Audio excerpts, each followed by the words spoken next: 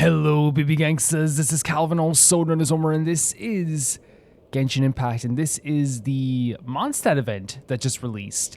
It's so funny because I don't look up anything before I go into these, events, and because I don't watch trailers or, see what's in the update file or whatever beforehand. What generally happens with me is that sometimes I would just and it's what happened this time. I saw a comment saying oh, the event this time is fun, and I'm like, the event? What event? And then you boot up the game and you see there actually is some sort of event happening right now, which is Homeward, He Who Caught the Wind. It's so funny that they'll this just creep up on me, and then usually afterwards people are like, yeah, they advertised this 2 months ago. That happens all the time. The same thing what happened with Zabai when I was like, man, this new character, and people are like, yeah, we saw her 3 years ago. So we'll read the invitation letter. This looks so cool, by the way, the art with the statue of the Seven and Seeing Venti.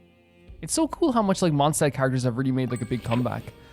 Greetings, Honorary Knight, Wanderan Paimon. It is a pleasure to be in touch once more. This is Jean. The wild hunt threat in Nagkrai has been neutralized. Okay. And the Knight's Phonies expedition is drawing to a successful close.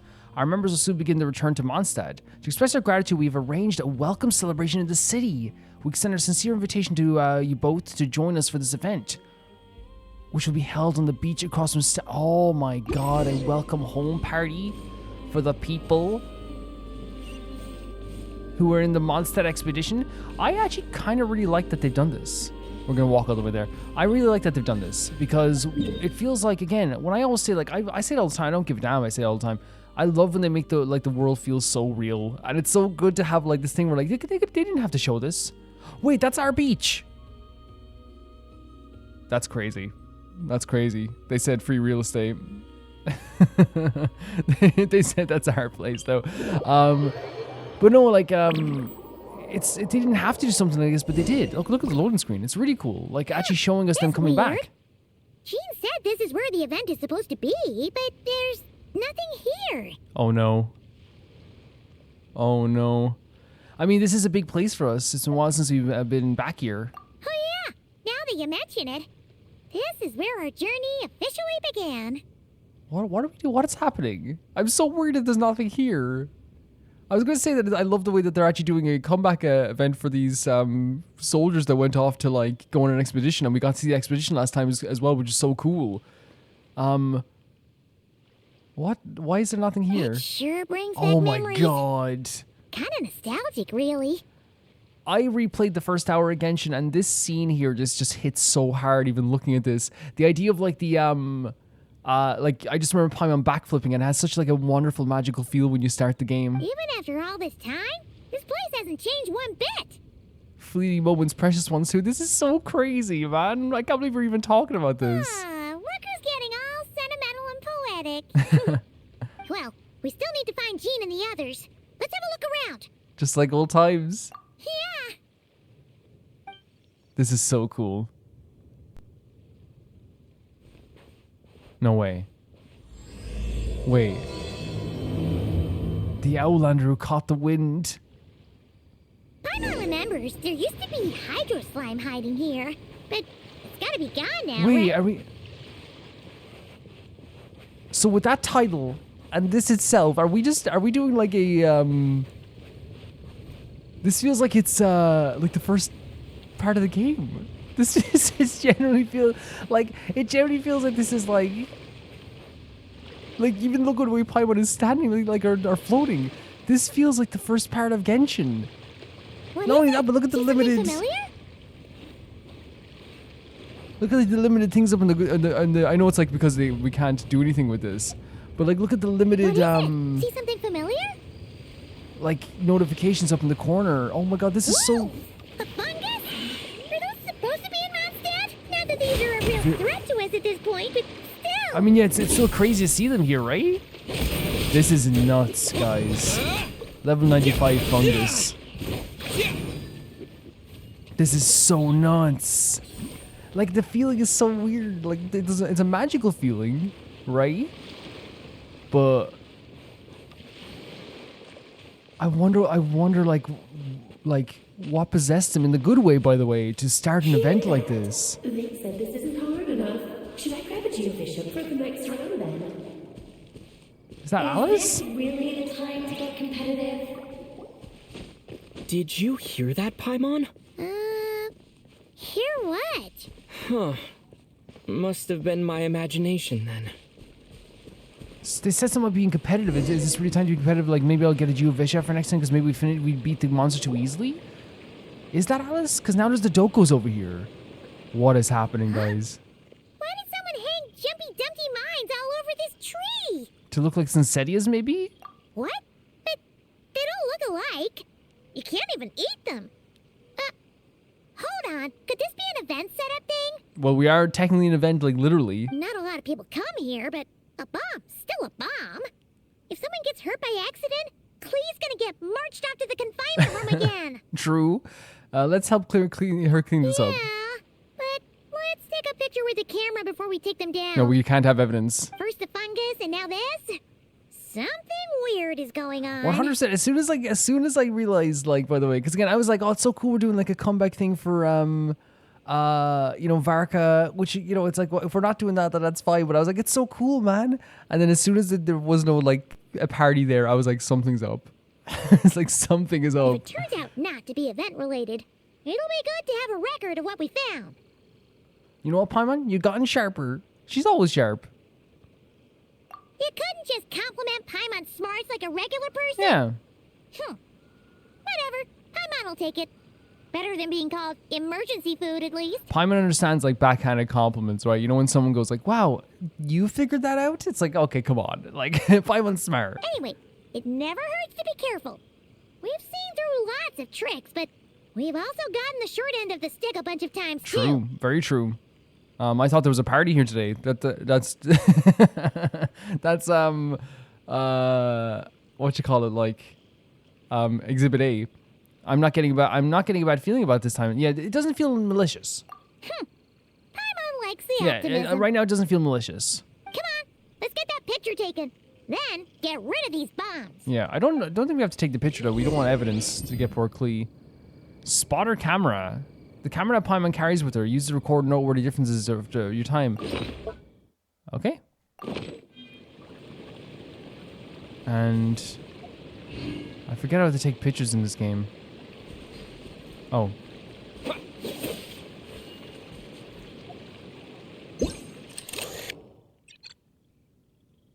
Zoom in. Okay. Zoom out. Okay. I see you looking at my PIC. Do mines and Sunsetia really look alike? Let's hope no one found out the hard way. Someone takes a bite out of them? What is happening? Yeah, they weren't dangerous at all. What is happening? Fireworks. Guess there was no danger after all. Were those meant to welcome us or something? Anyway, we should be good here. Let's keep going. I don't care what happens. Traveling here with Paimon is a treat. It is a pure treat. I love it a lot. Huh. What was it Paimon said back then? Ah, right. Oh, wow. Oh. Wait, no, I interrupted the dialogue. Wait, this music? No, not this music. Not this music. That's a statue of the seven. Oh. There's a few statues scattered across the land that show the seven's protection over the world. Among the seven gods, this god controls Stop. the wind. You remember too. I'm not gonna remember every dialogue, but like it's hard to forget that, and it's hard to forget like the feeling of that music as well. It's weird though. It seems like there's something different about it. Yeah, it's like bronze.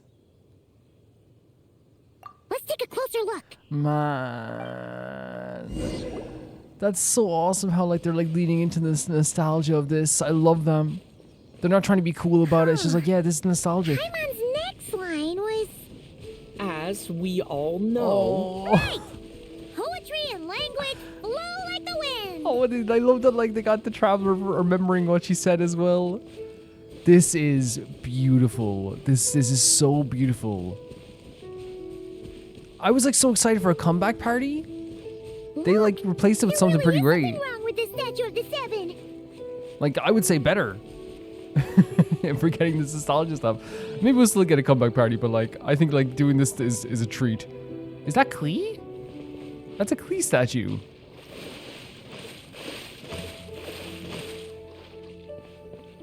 It is literally, oh my god, a statue of Klee. Okay, I'm unsure of it now. This can't be for an event.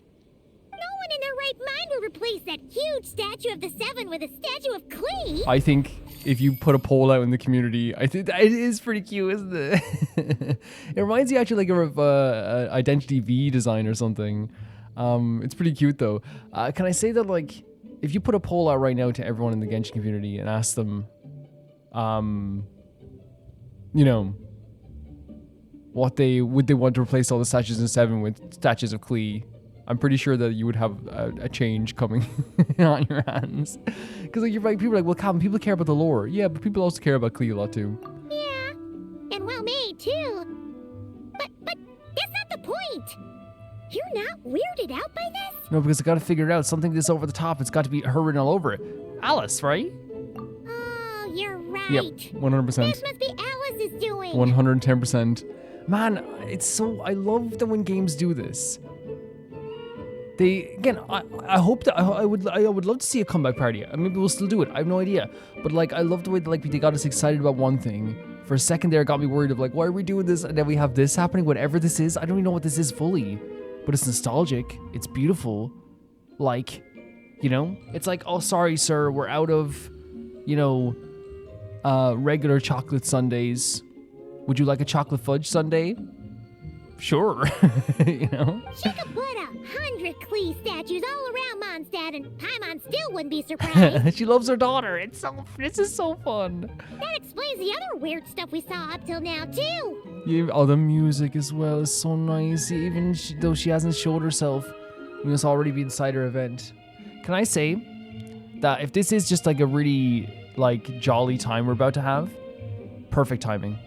Right? Now I say that, but like with Genshin events, we could start off with like, oh my god, statues of Klee, the dope goes everywhere. And in the end, we'll have like the traveler, you know, dangling off a cliff, you know, with tears in his eyes as someone's reaching out to him. You know, like it's Genshin, right? But I think it's a perfect time to have like a bit of a fun time, right? We had the Non-Cry was heavy. Non-Cry was super heavy. The Lantern Rite, while it wasn't nearly as heavy as Non-Cry or even as heavy as last year's Lantern Rite, was still a big, you know, story. For what it was. And then we had the Varka story quest, which is also pretty heavy. I think it's time to have a bit of fun. You know, even a tiny bit, even if it's only the start. A little bit of fun. She must have asked Jean to write that letter so we'd lower our guard. That's crazy, Jean. No, wait. Maybe that was Alice just pretending to be Jean. Paimon wouldn't put it past her. All in good fun though, right? Looks like the jokes it does. Paimon's not upset. It's not upsetting in any way. It's been jolly so far. The surprises were nice, and this statue is pretty cool. Plus, we got to take a little trip down memory lane. Makes Paimon feel all warm and fuzzy, Same. remembering where it all began. Yeah, it's exactly the same Paimon for me. What do we do now, though? There's nobody around. If this is some sort of elaborate prank, guess we're in it until the people behind it jump out and say, "Gotcha!" Maybe Alice wants this for us to just keep going. Yeah, like it seems like a What does trail, that right? mean? The fungus bomb set a tree. The statue of the Cleaven. Yeah, Oh yeah, and there could be even more. I'm so excited. I'm so excited. Guess all there's left to do is touch that statue and find out. Well, we're gonna level up our fire abilities. Maybe it'll give you the power of pyro or something. Oh, that'd be crazy.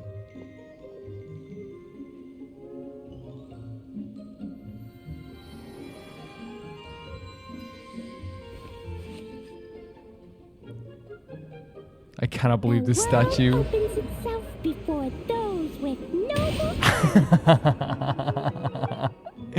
Oh my god. We just got a little explosion. Can we level it up? No way. Resonate with element? Resonate. What does that mean? Oh, wait, I know. Oh. It's like how I'm the Spark Knight and you're the Honorary Knight. So we resonate. Yeah, we resonate. She's so correct. We resonate. Let's level up the statue. See if we can level the statue. She's so funny. Klee can't reach those from here. And Master Jean says Oh it's my not God. polite to just take people's things. Oh, this is so cute.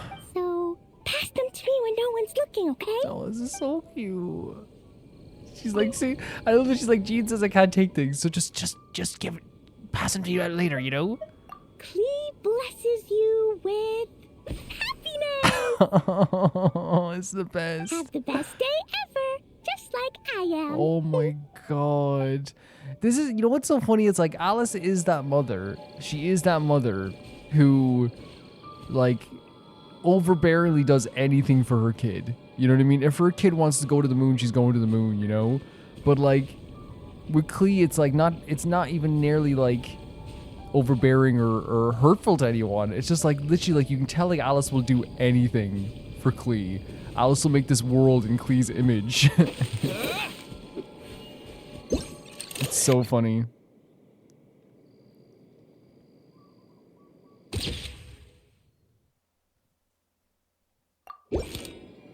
Said new discrepancies found.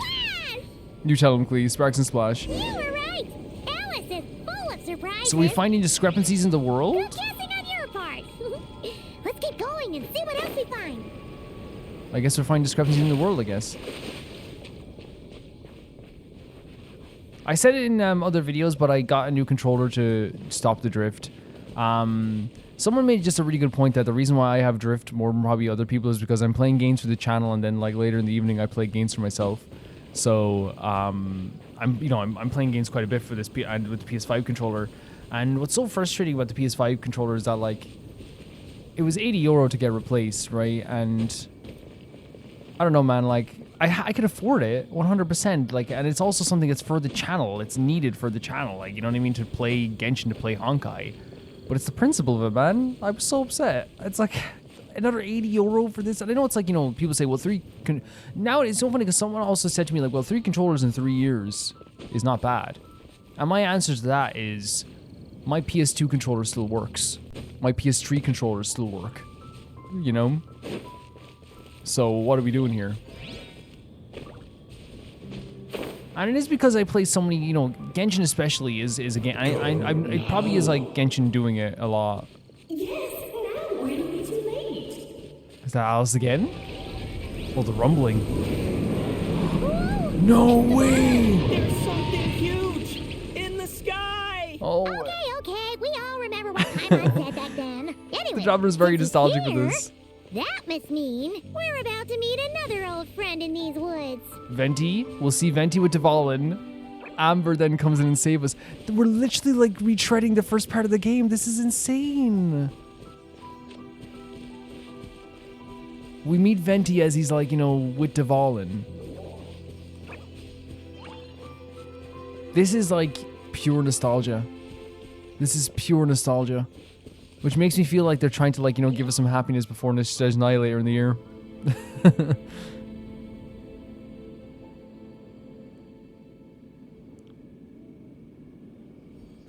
there he is.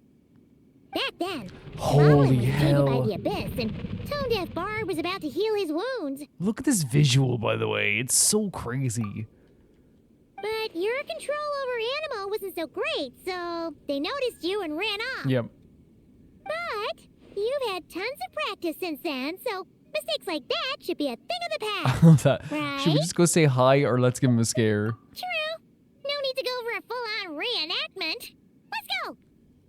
I can't wait till they explain what this whole thing is. It seems like Alice is setting up a big nostalgia trip for us.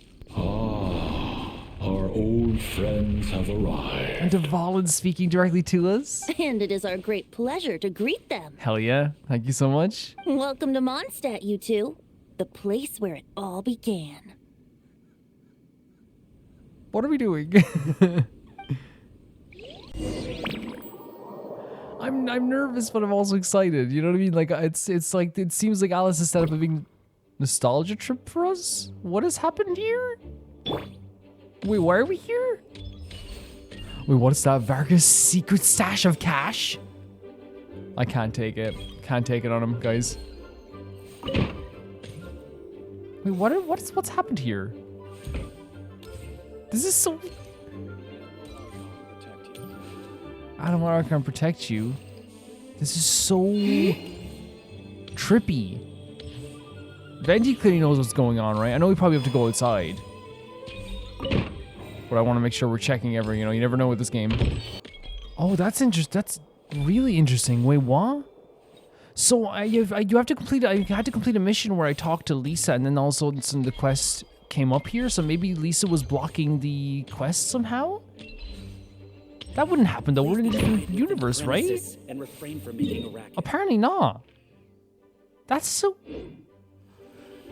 Wait. So if I go, so Venti's in here now. Was it legitimately that Lisa's quest was blocking it somehow? That doesn't. I don't know how that would make sense. Maybe because Lisa's gonna show up in this quest.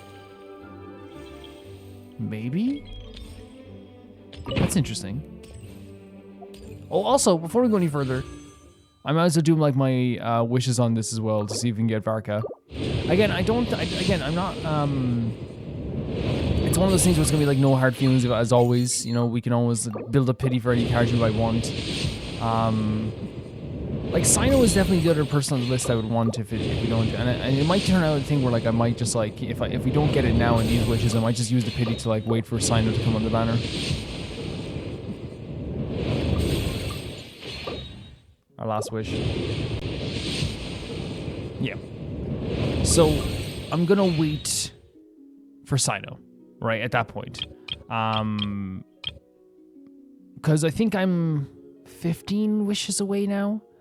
Which at that point, it's and I want to make it clear, by the way, I think it's one of the things I would love Varka, but I'm gonna wait for Sino, right? You guys don't need to worry about giving me anything, okay? Please, because I know someone's probably rubbing their hands together like, hey, time to give Calvin the nicest thing he's ever gotten, and I love you guys for that, and I adore you guys for that. But you've already given me way too much, like in a lot of you. So it's not about that. It's literally just like a thing where like I am legit gonna wait for Sino now, not because I don't want Varka, but because Sino was like the last piece of the puzzle, and I'm gonna use my pity to get Sino. That's what's gonna happen. Whenever he shows up at the banner, eventually, after 10 years. Yeah, what? That's so weird. I think there was a like I think Lisa was blocking it off a little bit. Oh my god, look at this. What's that bubble in the background? Lovely to see you, dearies. So what's the verdict? Did our special welcome ceremony meet the mark? It was impressive. It was very... you, that's for sure. That's a great way of putting it. It was very her. Come on, can't believe the Knights of Favonius let you go that far. Where'd you move the real statue of the Seven anyway? I prefer the new one. Oh, gracious me. You still haven't figured it out. I love Alice's playful voice. It's always so insane to me. It's like it's like taking the toothpaste out of the tube. You can't put it back in, right? And they understand this, and I love they understand that. Now that Alice has shown her face, it's no going back. They just have her here like randomly sometimes. And then Alice and Venti standing there like two old friends. If I had actually done something to that statue, I would have been locked up in the teensy room next door by now. Certainly not my idea of a pleasant afternoon. I love canonically Jean can put Alice in a timeout. Now you're asking the right questions, Paimon. I love her so much. The answer lies over here. Ah, Nicole! Probably my favorite Hexen Circle member for sure. Nicole? You're here too? This is so fun. That's right. Our two lovely mages are here on vacation. In fact, everything you just experienced was their It's a handiwork. vacation? But I'll leave the explanations to Miss Nicole. I trust you're well acquainted with her skill at explaining all manner of magic and phenomena. Sure. Yep. We experienced that firsthand in Not Yeah, Cry. she was fantastic in Not Cry. Wait, she's not, that's not a bubble. It's like a witch's hat over like a circular thing that shows the church in Mondstad? This bubble is a new kind What is of a bubble? magic Alice and I invented. Inside it is a small world created using a person's memories. Is that where we were? When you were busy reading that invitation to Mondstadt, Alice took the opportunity to place you within it. The feast sign like it's nothing. Look at the traveler's face. You what? Oh, we didn't even notice. Yeah, not at all. I wouldn't be much of a dodo king if I couldn't pull off a simple trick like that. Oh, she's so pretty. I'm having such a freaking good time with this guys already. All that to say, the things you saw weren't real. They only exist within this bubble. Okay. Except for Venti and Dvalin, of course. I invited Venti, and he brought the dragon along. Venti understands the idea of immersion. It's not every day you get to relive the beginning of your journey. It feels like listening to a verse you haven't heard in a while, right? You might not remember the name or melody, and still, you start humming along in no time. Yeah, that's such a good way of putting it, right? That's such a good way of putting it. Because I feel like that's a lot of times with me and Genshin as well. It's like, they'll do something where like something will appear that I don't quite remember fully, but like, you know, it sparks something in your brain, doesn't it? I'm assuming your trip down memory lane was similarly nostalgic. Yes, 100%. Because I think it's also like, you know, like, what Genshin is the most nostalgic game ever because you spend so much time in each region and you live there for quite a bit of time. You get to know people, you get to know the culture and the ecosystem. You don't just move on after a few hours. So like, I remember when I went to Sumeru for the first time, and then I went back to Inazuma to like level up a character, and I remember I stopped in my tracks just to be like, whoa, the music here. Like, it's just a game that's full of nostalgia, constantly. Thanks for going to so much trouble. So does Jean know about That's a this good question. or not? I'm starting to think that invitation letter was a fake. Would Jean actually fake a letter? Oh, no. Jean wrote that herself, Okay. I assure you. I wouldn't dare forge a letter under her name. She would not like that at all. Huh. So you do draw the line somewhere. I mean, it would probably sour relations with Jean quite a bit. Jean's a very official lady. Not with my daughter in her clutches. If you ever become a mother, you'll understand. I love that she like doesn't want to upset Jean because legitimately, like when Alice is doing her like run around the world doing all her stuff, Jean is literally taking care of Klee. Oh, come on! It's not like she's being held hostage. Yeah, she's literally taking care of her. The point is, this magical bubble was created at the request of the Knights of Favonius. With the expedition in Nodcry coming to an end, the Knights will be home before long. Varka thinks it's better to give people time to reunite with their families, so he told Jean to hold off on a huge welcome reception for now. Okay. Of course, Jean has her own thoughts on the matter. You can get the details from her Hell soon. yeah.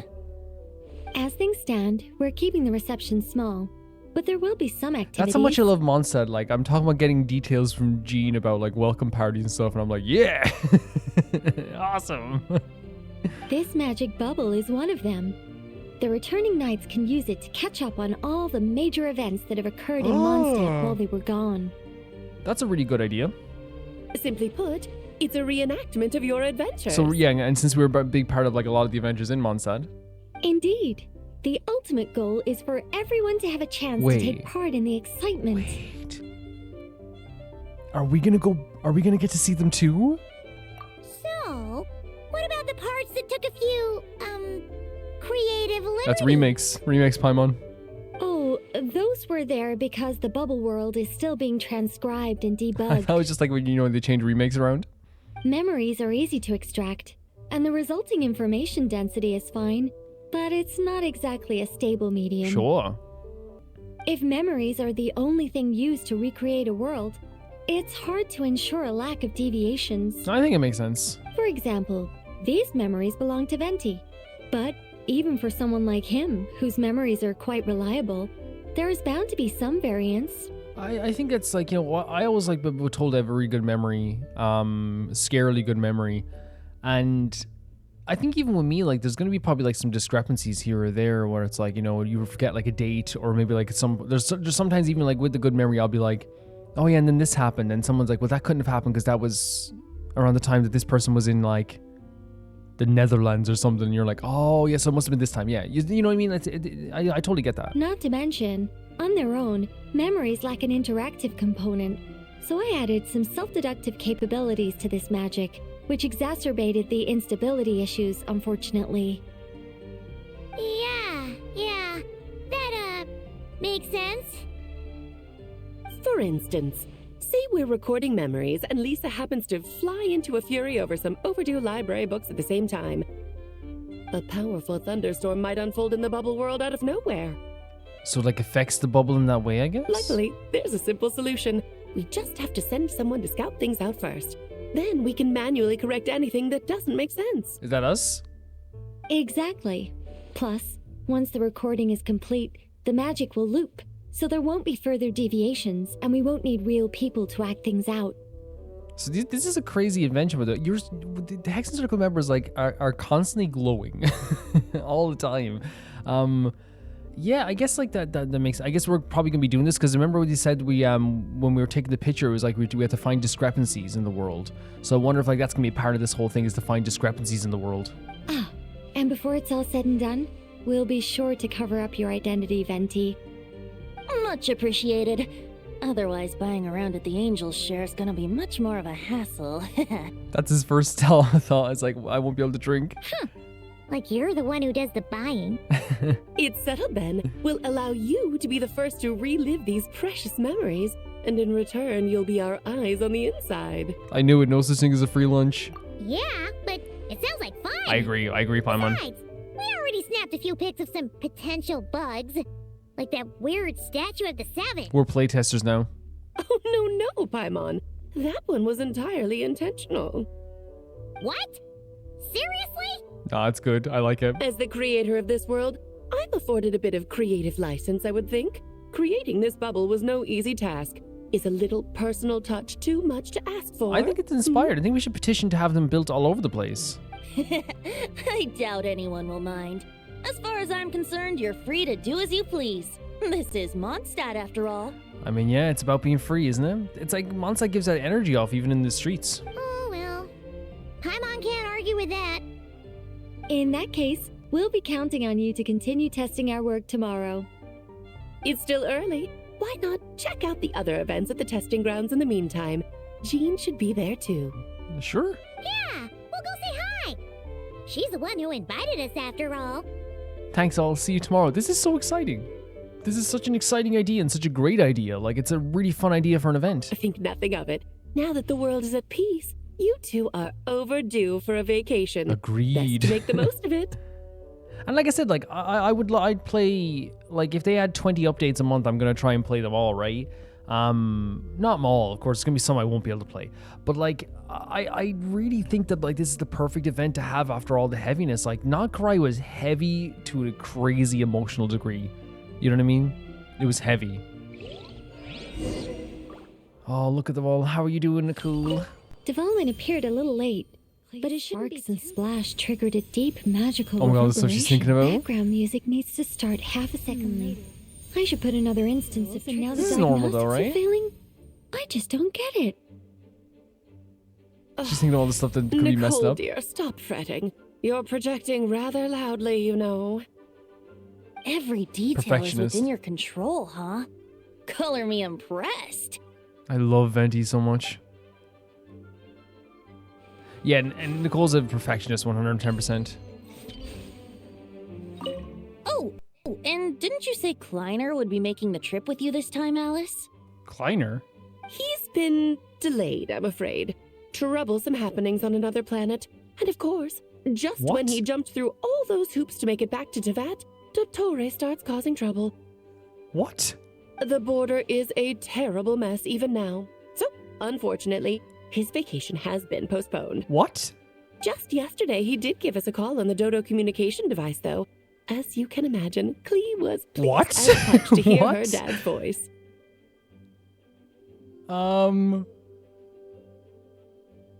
I see. Being a seeker is a Seeker. tough job indeed. Have we heard the name Kleiner before? I feel like I've heard the term seeker before, but I feel like it just slipped my mind a little bit, but... Did he just drop, like, some information on Klee's dad? I feel like the name should be familiar, maybe? I don't know. What was that? I have no earthly idea.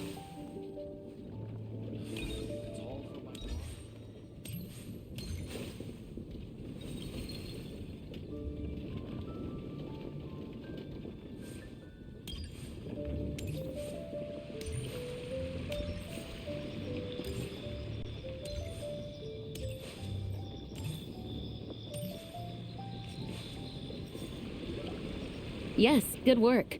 We'll go with this setup. Hey, Hi, Jean! We're here!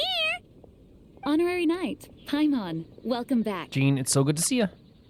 Did you have a good time in Alice's magic bubble? Isn't it crazy that Varka's back, right? But obviously, like, it shows that Jean's, duties are not going to end, Yeah, it was so cool! Paimon's looking forward to getting back in there tomorrow! I'll be sure not to spoil it then. I imagine you might be interested in what went into the preparation, though. Sure. I loved the idea when Alice brought it up, but I knew it would take a great deal of reenactors, not to mention recruiting Dvalin. Luckily, Venti, or rather, Lord Barbados, agreed to help. After that, I opened up recruitment to the people of Mondstad. I mean, that's the thing as well. Like, I imagine Dvalin would be more than happy to help because, like, the people of Mondstad helped him as well, Countless Well, volunteers not everyone in jumped at Mondstad, the but- chance to reenact your stories, Honorary Knight. Our stories. It took me 2 days just to read through all the applications. This is gonna be so fun. This is gonna be so fun. A lot of people have gotten involved. You look so cool. And that includes quite a few familiar faces as well. Are you one of them? Yes, according to Alice, I'm one of the leading ladies. I hope it wasn't too much work. Yeah, there are other activities here too, right? Sounds like there's a lot on your plate. Ah, well, such are the duties of the acting Grandmaster. I'm used to it. For those of us who have been holding down the fort, so to speak, the return of the expedition team is a matter of great importance. Sure, 100%. They put their life on the line for a very long time. They haven't seen them in a long time as well. It means lots of people, right? The Grandmaster contacted me and said not to organize a grand reception on their behalf, and I understand where he's coming from. I would have wanted one, but like, this is way better. I'm sure the team will be exhausted upon returning, and making a big fuss might just tire them out further. Yeah, and I totally get the idea of them wanting to see their family. And again, when I said like the world feels more alive, them planning an event, now it like even feels more like real. It's like they planned an event. They said don't do that because it's going to tire people out. They give a good reason for it. It makes people feel like they have real emotions. I totally get wanting to see your family before you see everyone in like drinking in the middle of Mondstad. You know what I mean? I'd be the same way. I'm sensing a butt in there somewhere. Tone-deaf Bard said you had other ideas. Yes, well, those of us here in Mondstadt have been awaiting their return for a long Yeah, time. I saw how you guys greeted Varka, 100%. Resuming normal life after such a long expedition will be quite an adjustment. An official welcome might help them feel at home and reacclimate to life here. That's true. See, that's the thing. It's one of those things. Like, I totally get them wanting to see their family first. But what Jean is saying isn't crazy at all. It's the idea that it's like, you've been away for so long, you come back, you know that people are not only waiting for you, but like the pressure might be off if you know that people are kind of like still cool with you as well. And not only that, but like, hey, look at what's changed. Look at all this stuff. Look at this here. Here's some food. The food still tastes the same. Not to mention, it's a chance for the people to show them no matter how long we've been apart, we're still family. Cool, as I was saying there. How pretty is this? Look at this with the sunset.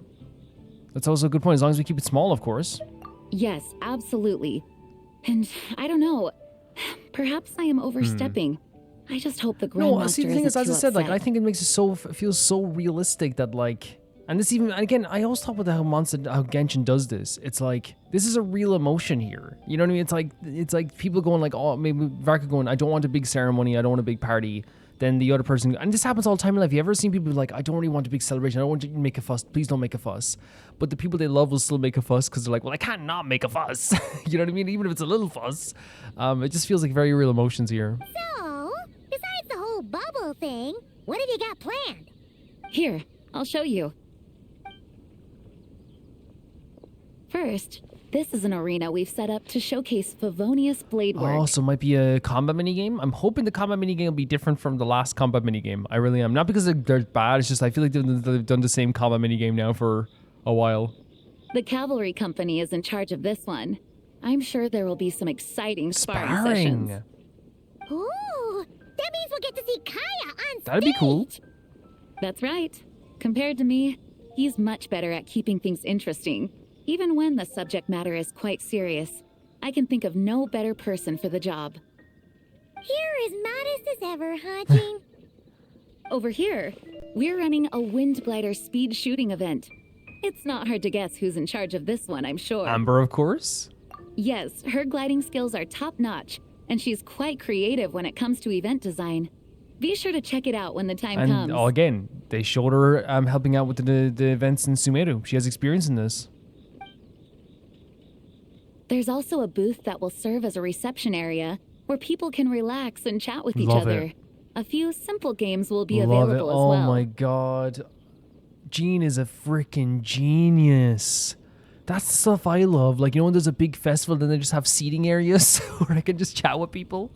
Oh, it's so good. Like, you know, when you come with your friends, like, yeah, all the events and the games are really fun. But I'm a big supporter of just like sitting down and chatting. I love it. I love just sitting down and chatting whenever I can. Believe it or not, guys, would you believe I'm a yapper? Would you believe I like talking?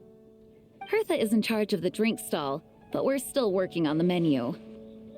Well, the more alcohol options, the better, No I think. way. The expedition team likes the strong So stuff. he already knows about this? Fair point. I've never seen some rare to see Jean's eyes like this. What's with that face? Oh my god, Varka.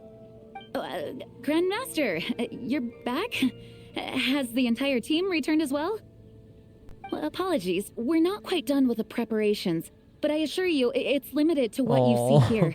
We're exercising the utmost restraint. It's so rare to hear like Jean like explain herself to somebody, and you know what I mean. Like, and I think it's like a really good touch they're doing here because again, she is.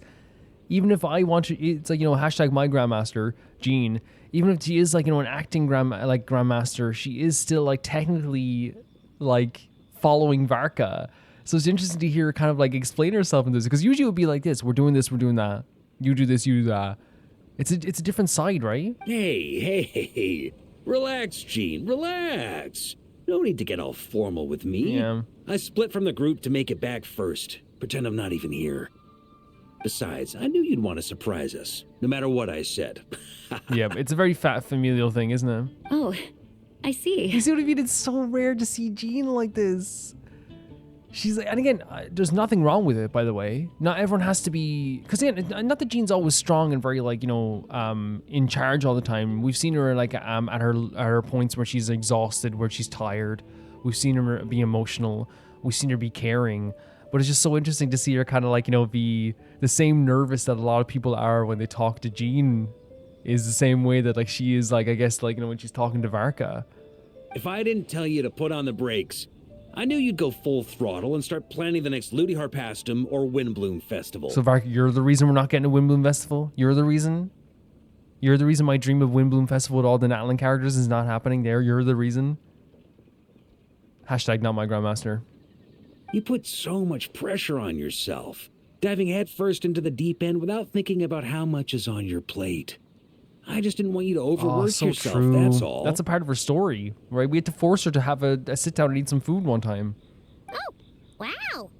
That's actually really nice Shows of he you. knows the people that are under him. Yeah, well, looking out for my fellow knights comes with a job. As for the event, food, drink, and fun in spades without too much pomp and circumstance. Yeah, just like a Mondstad festival should be. The team will feel at home in no time. Heck yeah.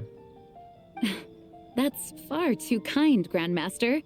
But thank you. No, it's you deserve it. Again, I love that he knows all the people on his team. I love that he knows all the characters back home. That shows that he like there's a reason why they follow him, the reason they respect him, right? It's not just because he's powerful or he's strong. It's that he actually just like is aware of people's personalities.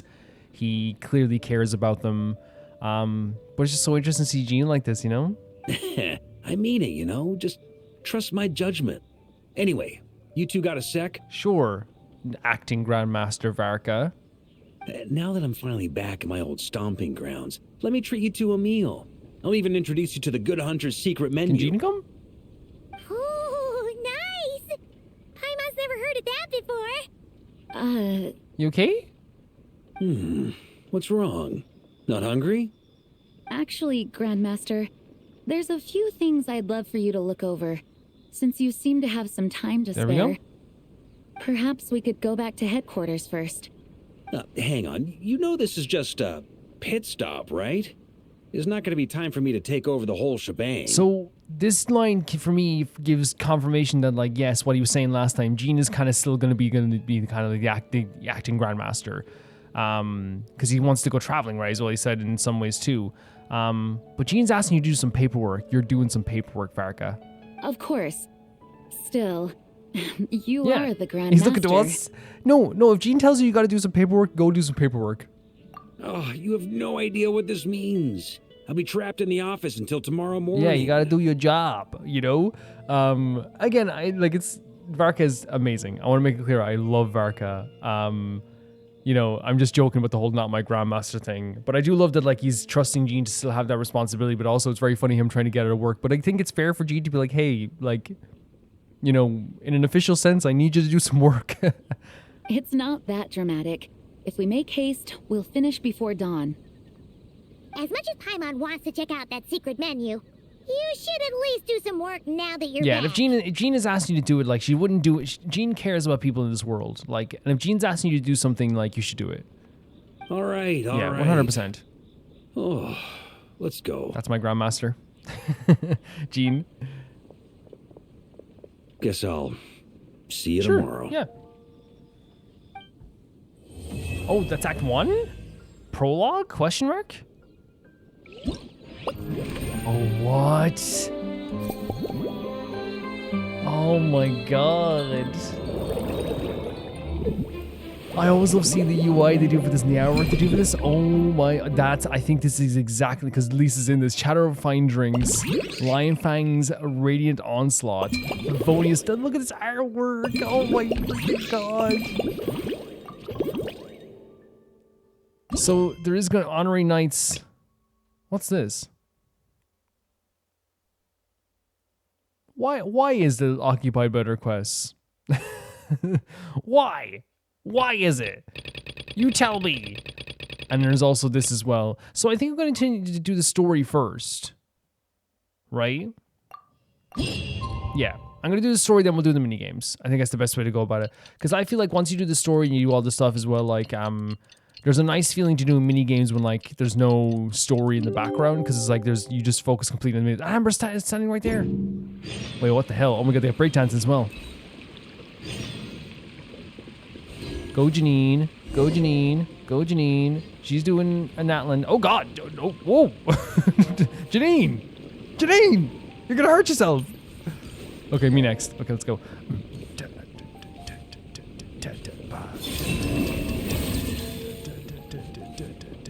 Janine, it's my Janine. Janine, it's my time. Janine, it's my Janine, that's my chin. Janine, that's my legs. I don't have any shoes. Janine, stop. Thank you.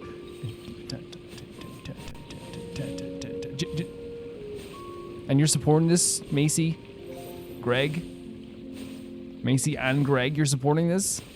You see this? You're not letting anyone else dance. This is like the kid who wouldn't get off the slide. This is like the kid who wouldn't get off the slide. Come on, Janine. Okay, just give me one try. Okay.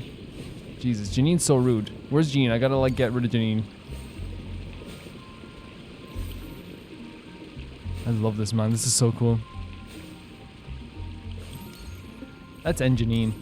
So it seems that there is a quest over here, or a minigame over here, but I'm imagining that when we can do focus mode and get it off whatever the other quest is. Yeah, it's crazy because there's so many quests that like you activate in this game and you literally like that's what happens. It happens all the time with me, like because Genshin will do this thing where like in some worlds you'll walk 2 steps and then you'll have a cutscene happen where the world quest happens, you know. I will always stand by like the one of the criticisms I have of Genshin that I think that I would love them to do is to adopt a policy that you have to click X to start a quest. It's just one thing that I will stand by to my dying days is they should always do it that way. Like this quest list that I have, like the majority of the stuff here, which is gigantic by the way. It's actually not that a lot less than I thought, because this is like, you know, 1,000 hours I guess. But a lot of it comes from just like wandering by a character and then someone being like, hey you want to learn how to play Bonky Doodles? And you're like, what's Bonky Doodles? And then like you have to like wait for the cutscene to end to continue the game. It should be marker on the map, press X always. Yeah. And some people say it's more immersive for them. They say it's, and I totally get that idea that it's more immersive, the idea that when it pops up on the map randomly. But for me, like, again, it's like, there's a lot of video game stuff in Genshin, right? There's a lot of very video game stuff in Genshin, of course, because it's a video game. Like this right now, look at this. I'm standing in the middle of Mondstad with doing Columbina's move, you know, I'm doing this in the middle of Mondstad. You know what I mean? Technically, this would scare the people of Mondstad if I was doing this. So why did you have this terrible spear? Did I not change your weapon? That's horrible. Yeah, right? We shouldn't really be able to do that stuff, right? So like to me, like it's like you can still have immersive things while also doing some video game things, and the video game thing would be pressing X, and then you could just like, you know, yeah, because like you can't, yeah, you know what I'm saying. Just one thing I would love for them to change, and if they don't change it, I'm quitting. I'm joking.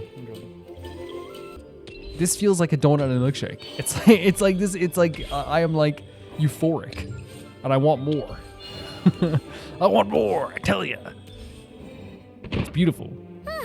We made it! Wow! The whole gang's here! Even Master D-Luke! D-Luke's standing in the corner, not the corner, but like against the shelf is so funny to me. He never is going to let anyone near his back. Well, Jean wanted my input on everything. Even though I left the Knights, Grandmaster Varka has done a lot for me. Is he grumpy? He didn't stop me from leaving back then, or throw any administrative roadblocks my way. So I owe him one. That's very cool. He probably understood. He understood 100%. Well, I was sad to see you go, but your mind was made up. And anyhow, you're an adult. As long as you're prepared to follow through on your choices, who am I to stop you? That's so fair and so nice, you know? And let me tell you, my rebellious streak was way worse back in the day. Yeah, but I think it shows a good leader. Oh, he's yawning after the night of work. It shows a good leader to me, someone who like understands like, okay, I can't change his mind. I don't want to change his mind. Let's let him, you know, do what he needs to do. You look pretty tired.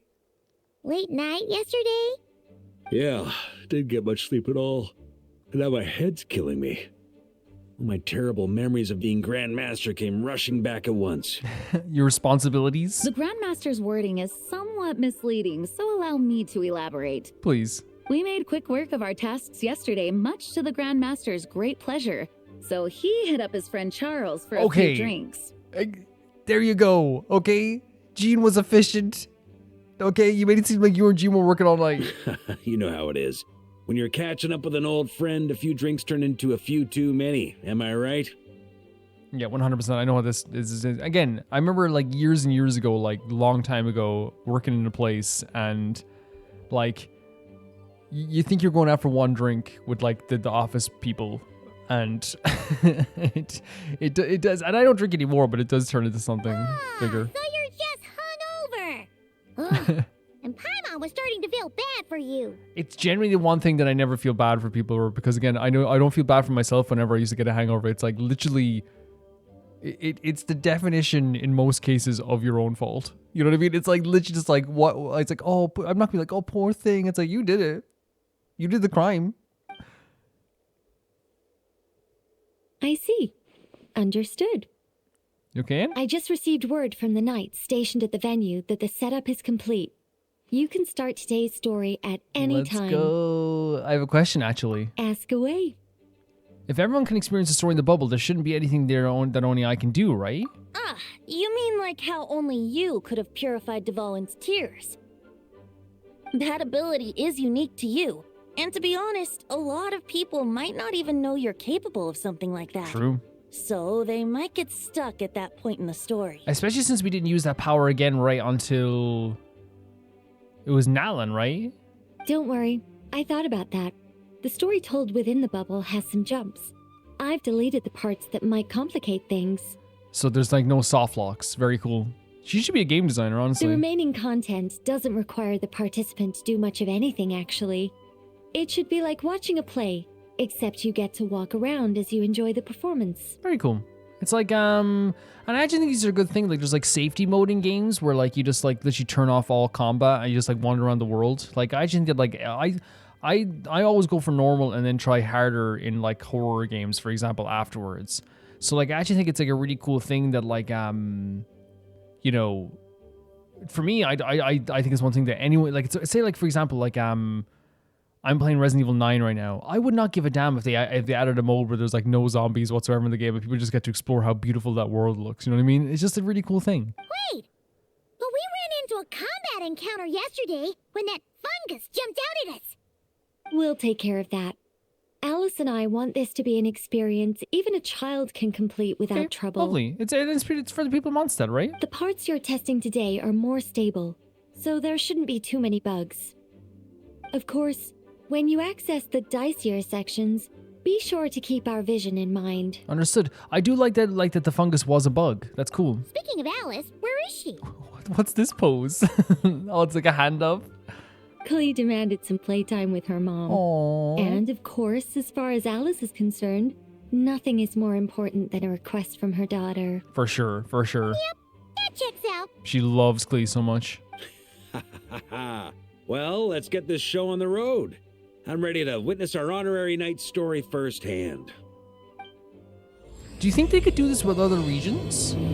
Right? Or maybe it's going to contain all regions within this one story, but like, do you think it's possible that like they could do this like for Inazuma? And honestly, it'd be a really cool way of doing like maybe a nostalgic event, right? For each region. It'd be really cool.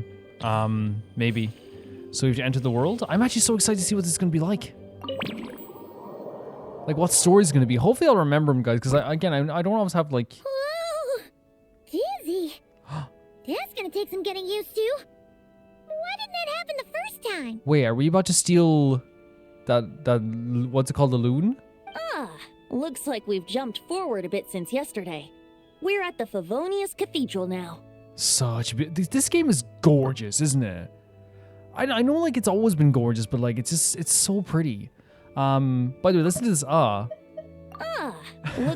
Wait, is this the bit where we steal or borrow the lyre? Holy Yeah. Lyre? Yeah, I remember this quest. And we were sure we want to expose this little detail. I think I called this episode like stealing with Venti. Yeah, I'm not sure about this. Also, why is Tone Deaf Bard the only one here? What about Varka and the others? Don't worry. I'm sure Nicole has it all planned out. This is such a fun idea. See? Here comes Diluc now. Word from the Knights of Favonius is that the Fatui are planning to steal the Holy Lyre der Himmel. Unfortunately, that intel came a little late. Huh? A conflict between the two parties is ensuing inside. If the Fatui succeed, we'll miss our chance to borrow the lyre. Is this the creative liberties? Come on. Let's go help the Knights. Is this the creative liberties that we're talking about? Look, I can find one's face. What is it? Oh, so that's how we're explaining this part. Huh, pretty convincing. So did I have a little explanation to why he would want to steal it? It's all thanks to that committed performance from our good friend Diluc. Yeah? I'm just reading the lines Miss Nicole gave me. You need to play along, okay? The cameras are rolling. Of course Diluc is so... Because again, Diluc is so serious about everything in life. I love that he's serious about acting as well. Don't worry. Our operation isn't that strict. If there are slip-ups, I'll just delete them later. Feel free to take a relaxed approach. This is so... The creative, like, license they're taking are so fun. Nicole's voice? Where's it coming from? Probably that small bubble. And it's so fun to have Diluc here for any type of event, That's right? This is a kind of communication magic. The same one the Knights of Favonius used to get in touch with me earlier. If you get stuck at any point, you can contact me through this magic, and I'll provide a few hints. How very convenient. I suppose, given how the story is progressing, we don't have to worry about borrowing the Holy Lyre then. That's right. Obviously, we're not including the stealing part in this version of but the that's story. such a huge part of the story. After all, the Fatui were the ones who ended up with it. Borrowing, stealing, leaving out that detail doesn't change the direction of the story. Okay, so if we get to the same point, I guess? Anyway, the Knights are currently fighting to protect the Holy Lyre. Varka and Jean are already in the underground area. We should head over as well. It's so interesting to me as well, though, like that, you know, like, I wonder if they wouldn't include... That didn't happen. No, sorry, I'm so mixing up the timelines. For some reason in my head I thought Signora was going to show up, but that's like post...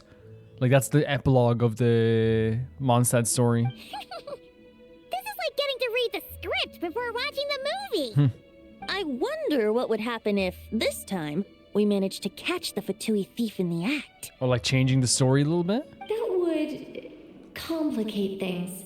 Worst case scenario, we might need to do another take. So if you could refrain from going off script, that would be great.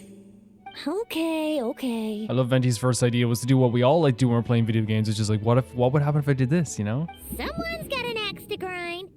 It's like my favorite thing to do in games. Not my favorite thing to do in games. One of my favorite things to do in games is like the example I would give is like there's a game, I'm not going to say what it is because I don't want to spoil it, but there's a game that like there's an ambush that happens midpoint through the game, and I knew the ambush was coming on my replay, so what I did was I set up a trap there on all sides of the ambush, because again, it's a very scripted ambush in a way, to see if it would change anything. So I put bombs on all the passageways of people that can come up behind you and attack you. And so then when I did that, all I hear is boom, boom, boom, boom, and like 3 people dead.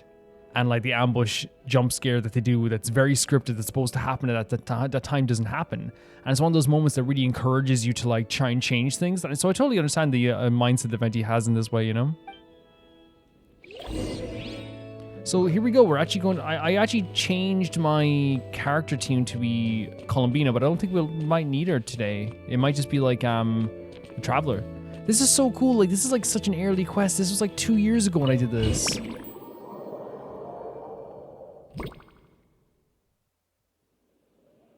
You're just in time. The situation is not looking good at the moment. The Fatui brought much more force than expected. Barbara and Jean together. Look at Paimon. Yeah, it's turned into quite a mess. I love you, Barbara. Whoa. Wait, are 2 people dancing? The speed? What? What is happening? Wait. You're not bad, boy. Against the Fatui, oh. You'll need to try harder than that. Some of them are playing Fatui members? You ain't messing around, huh? He cut through the freaking screen? This! That's a weird visual, but it's so cool. Oh no! If this keeps up, the Holy Liar's gonna be... Oh, sorry. Paimon can't do this. Nicole, shouldn't these people be wearing Fatui costumes at least? Paimon's like, I can't work under this part. She's method. She's method actor. Yeah, it's kind of hard to get in the zone when our opponents look like average guild members. I kind of like it though, because like then it shows the change, right? Let me see here.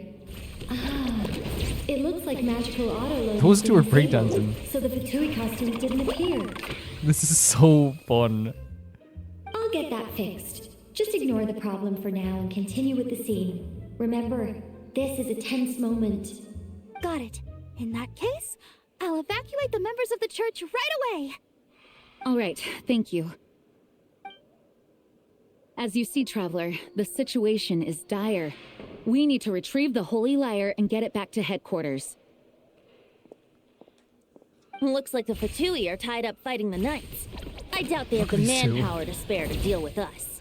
The dance battle is insane. Which means, if we rush in, we should be able to retrieve the lyre.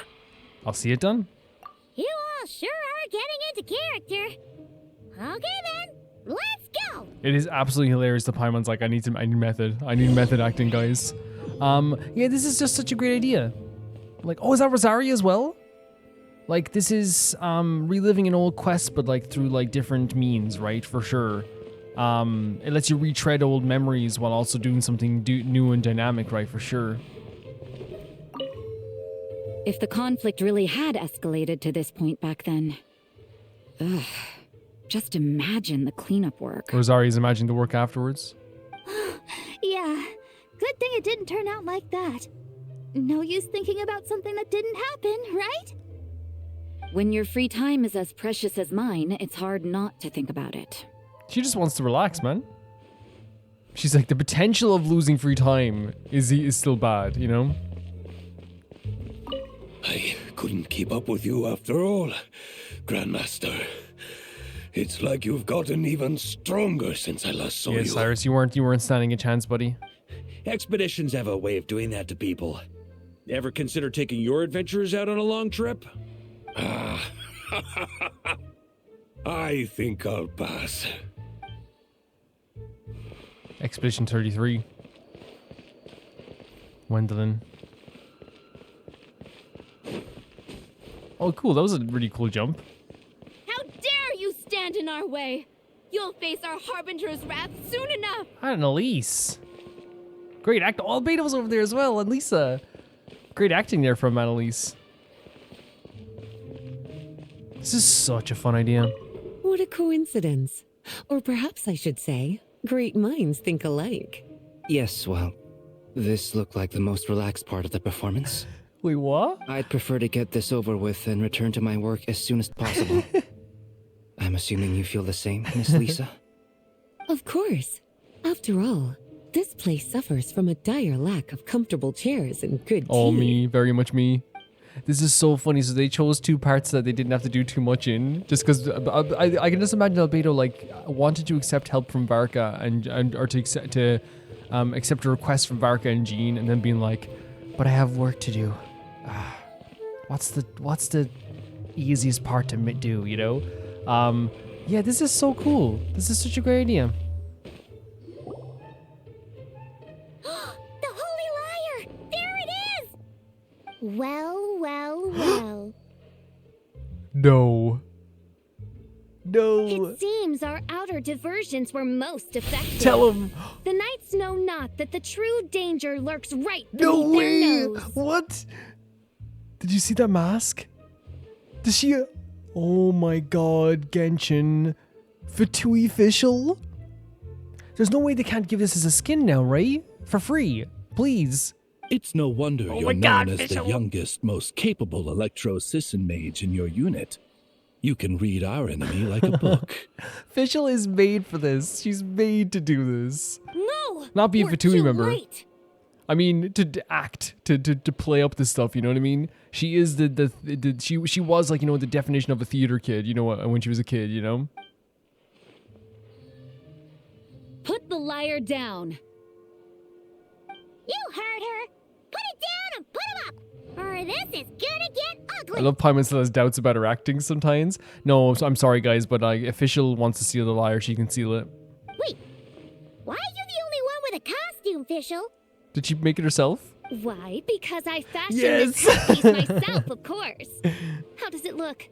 I am the spitting image of an Electro-Sisson mage, am I not? I'm sorry, but like guys, like I'm not surprised at all that Official made her own costume. Like this is the cutest fucking thing ever.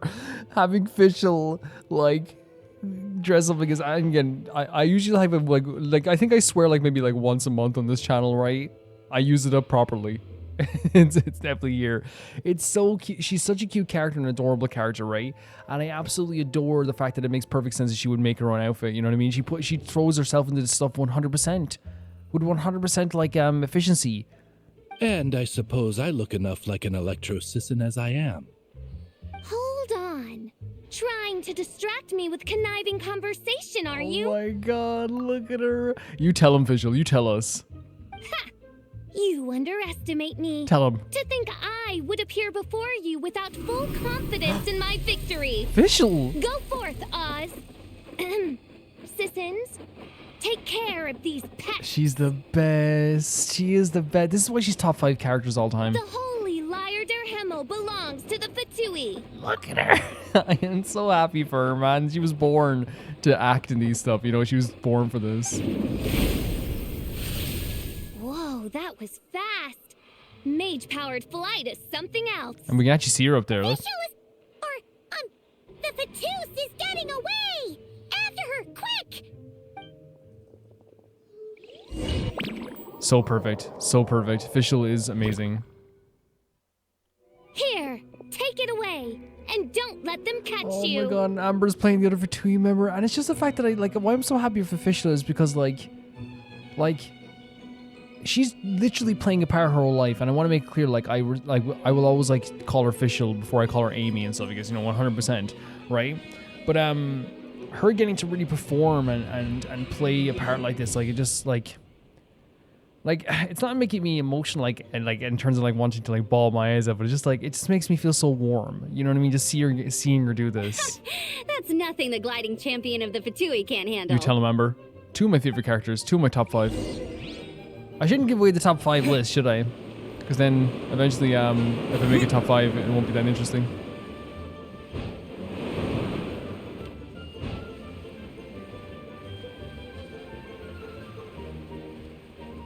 Oh god. I'm always bad at gliding. Hey! That goes against gliding regulations! What does?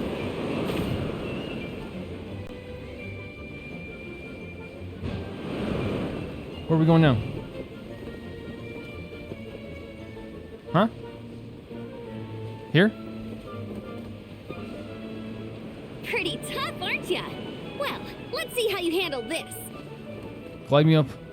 Wait, why isn't it glide me up? Glide me up! Glide me up! Please, glide me up! Why didn't you glide me up? Oh, there we go, okay.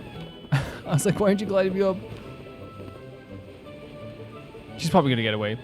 This feels so early Mondstad though, by the way. Like this music and just like this really like fun idea for a quest. Oh. Paimon thought the Adventurers Guild were the only ones role-playing as Fatui. Just thought I'd lend him a hand. Fischl didn't have time to make me a cool hat, though. Oh. You know what's so funny? Fischl would have made her the coolest hat in the world if she had time. You know she would have. Amber's over there! Let's get ready to land! I am so happy with how this is going, guys. This is joyous. I'm euphoric right now. Like, we're chasing Amber as she's playing a Fatui member through an old story we've had. Here they come! Positions, Wait, everyone! who else is playing Fatui members? Just, I wonder if it's just, you know, people in general. Genshin, you're amazing. So this is where the chase ends this time. And there's Venti. Wait a minute. This isn't what their hideout looked like. It's at least a few times bigger. Yes, I remember it being much more run down. This place has far more structural appeal. It's also very beautiful, right? The Lawrence clan lived here for a time, but this doesn't look like their handiwork. And I know for sure it's not the work of the Knights. Is something more serious about to happen? Must be a bit of creative license on the part of our dear mages, then. Because I was thinking to myself, like, are they gonna do something like, oh, we found a secret rune or something? Alice said the original was too run down and didn't fit her aesthetic taste. Oh, okay, it was just for her taste. So we repurposed some assets from the Golden Apple Archipelago. As you can imagine, Alice has always been a go big or go home kind of person. True. Yeah, this is go big, all right. Still, our mission remains the same. We're here to get back the Holy Lyre. Music here, man. Yeah, and this time we have a whole bunch of people to help us. Not just you, Luke. Should be a total piece of cake.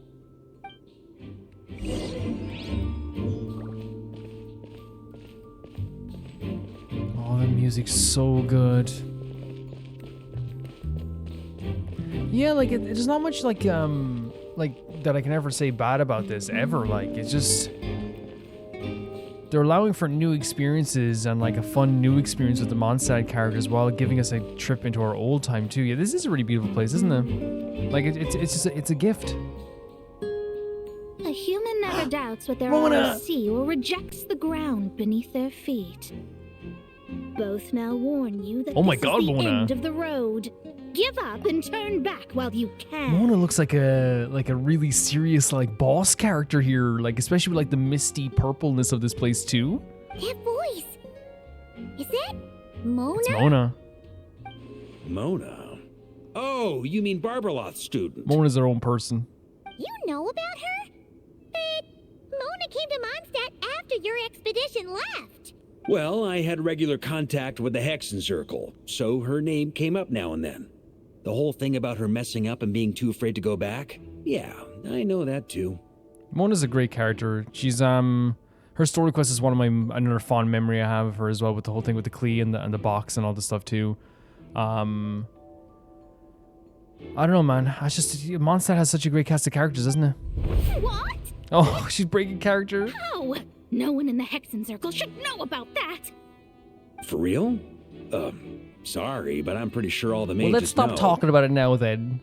All of them? Let's stop talking about it then. I'm afraid so. Oh, except Rhine Daughter, I suppose. Well, let's stop talking about it. It's okay, Mona. Don't worry about it. Fine. That's just fine. It's not like the old hag's gonna come find me in Mondstad to settle the score, right? If she ever came back to settle the score with you, Mona, we'd be on your side and fight against her. Anyway, how do we cross? It's such a cool location. I'm not telling. Aw, come on. Don't take it out on I love us. when you like Mona, like again, the breaking of character. She's so frustrated with us now. I'm not. This is unrelated. Besides, I'm playing a Fatus whose job it is to issue riddles. You can't just ask me for the She's answer. so correct. The way she said "I'm not," the voice actors are so good. I'm not. I'm not. Like that's so like self-conscious and hurt at the same time too. Oh, right. Almost forgot about that. If you want the answer, think back to what I said at the beginning. I saw a constellation above or something like that, so maybe that's what it has to do with it. There's something definitely above us here. Yeah, like that there. See what I mean? This location here like makes Mona look like a boss battle. Oh.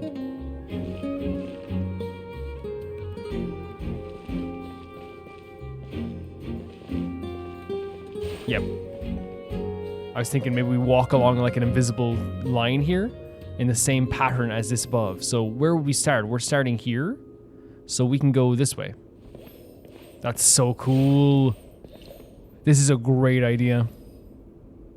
Then down this way. Yep. Keep going down. There'll be another one here. So we go to the third one, and then we move to here. This is a great idea. And you know what this is? This is my Dark Souls instincts. When I see passageway, empty chasm, and something above that looks like some sort of pattern in some ways, you know what I mean? It looks like you can walk it. Because then Dark Souls changed my whole perception of invisible walkways forever. It really did. Because I see them all the time. Not that Dark Souls started it, but I mean like in terms of my perception. Because even older games before Dark Souls do invisible walls too, and invisible walkways.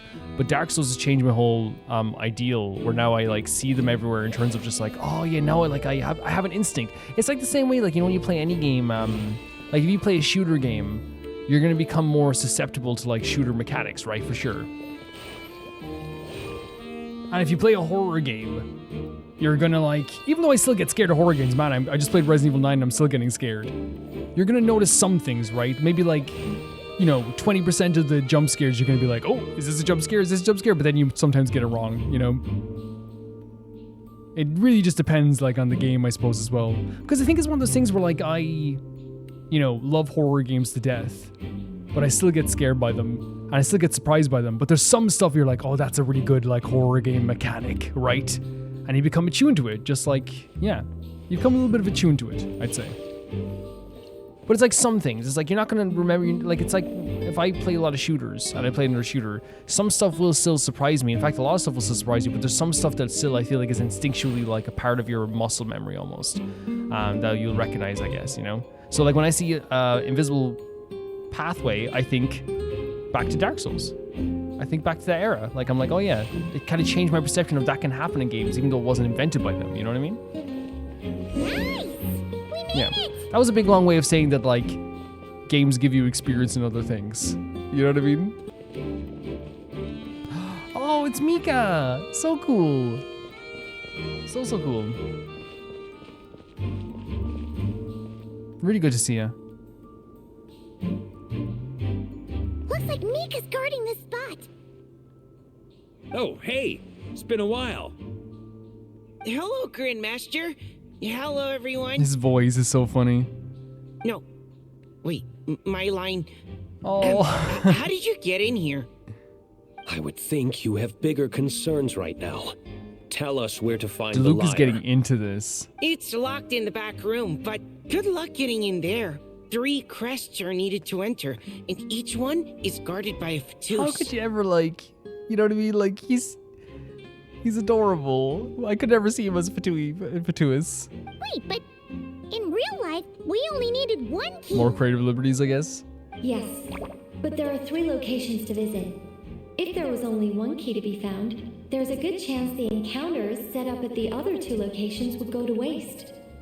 All our actors worked so hard to memorize their lines. It would be a shame I if agree. their part got skipped I agree. over. This is just a nostalgia trip with like meeting old characters and getting to do something fun with the Mondstad characters. I'm all for it. Prolong it as much as you need to. Fair point. They're playing through the story just like us, after all. To be honest, when I first read my lines, I was kind of confused at how I just give up the intel without a fight.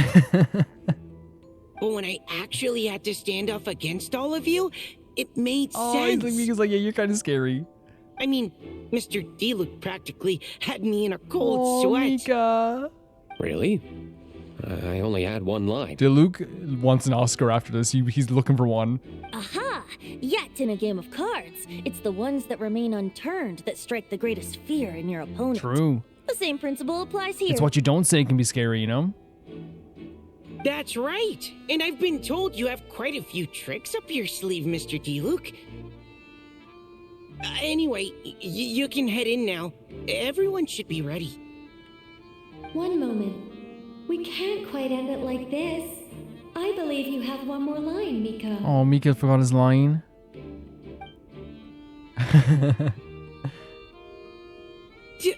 Do I have to say Oh, no, he it? didn't forget. He just doesn't want to say it.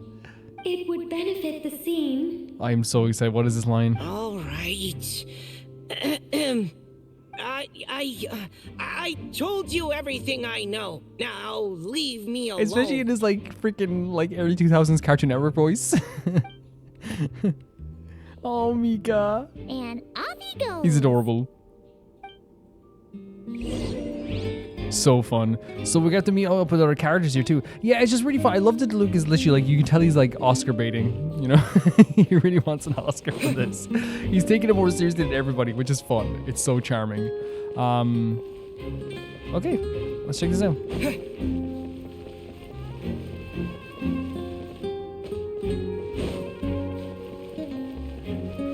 Oh, Mika? You okay? Without the crests, I can't activate this device either. Like I said, I told you everything I know. Just leave me alone. Leave him alone. I thought I lucked out with just a few lines, but it still wasn't easy to pull I off. adore that they have characters that are getting involved because they love Mondstad. They love, you know, doing stuff like for each other. But they're still like, I'll take the least lines possible, thank Anyway, you. if you want to get into that room, you'll need to track down the 3 Fatui with the crest. Like, it makes it so believable as well, right? Because this is what happened. It's like, yeah, I'll help you out, but I don't want to read too many lines. You know, I really don't want to. Mika, you're adorable. You're so adorable. You're so adorable. So it's not here? I love that as well, like, after he finished his lines, he went off to, like, a corner. But again, we found the corner, so...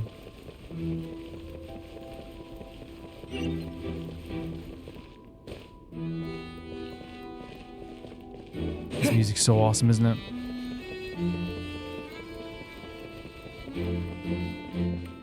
Over there? What? Benny? Is that Benny in one of his dads? And it's Benny Classic outfit, by the way. Like, I haven't seen the Benny Classic outfit in a while because I usually have the other outfit on. But Benny Classic outfit's really adorable too. Let's talk to Benny. I'm so excited, man. Every moment of this is exciting and so fun. Looks like we were followed. Guess Mondstad's elite aren't to be underestimated, huh? Benny? Stand aside. This one's personal. But this time, I'm fully locked and loaded. Come on, kid. Whoa. Let's finish what we started. Benny and Cyrus getting into this? Oh. That's fine. Oh my god, look at all the trial characters! That's so fun. But of course, I see through you.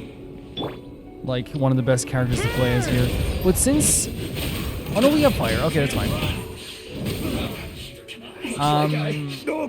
Okay. You win. Aww. Somehow this round wasn't quite as Benny shouldn't have been hurt in any way, shape, or form. I hope he's okay. Small little critique, right? And it's something that, like, I critiqued Honkai Star Rail for as well. I know it takes effort to do this, so I'm not gonna sit here and say like, oh, I think they should do this, but I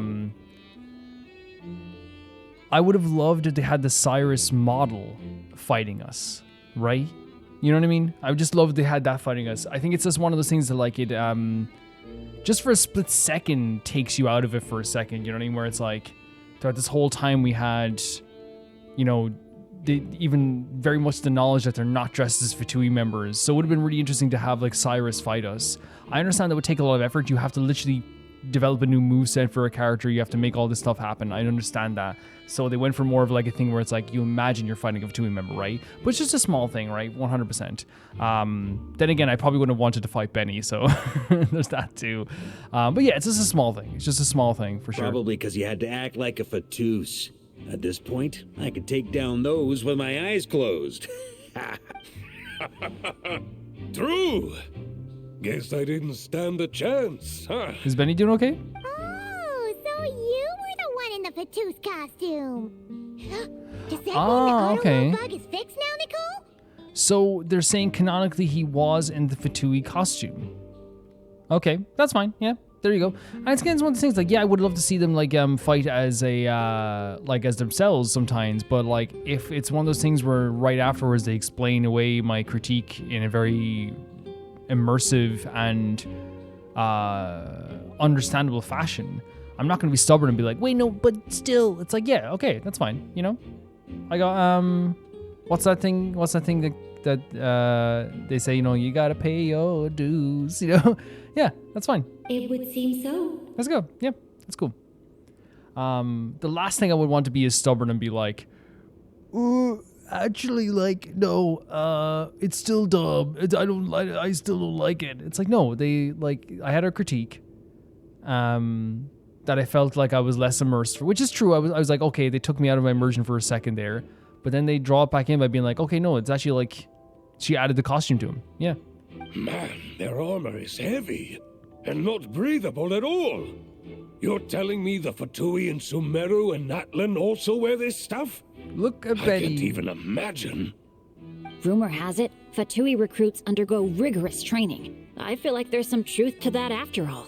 Delusions might also be involved somehow. That's true. There's a short lifespan because they do have those things as well. Well, even though we lost, Dad had fun for sure. Dad. Here's the crest I was guarding. You've earned it. Benny, thank you so much. Oh, and Bennett told me about what happened in Natlan. How you helped him navigate his past. Whoa. It's hard to believe we finally have answers after all They're bringing this these back years. up? That's crazy. So, on behalf of all the adventurers in Mondstad, truly, I can't thank you enough. Because they're his dads, right? Well, that's what friends are for, right? For sure. Speaking of, how have things been since you got back, Bennett? Great question. Same old, same old. Bad luck included. But that part's nothing new, so I don't mind. So the bad luck came back again, right? And I think that is because of the ley line stuff, right? I do miss the Asha, though. I hope I get the chance to show them Mondstad someday. Benny, Varka was going to do a Windbloom event. He stopped. I'm not really. I know I'm joking. I know he didn't actually stop a Windbloom event, but like my dream is Windbloom event with like all the Natlan stuff. It's my dream. It's just please let it happen. You know what I mean? Talk about bad luck. The minute you put on that Fatui costume, the gun stopped working. How weird is that? I love that his dads care about him so much. Yeah, thanks for stepping in, Dad. Guess I'll have to hand it in to Miss Nicole for repairs later. Like, he's just such a kind soul. You can tell he loves his dad so much too. You know what I mean? This is so fun. Yeah, the summer event that we did last year with Benny was one of the best events I've ever done. But what's also interesting about this as well, if you think about how time flows by, and I think about time in Genshin terms all the time now. If we really think about time and how fast it's flowing for us in the real world, we are now, I believe, I could be wrong. No, I'm not wrong. It's 100% accurate. We are closer to being a year since the summer event with Benny than we are further away. If you think of things in like half a year, right? We're in the 6-month range of it being how do I say this? We're in the 6-month range closer to the event rather than being further away from it. You know what I mean? Like, it is I think what? Like not even that long. It's like just literally like 4 months since, and it'll be a year anniversary. Maybe not even. It's so crazy when you think about it because that event felt like it was yesterday. That's how fast and they did a lot of like non-cry stuff, but I felt like it went by so fast. On me. And yes, I do think about Genshin in terms of I do think about time in terms of Genshin. Is that Mona? The juice up ahead values wealth above all else. No bargaining chip is off the table. I will pay Mona's rent forever. Luckily, I've prepared a negotiation multi-tool for this situation. Don't forget to take it with you. What if I just give her everything? Wait, Mona? Again? What? The more roles you play, the more you get paid. Oh. That's what Alice said. I was hoping to do even more than this, but it is what it is. Anyway. Mona would have done a one-woman show. The crest is with me. All I need to know is how much you're willing to cough up to get it. Whatever you want. Let's talk business, shall we? Whatever you need.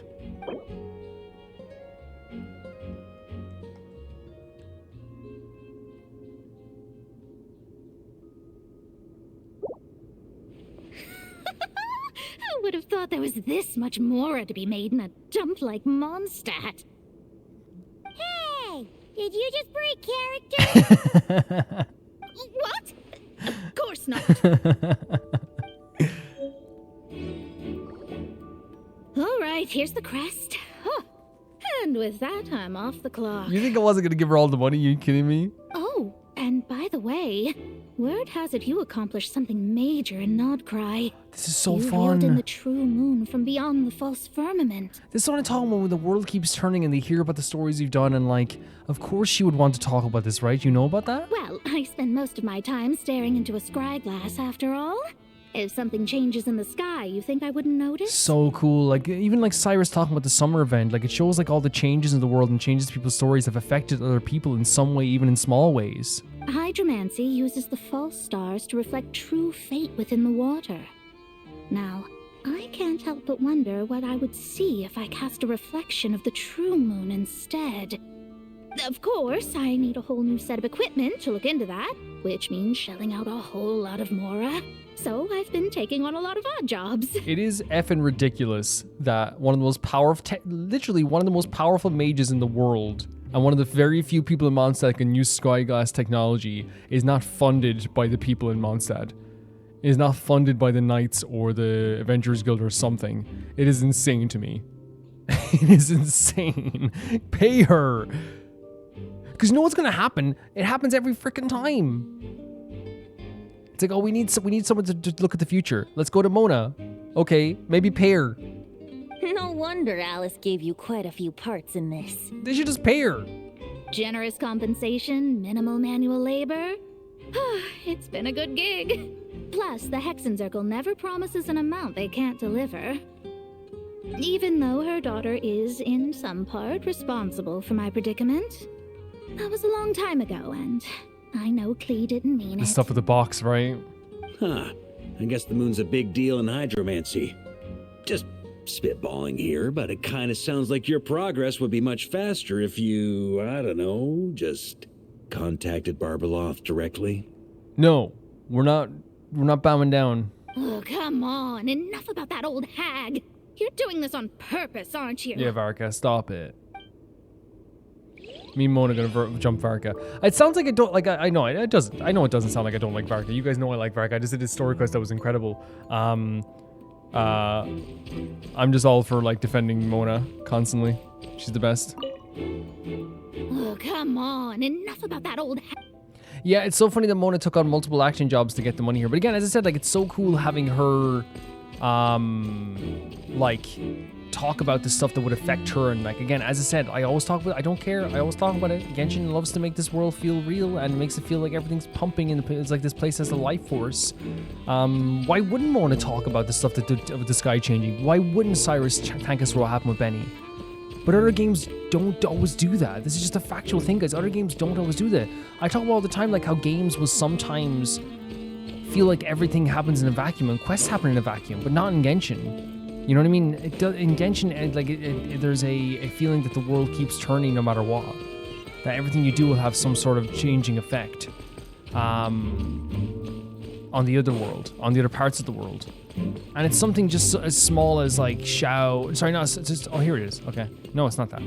It's something as small as Mona asking us, "Hey, like, oh, did I walk through the wall there? Why is it right there? What's happening with that? It can be something either as small. Oh, it's up here. Is it? It can be something as small as Mona asking, like, did something change in the sky, you know, and that's how she noticed. It can be something that's really emotional, like Benny's dad asking, like, oh, you know, or thanking you for what you've done. Or it can be something as huge as, like, you know, Xiao changing his whole, like, way he approaches people nowadays, right? It literally changes so much, in my opinion, right? Should we be contacting Nicole then? The road ahead is almost completely blocked. Looks like this person isn't taking visitors. I wonder. The Vatus up ahead is a pragmatist. You might have a chance to avoid conflict if you obtain the other crests first. Lucky. But game design, really, really well done, by the way. They put this one as maybe the harder one to fight. Just have to be careful. We need that crest. For sure.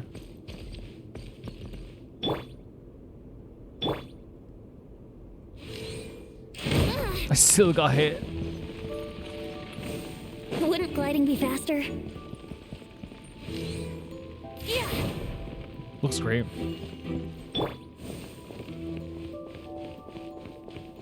It's so weird seeing Jean in this outfit because my Jean does not have this outfit. I have the summer outfit. Who is it? Durin? My baby boy. What's up? What?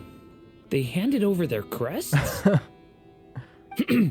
Looks like the decision has been made for me then. Further resistance would be foolish. You can be foolish if you want. Wait. So that's literally how you get it? Just by getting the other two crests? That's a really interesting idea. Paimon didn't expect you to play this kind of role, Durin. Well, actually, Aunt Alice was planning for me to play Dvalin if the dragon himself didn't agree to take part. That was the backup plan. Because you know what it's like to be a dragon, I guess?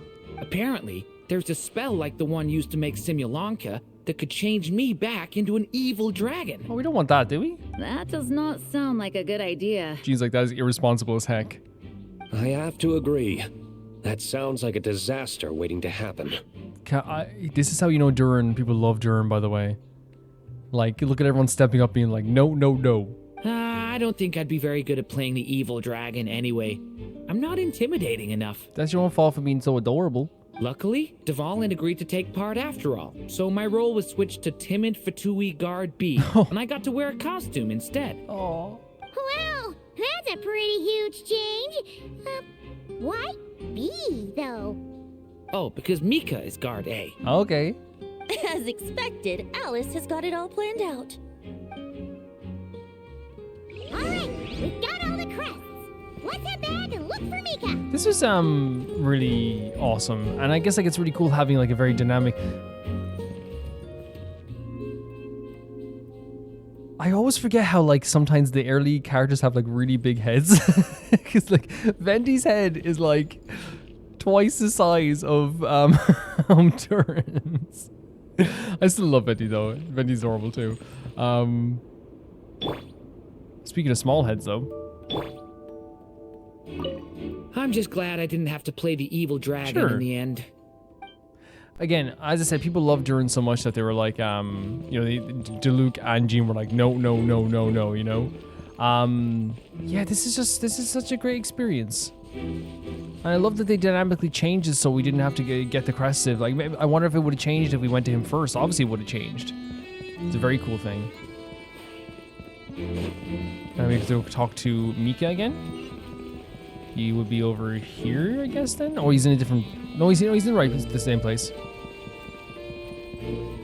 Mikola, how you doing? Mika! We have the crests! Alright.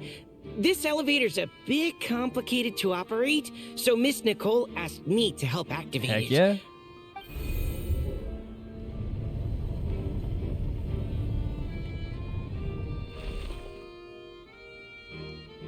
Thanks.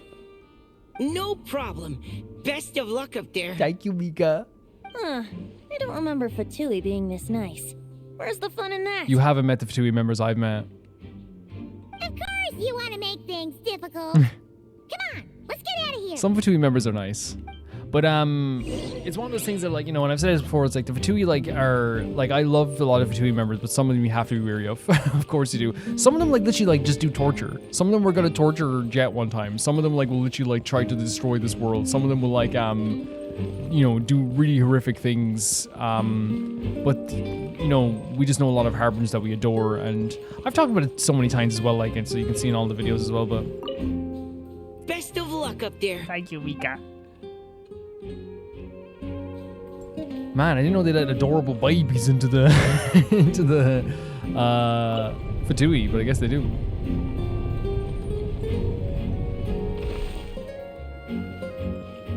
Really great experiences this. Look at this. Security's tight around here. Whoa. I hope this is safe. It's the Oz. Oh my god. When Fischl signed this contract, you know the special connection she has with the Hexen Circle 100%. You know what I mean? Look at this. You like again, she signed a she you know she was the actor that signed a contract that was like, you know the way like The Rock has in his contract supportedly that like he can't get beaten up too badly, you know? Fischl has in her contracts that you have to like make everything very Fischl oriented.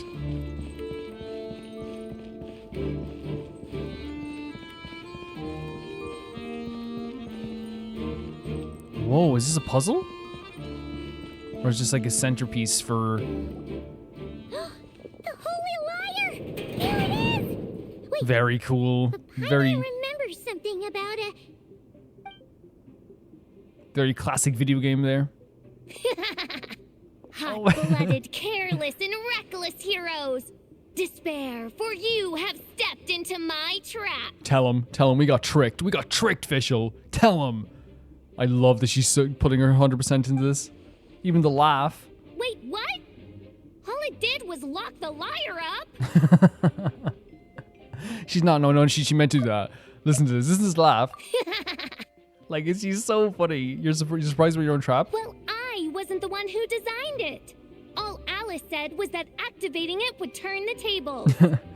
I see. That checks out.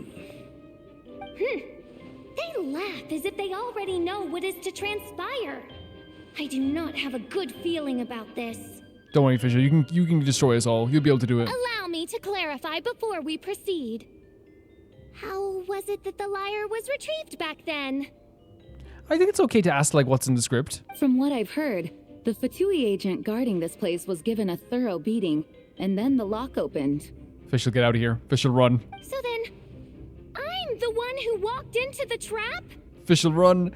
She's so mad that she didn't even read the script. Run. Do not despair, mein Fräulein. Miss Alice provided us with backup, did she not? We are not entirely outmatched.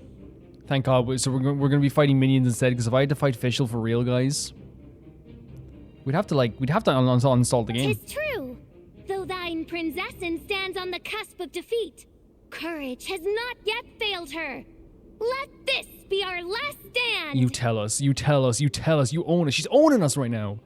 She's owning us. Come forth, my No loyal way. servants. No way. Smite all who stand against us. Wait, is that what's... It is like a classic boss battle. This is like a boss battle like Crash Bandicoot or something. If they don't hit anyone. Now's your chance. This is such a good idea. Group 2, reinforce. You know what I mean? This is legitimately like a boss battle that you'd have in like Crash Bandicoot or like Spyro or something like that. It's like a classic like platformer almost. Like I love it.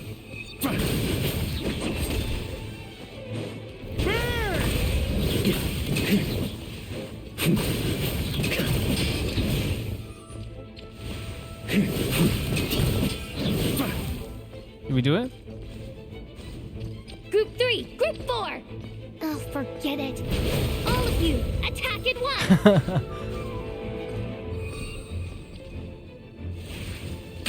Oh god, they actually packed a punch.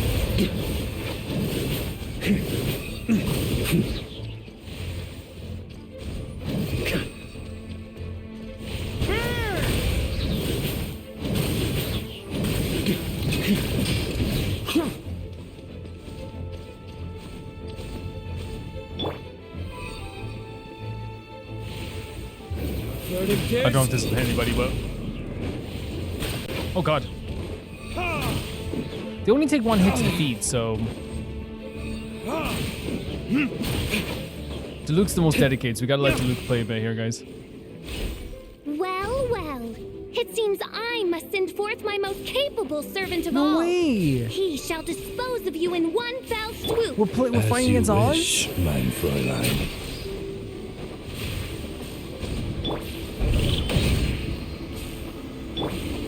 Yeah.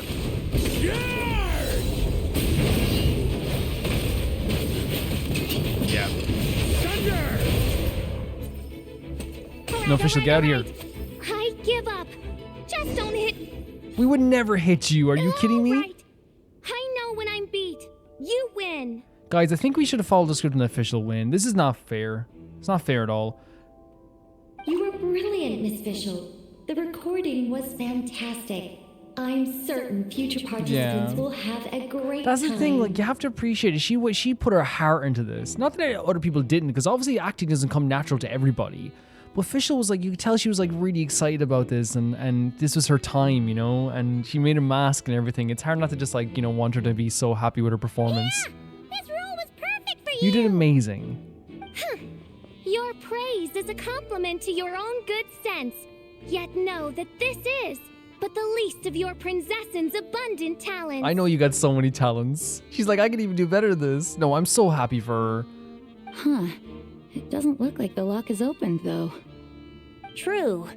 This isn't what we were told would happen. So maybe Alice has something else in mind? I doubt the mages want us to just break it open. It's not their style. Perhaps we haven't met a certain condition then? Before all we did, how was it beat up the Fury Agent, official admitted defeat. Wait, does that mean No, the beating no. up part has to happen for this to proceed? No. You dare place your princess in such a scene? That's our Tis princess. an affront of the highest order. Yeah, we can't do that. I'm afraid it may be the only way No. to end this, mein Fräulein. But not to worry. It's all pretend after Even all. pretend I wouldn't beat up Fischl. Come Very on. well. I shall allow this trespass, No. if only to bring this to an end. I know it's fake, but like she's like, okay, beat me up. Just be gentle. We wouldn't. Oh, you're up with Paimon? Huh? Oh, right. Paimon's the weakest one here. Here goes nothing. Yeah, just be gentle, okay? Little poke. Oh my god, Fischl. It's open. So Paimon did it. That's really cute. Like in lieu of like, obviously they weren't gonna ever hurt her. So like doing a little poke to her cheek is actually a very sweet way of doing it. Like, you know, yeah, this is Fischl's story, man. It really is. Like this, she was born to this. Miss Alice does love to tease, doesn't she? I still can't get over if Paimon poked her cheek and that's what did it. Congratulations on obtaining the Holy Lyre der Himmel. That's a wrap for now.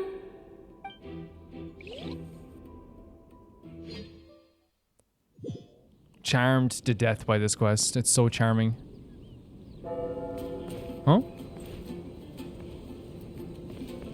Is there another quest? Wait, what? Wait, no. You can, Genshin, you can, yeah, you can ignore a commission. I love you to death, but like, you can ignore a commission. As the performance of Magic Will comes to an end, the actors return to deal with the world. They should just automatically ignore a commission. I'm just gonna say. Well, no, then people might want to do the commission as well, so yeah. Varka had a good hunter staff set up a banquet in front of the cathedral, inviting all... Oh my god, a banquet? Wow, this is quite the gathering. And do you smell that? Look at everyone. Is that the secret menu Varka was talking about? Looks like we got to try it out after all. Oh, Paimon's stomach has been rumbling this whole time, so she's gonna dig in. Don't forget to grab some food before it's all gone, okay? Will do. Oh, Oh, hello. Did you need something? No, I just know you seem a lot more relaxed. You know, we often threw banquets like this when I was little. Yeah? But then, as more and more of our ranks left on expeditions and I was left in charge, the number of celebrations decreased. I'm not the most natural entertainer after all. That's fine though, Jean. You have no idea how much you've done for Mondstad. Please never doubt yourself. Now, seeing a gathering like this after all this time, I can't help but feel a bit regretful for not keeping up the tradition. Jean made Mondstad the most welcoming place in the world. Like, it started our journey off so well, and everyone feels so happy and free here, you know? Everyone leads in their own way. Well said, traveler. Oh, Barbara, how are you? Barbara? That's your sister. You told me you wanted the expedition members to feel at home. But in my eyes, the feeling of home isn't something you can force. On point. Home is what happens when we're all together like this. Aww. Ah, you're right. And you know what? I've been coming to the same conclusion. The location isn't the most important factor. No matter how far we get from Mondstad, home is wherever we're together. Yeah. The return of the expedition force is a good thing you deserve to enjoy too. I appreciate the kind words, you two. I will do just that. Make sure to do the same, traveler. It's not often you get to make it back here. There's a lot of people waiting to catch up. Now that we're outside the bubble and no longer in character, there should be plenty of time. I will. Hey! Honorary knight! No, we're catching up. Look up! Wait, what? Pretty stellar view from up here, and the breeze is nice too. Care to join me? Oh, of all the places to sit, it just had to be there. Fenty's smiling. Well, to each their own, I suppose. Just be careful on the way up, traveler. Thank you, Jean. Thank you so much. Yeah, I'm guessing we can talk to everybody at these tables as well. But this is one of the best events ever, right? Like this just feels like, and I don't think, to me, like, you know, when I look at the festivals, I haven't gone to events myself. Like, I only got to them for 1 year. And when I think of the ones I think back on fondly of, I think of that Fontaine event we did, but also, like, I think, you know, the Flower Festival was so incredible to me as well, and obviously the summer event. It's great, but like this feels like more like a like the events that like used to happen. I feel like, you know, like the kind of like ones I used to react to, I guess. I don't know, but I think events are fantastic. I think events like are I think sometimes I even get more excited for events than I do Archon quests, even because of this type of stuff. As the battle hung in the balance, I spoke an incantation from the Emanachreich, broke through their ranks with ease, and thus the holy lyre was mine. It's true. 'Twas light work for one such as I. It actually did happen that way. Cyrus told me all about it. You were amazing. Having seen it for myself, I must admit, you were quite something, my lady. My lady? Why, I bet even Barbados himself would have been hard-pressed to catch up with I you. love Fish is just getting so much praise. That was Hexencircle magic, not some incantation, but whatever. Guess I'll let her have her moment. Their rivalry is always so cute as well. Mona and Fischl. Remember they did the race on the beach? But I think the rivalry is so funny because they do have a rivalry, but the rivalry is like a one-sided rage bait in some ways. Because Fischl just like loves the idea of just like being in character and stuff. Mona gets annoyed by Fischl way more than Fischl even cares about Mona. Fischl will compete, obviously, to like, you know, to prove herself. But I feel like it's very much a one-sided rage bait sometimes. You know what I mean? Very, very cute stuff. I love Fischl's getting all the praise for this. She deserves it. Even though I didn't have a lot of lines, I still had fun. It kind of felt like being back in the Simulanka. Pretty cool. Acting out a light-hearted script alongside a bunch of friends. It was nice to have a laid-back experience for once. Quite a change of pace from our experience in Notcry, huh? Oh, yeah. Yeah, this was far less complicated. You can say that again. Mika, of course, heard all the stories about Notcry as well. Or he might have been on Notcry, one of the hangout things. Oh, Noelle and Amber are there too. Wanna eat at our table? A whole bunch of friends are there. All right, let the relaxing begin. That's very sweet. That's very sweet as well. Noelle, I've been looking everywhere for you. Come on, join us. Just give me 1 second. I need to bring a few crates of drinks over first, but I'll be done soon, I promise. In that case, I'll help you out. Is there anyone else we can talk to before this as well? Of course, Amber's willing to help out at all times too. I guess we can talk to Cyrus and Jack. I guess we can't. Is this way? No way, so... that's so cool. So it's just going to be here? That's awesome. Even if we warp away, it's going to be part of the map because we're in focus mode, I guess? That's really, really cool. Let's go up and talk to Varka. Yeah, I've been having such a good time with this quest, guys. This has been such... I want to say it feels like I remember reacting to some quests that did have like more serious, and it might get serious towards the end, but it feels like just like a very like random fun quest that you can do, right? But I love events in this game. As I said, like I love the Flower Festival. It was so fun last year, and I hope we get more of them. Like I would love a Wimbloom with all the Natlan characters. That's like one thing I'm really looking forward to.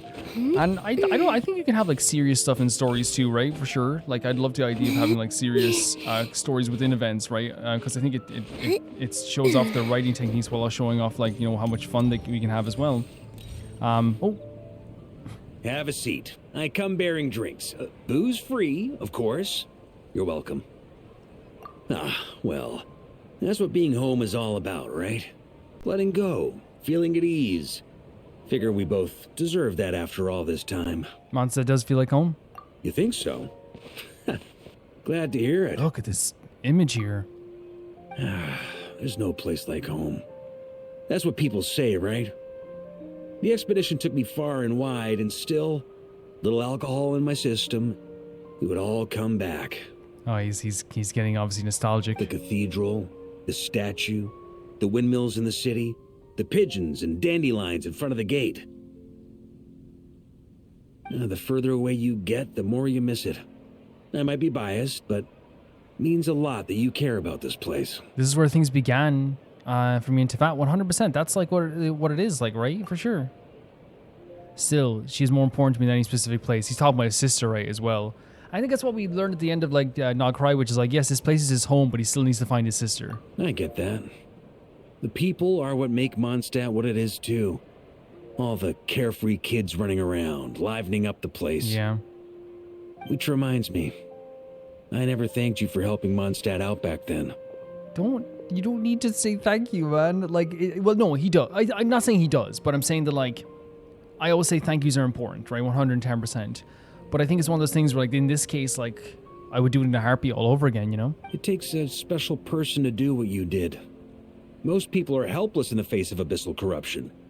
Considering their target was Dvalin, things could have been bad. I don't deserve that much credit. We did get a lot of help. I suppose Barbados could have handled it, even though he hadn't been awake for long.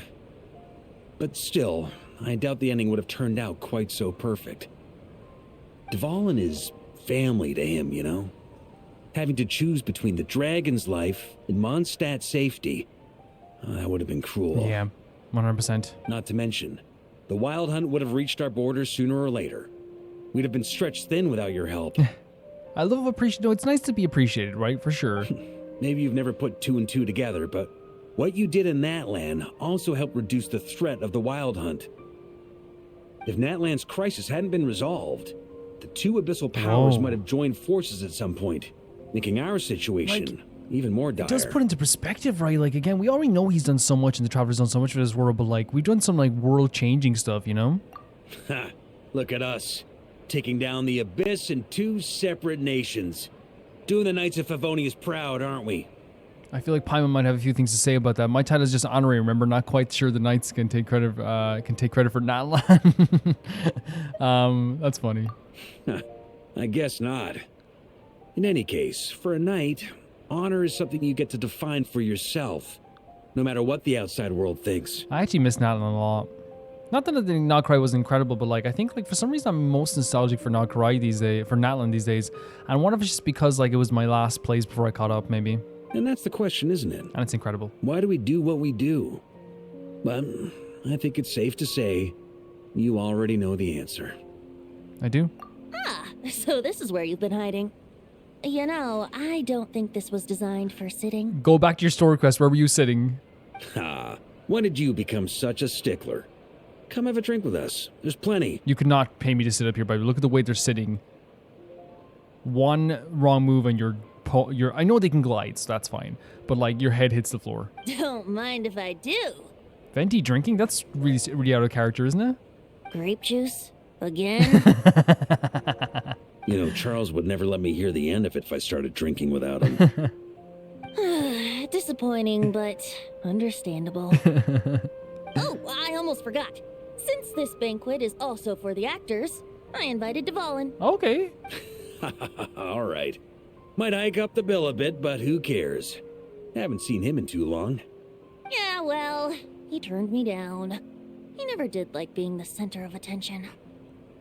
The city is a little too small for him to spread his wings. Even if no one is afraid of him, he could still take out a windmill or two. True. Guess it's better not to risk it. Also the trauma as well. Would you, again, we have to get, you know, I'm not saying that people get over the trauma, but at some point, like, Dvalin deserves to be, like, a part of this world too, right? Of course. But, like, imagine, like, you know, that'd bring up a lot of bad feelings.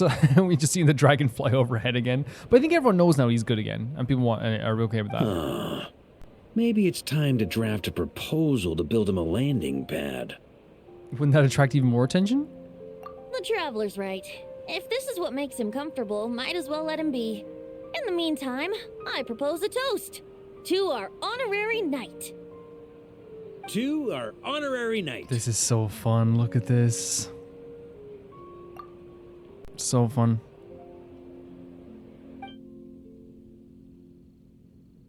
I often think about our parting I thought it was at ending the quest Windwise, there. you know. And now, almost in the blink of an eye, the final stop on your journey is just around the corner. Don't even say that ever again. Snezhnaya. Never say final stop ever again. Oh my god, don't... I haven't even thought about how Snezhnaya is technically the final location, technically, in the story. On paper, right? And I've kind of been putting it to the back of my mind. But having one of the Archons say it to us directly is like... Yeah. The Tsaritsa's plans have continued to advance. Now, only the Pyronosis remains free from her grasp. So crazy. But if even the captain couldn't take Malwika's Gnosis by force, I guess we don't need to be concerned about its safety for now. So that's good news, at least. Malwika is tough as nails. You wouldn't be taking a dig at someone else's ability to hold on to their Gnosis, now would you, Grandmaster? Signora, although she's gone, absolutely wrecked the hell out of Venti to get that.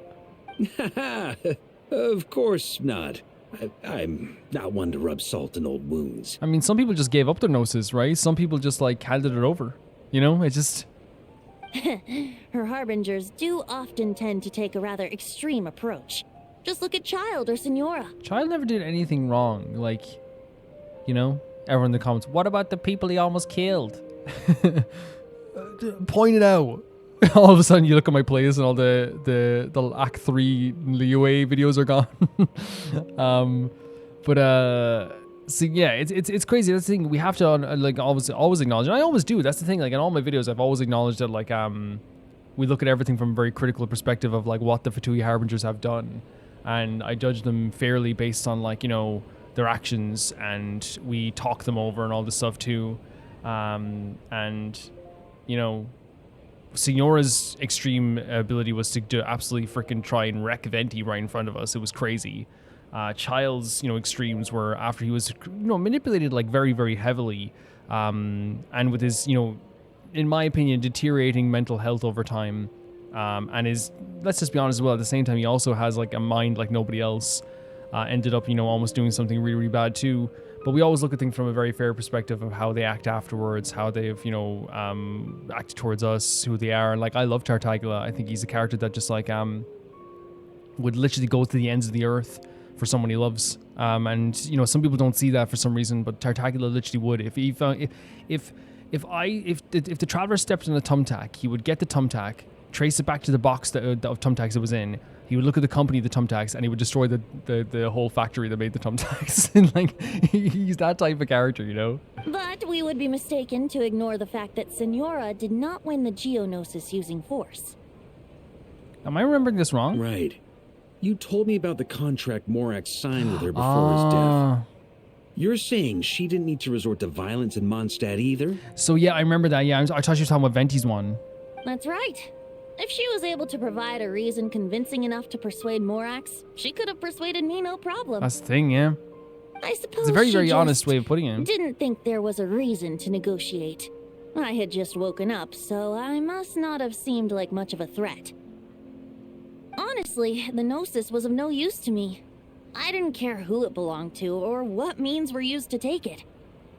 I just knew if I fought her in that moment, the cathedral, perhaps even the entire city, might have become collateral damage. And that's what's crazy, because I think that like everyone has a softer feeling towards Signora now, especially hearing that like she was like best buddies and had a very good relationship with like a few other characters too, right? 100%. I don't have the same softer opinion sometimes of Signora, but I do. It's way softer than some other people for sure. But it's interesting that I feel like our perception of her will be completely different if she destroyed the cathedral and destroyed parts of Mondstad and hurt people in Mondstad, right? 100%. And that's just like, you know, you could say, well, if some butts and candies are nuts, we'd all have a better Christmas. But like, that's the truth, isn't it? True. I wouldn't put it past Signora to take civilians as hostages either. Yeah, she's rather extreme, you know? That's the full story. In the end, though, it was those same methods that led to her end. After all, her third target, the Raiden Shogun, wasn't a big negotiator back then. The Raiden Shogun said, die. Perhaps Signora's success in Mondstadt and Liyue convinced her that she was a match for the Archon of any nation. And it's actually interesting the time when the Raiden Shogun destroyed Signora, because for me personally, like, it was a thing where it's like, it's still an epic moment. It's like one of those moments where like she took someone who like was trying to do something bad and like just ended their existence. And the Raiden Shogun was doing stuff bad as well. Let's make it clear here. Like she was also like in a very dark place doing stuff bad too. But it's so interesting to me as well that like, you know, at the time, and again, that's all, I'm talking about perception of how people perceive characters in different ways. I was like, you know, very like thinking this was an extremely cool, like crazy moment. Not cool, because I'm not gonna say cool like that Signora just got destroyed, but it was like a moment. You look back on my reaction, I haven't looked at it back at myself, but I'm imagining I was just like, you know, stunned by like how crazy it was. But like for a lot of people, that was a very sad moment, because a lot of people had grown either attached to Signora through like stuff they've read about her, or just wanting to play as her, or wanting to see her more, or whatever. So like it is like a different thing. How it's interesting how perceptions of like moments where like for me it's like, that was like an epic, like, oh my god, she got the bad guy and actually just killed him right then and there. But I've learned more about Signora afterwards. But it's interesting that like at the time, I remember even thinking people were like, oh yeah, like I wish that didn't happen, or I wish that, you know what I mean? It's so interesting. It's so interesting, you know? You did the right thing. It pained me to see Inazuma as it was back then. I'm glad things have changed 100%. since. It's much better. As we know with the Raiden Shogun in terms of changes, she's making changes every day. She's making Inazuma a beautiful place. And we saw that just as much as last year. She's still working towards it. She's still trying to make amends, still at this moment. And that's why I always, again, when I'm judging characters, I look at what they do afterwards as well and what they do to try and make amends. And she has been trying to make amends still. She's been doing it for years. As of last year, her last quest we had was her trying to still make Inazuma a better place for people and make it more comfortable for people, you know? Of course, now the elite force of Harbingers has quite a few missing from its ranks. So I suspect that Tsaritsa no longer has the means to meddle in other nations like she used to. Definitely doesn't have the reach. Who knows? Perhaps a chance to formally meet her in Snezhnaya might come sooner than we think. Oh, yeah. Some of our knights remain stationed in Notcry. If you need help, just say the word, and we'll be there. Thank you both. I'm feeling closer to the truth. I can feel it. The look in your eyes. It's changed a lot since you first set off from Mondstad. Yeah, he has changed a lot. But my advice remains unchanged. Never forget that the journey itself has meaning, traveler. Yeah. The birds of Tevat. Look at this. The songs in the cities, the Tsaritsa, her Fatui, and the monsters. They are all part of that journey. Perhaps earth-shaking truths and indescribable trials await you at the end. Just remember, there is more to life than that. There's more to life than just the end. I will. Thank you. All right, that's more than enough acting like a real Archon for one night. He says this, but he literally is the most influential. Like, he gets, like, lately especially, like, he gets involved more than most Archons do. And still, not a sip of drink for dear old Venti at a time like this? You're no fun, Dear Varka. old?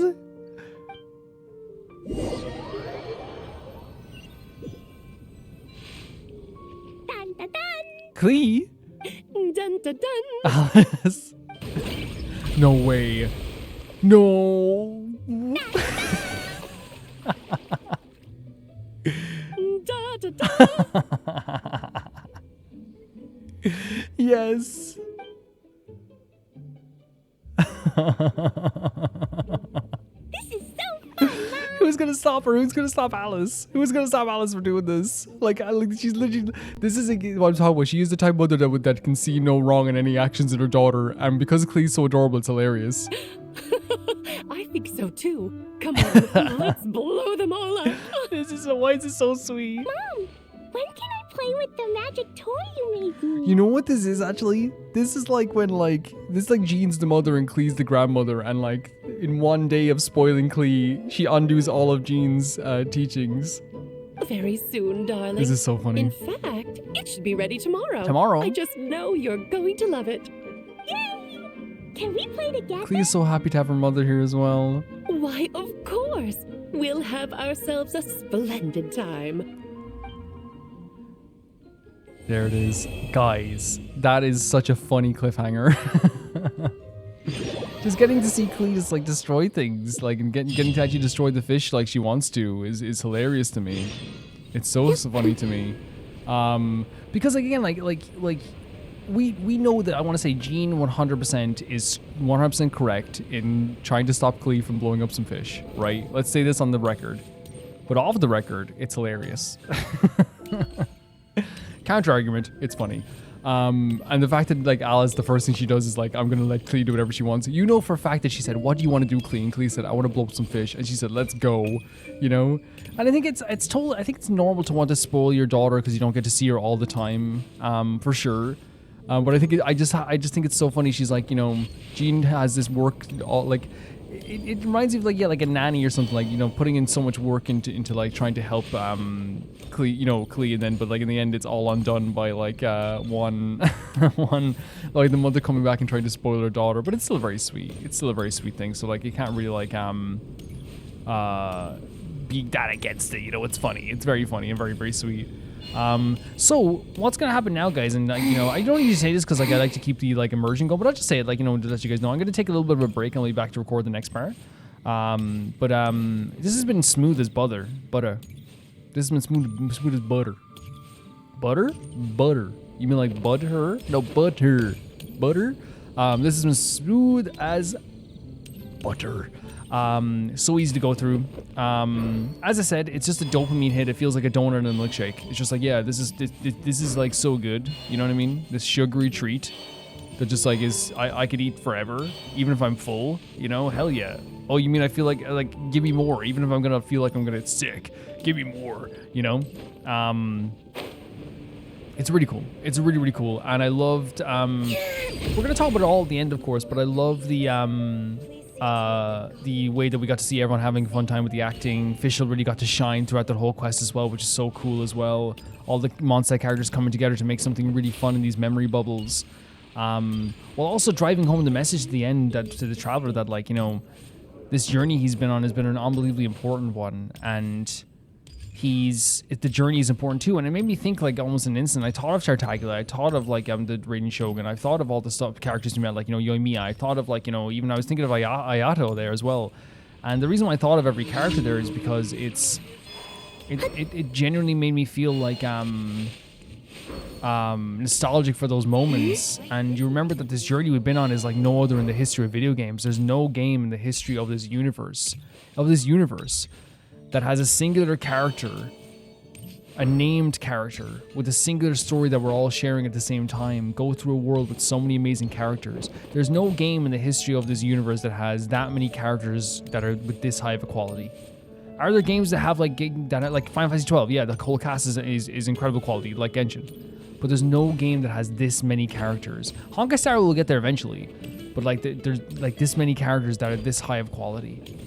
It's so amazing. And yeah, that feeling of like we're almost closing in on like what is on paper the last region is crazy. And I say on paper because you never know, Genshin might just do like a, you know, oh my god, we defeated this character. We finished in Sesnaya. What's that over there? Huh, I'm the Wimmy Wam Wazzle. king of the Wimmy-Wam-Wazzle world. That's the next region you're going to. You know, like, you never know with Genshin. But yeah, really, really awesome stuff. Really nostalgic. And we still have some more to do.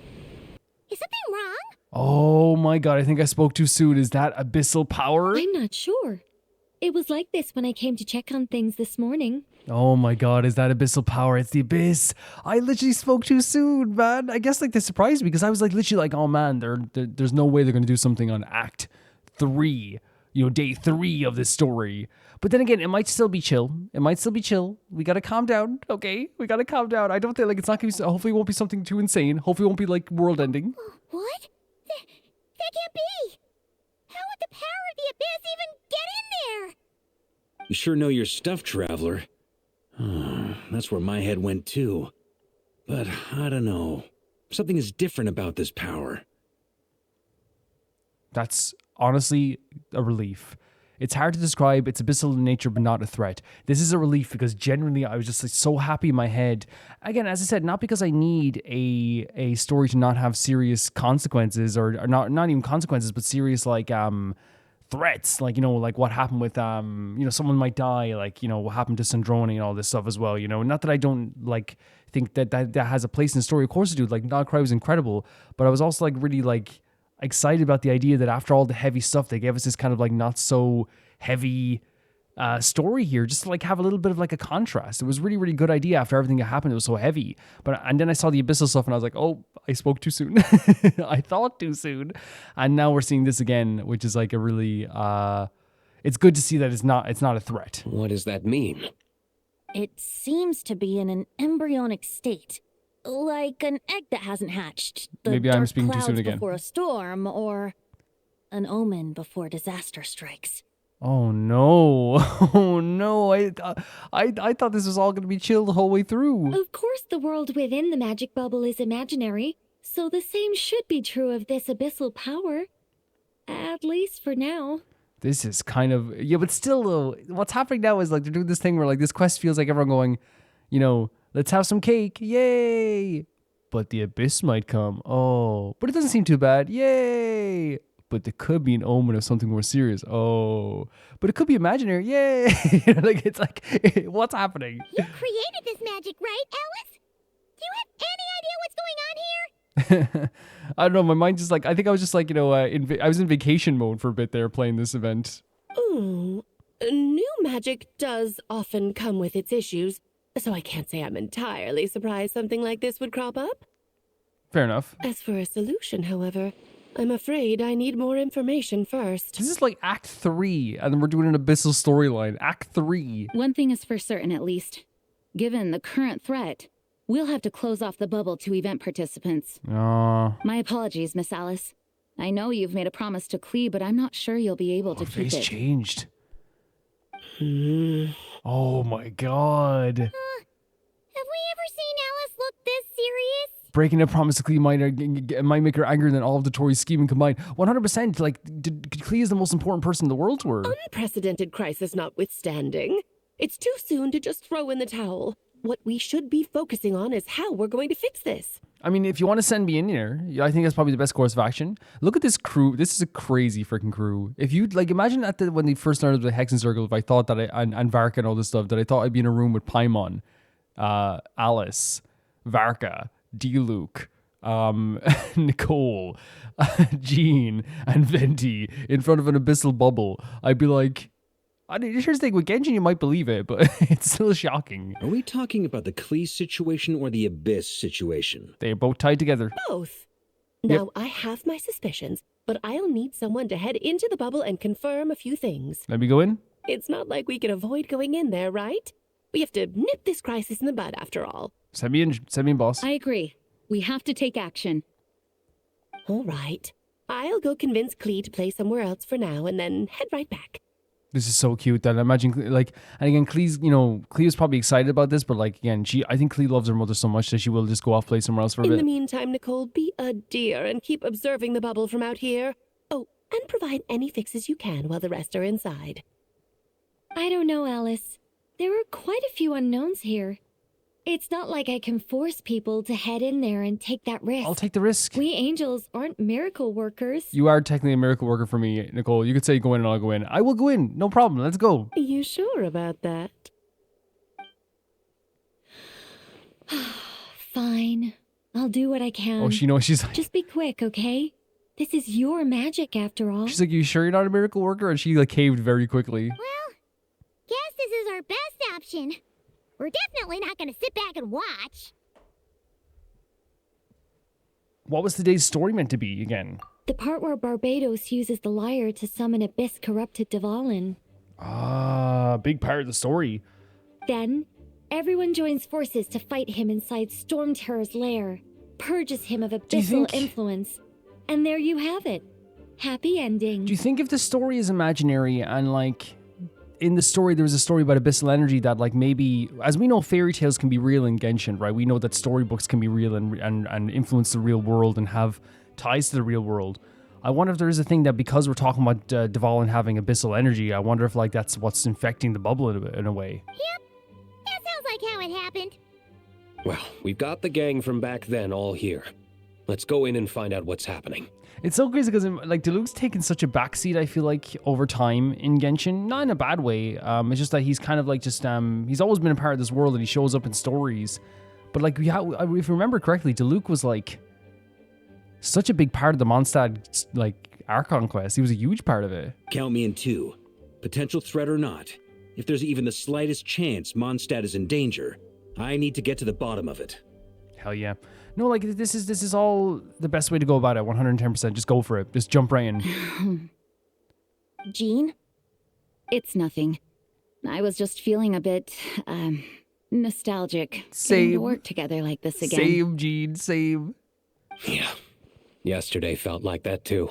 And Diluc felt it also. Oh, man, look how pretty he is. I'm sorry. He's such like a kind of like a I don't know.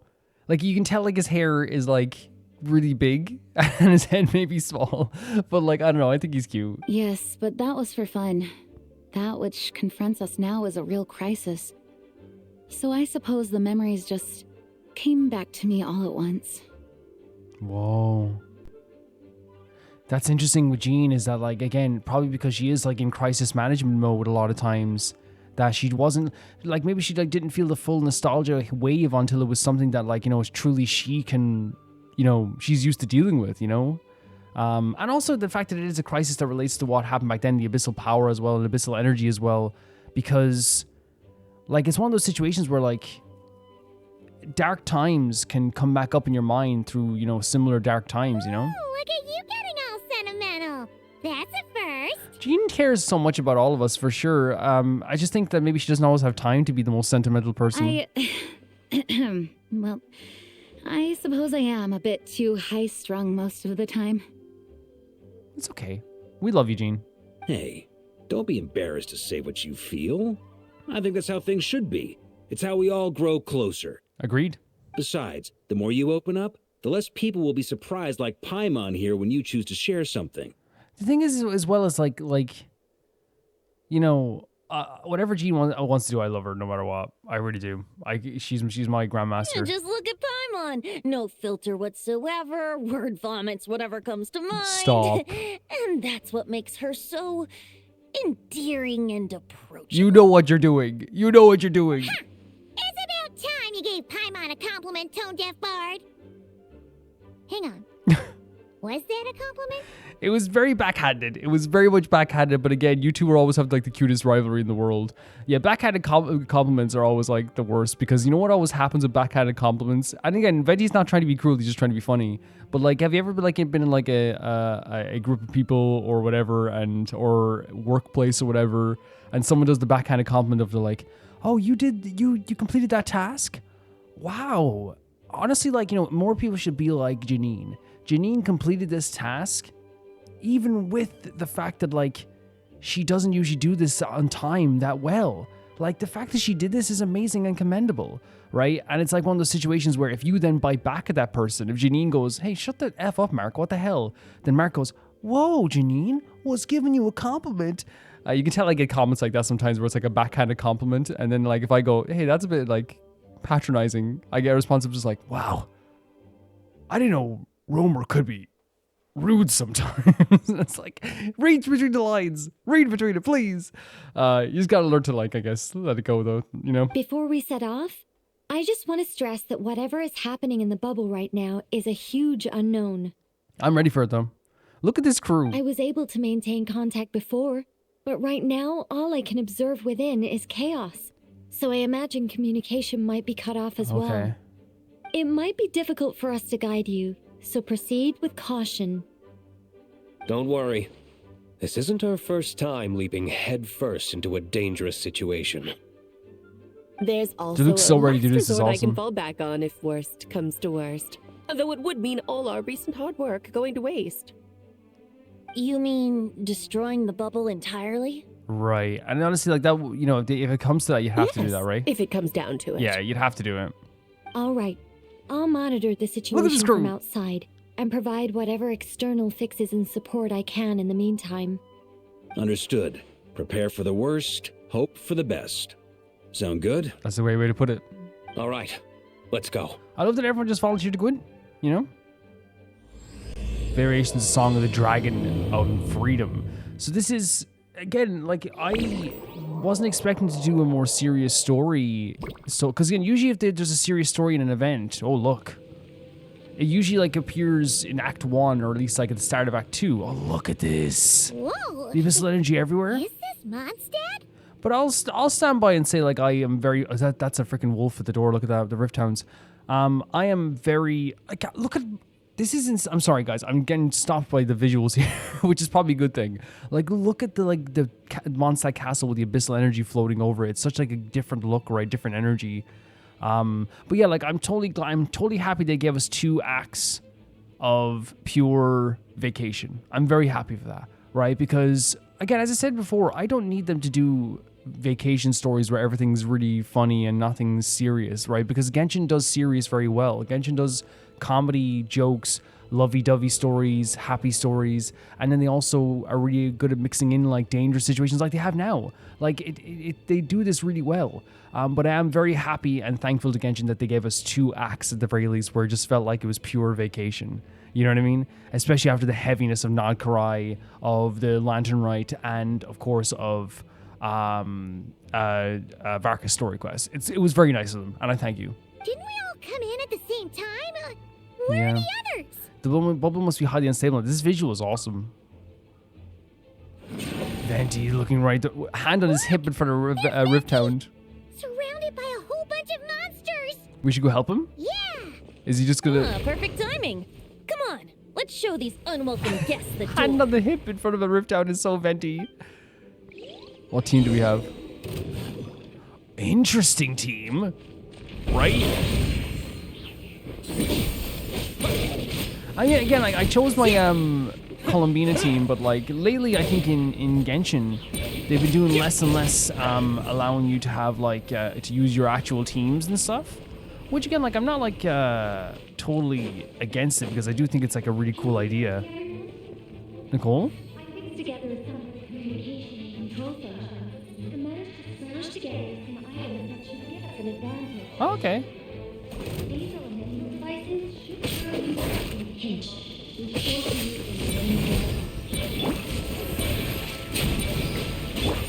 It was very low audio, but I think its intention is supposed to sound disconnected, right? Yeah, that's cool having like items to make up for like the lack of like maybe other elements and stuff like that coming in as well. It's a really cool idea.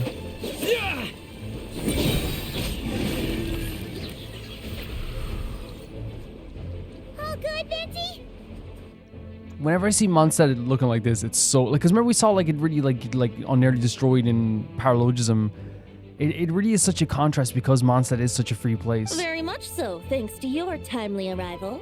But Mondstad looks like it's in bad shape. The story's all messed up now. Yeah. The city's crawling with abyssal monsters. It's almost like we've already lost. Yeah, in this story it seems that it's gotten way too out of hand. I'm not sure what happened, but the rest of our group might need backup. Let's find them first. Sure. Good point. Let's go. Dvalin? Oh my god, this artwork. Beautiful stuff. Look, matches Paimon, or does he look way worse than back then? Look at his wings. You're right. The corruption has spread throughout his entire body.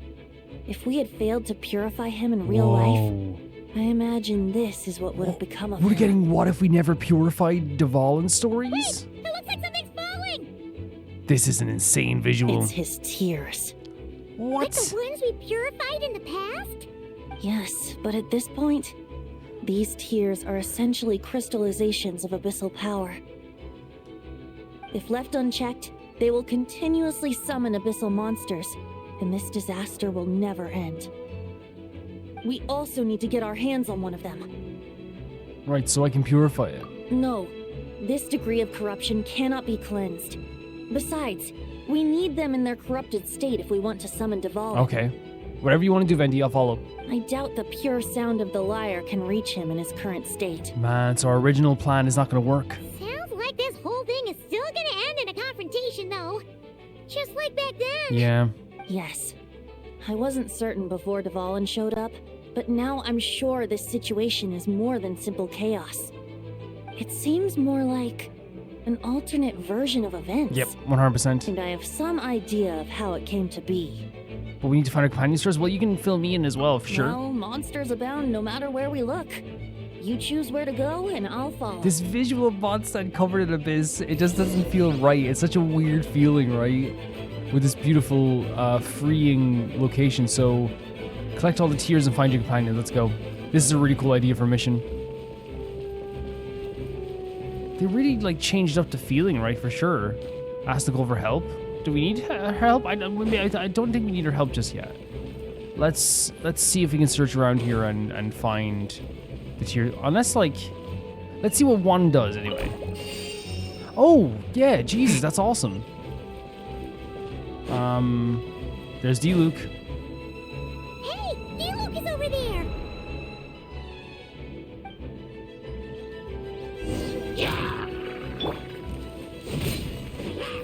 I just recently leveled up D-Luke as well. Yahoo! And I gotta use him more. But then, as I said, like, a lot of the quests we're doing, that's why, you know, like, eventually when we get around doing other stuff as well, we probably will have more of a chance to kind of do more stuff like Wouldn't that. gliding be faster? Because what's been happening is, and this is just straight up what Genshin's doing lately for at least like story quests and stuff like that too. A lot of the combat we're doing, and not all the time. I mean, the story quests we got to use our own team, but a lot of times nowadays, like they're using a lot of stuff with like it's like, you know, you got to use our in-game teams, which again for the story I don't think it's a bad thing. I don't think it's a terrible thing. It adds to the immersion in some cases. Thanks for the assist. It looks like Mondstad is in dire straits. Did you see any knights or civilians on the way here? Nobody here. No, you're the first person we saw. Then my initial suspicion could be right. The knights have abandoned the city and evacuated all civilians to a different location. Evacuated Mondstad. What? Abandon the city? In the face of unrelenting abyssal attacks, it's possible they had no other choice. But none of that matters now. An evacuated Mondstad sounds terrible. It's so full of life. An empty city has its advantages. We won't need to divert our attention to protecting civilians, for one. Oh, and this thing. It looks like one of Dvalin's tears. I don't feel good about just leaving it here. Sure. That happens to be just what we were hoping to find. Let's take it with us. Wait, what about Varka? Have you seen him? No, I'm not sure where he is. We'll just have to keep looking. Yeah, we're gonna have to just keep searching. Yeah, man, an evacuated Mondstad just sounds Jean horrible. on the other side of the city. I was going to head over after clearing out these monsters. We should go help her. Do we collect the tears as well? Good idea. So we have to go find Jean. So they're giving us like an indication of where other characters might be then. Are you big boy?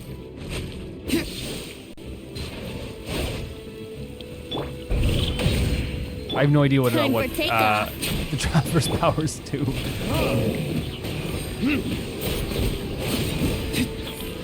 But actually, like, they give us characters that can just rip through these guys as well, which is cool. Okay, let's go find Jean.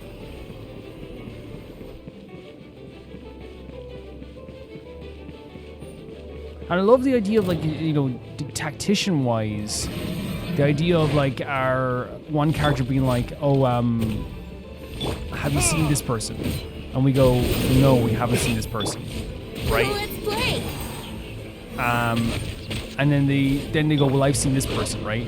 So it gives us kind of like a little bit of some leeway into being like, okay, like, it gives us the location of another character while still remaining like kind of like dangerous and making it a dangerous situation by having like the character still be like, well, I haven't seen anyone else along the way here.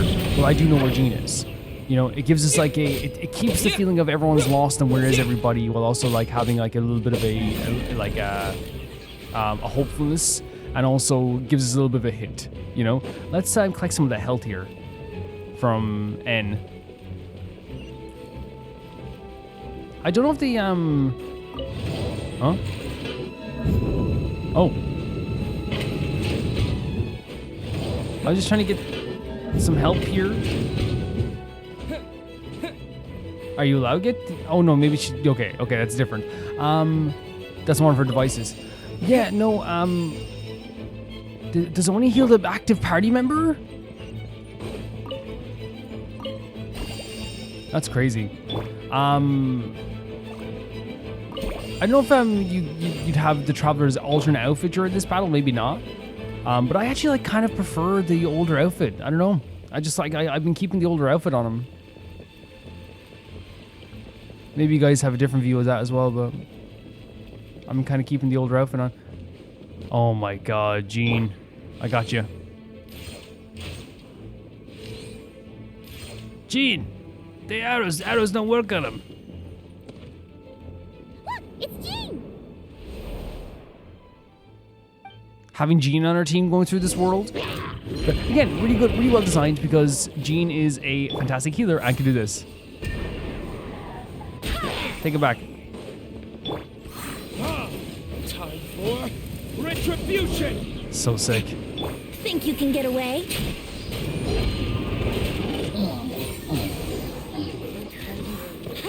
Great stuff. Yeah, having Jean as a healer with us is going to be fantastic. Thanks for the help. I know everything we encounter in this bubble is imaginary, but these monsters sure fight like the real thing. It's a bit too true to life. Yeah. Don't worry. As long as we collect Dvalin's tears, we can use this abyssal power to our advantage. Man, this is why I'm always like so crazy. Like, I think it's obviously very intentional that they write Venti as where like a lot of people like, you know, joke about him being like an Archon who's kind of absentee or like some like just kind of a joker sometimes. But I feel like, you know, we see constantly that he's just like a really great leader. He's really great at motivating people. He gets involved more than most Archons even do with their worlds. Like it's actually pretty crazy. Maybe apart from Mavika. I think Mavika is probably the most active. No, I'd say Mavika and probably Nahida, but that's not a bad thing. I'm not saying like Zhongli's bad. I'm not saying that the Raiden Shogun's bad, because they're all doing their own different things. They all have their own worlds. The Raiden Shogun's trying their best to rebuild Inazuma. You know, Zhongli like intentionally is giving the reins more to people in Liyue so they can find their own path. But yeah, I do think he's more active than people ever give him credit for, you know? I see. In that case, let's get moving. Have you seen Varka, by the way? We haven't found him yet. No, he might be at the upper levels. Let's search together. It's so great having Jean in a quest with us too. We'll find him soon than later. The Grandmaster is an exceptional warrior, but this is the abyss we're dealing with. You can never be too careful. True. But I also like know Varka is sick as heck. I'm not too worried about Varka, if I'm being honest. That's why they're like, hey, like we gotta find Varka. And it's like, it's Varka. Like, dude, I'm not even nearly worried. I'm not even nearly afraid of Varka losing here, you know what I mean? Oh, let's use this. That's sick, bro. It's actually cool using this to our advantage, right? The stuff that, I don't think I was in the radar there. Or in the circle. The radius. Yeah. I wasn't in the radius. I mean, I'll look back and see if I was. Because usually, like, you guys know, I'm like, yeah, I'll say, like, right away I was in the radius. You know, I have no problem. I'm not, Wind, hear me. a proud person. You know what I mean? Brace yourselves. Yeah. You know what I mean? I just felt like I was out of the radar there for a second. I don't know.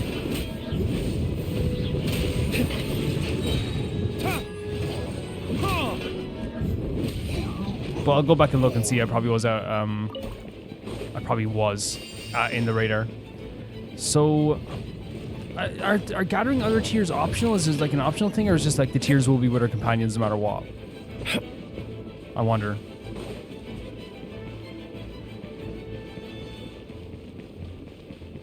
Let's see.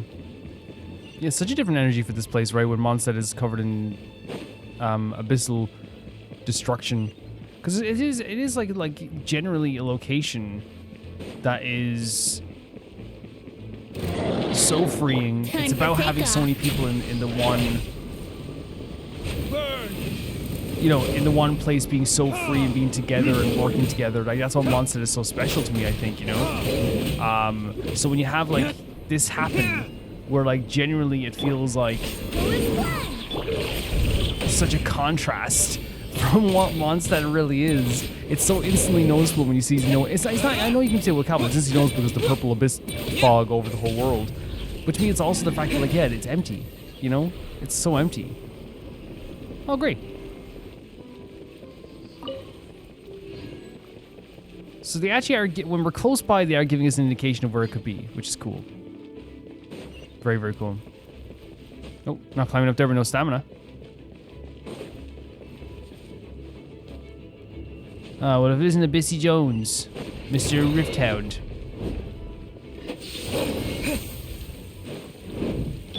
Yahoo!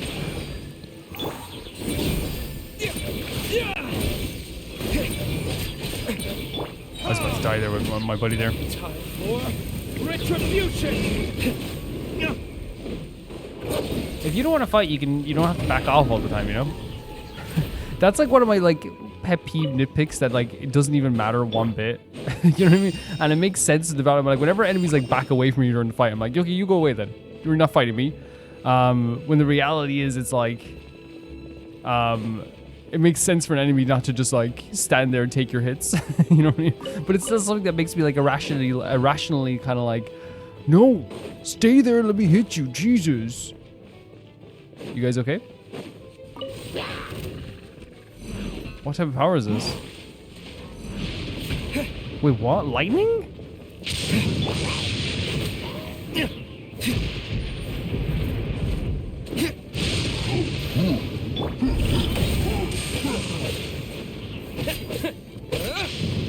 Because like I remember like I used to play Ocarina of Time and the Zalfos would like run away from you. And I remember I used to be like, why? Like, oh my god, it's so annoying that they run away. But it's like, why would they tank hits from me? Why would they sit there and just tank hits from me? Huh? What happened? The statue's broken! Whoa, what a visual. The Grandmaster should be over there. Come on, let's hurry. Like a right, just crazy. Oh, look at this crew. Great camera angle. Like, this is crazy because, like, this is a statue that's been standing forever. It's such a pillar in Mondstadt of just, like, it's always going to be there, right? It's so crazy to see it like this. Is Varka over there? Oh my god, the crumbling stone around the place, too? Varka standing right in the middle of the Rift Towns? It's insane stuff. We're here to help. Perfect timing. Let's do this.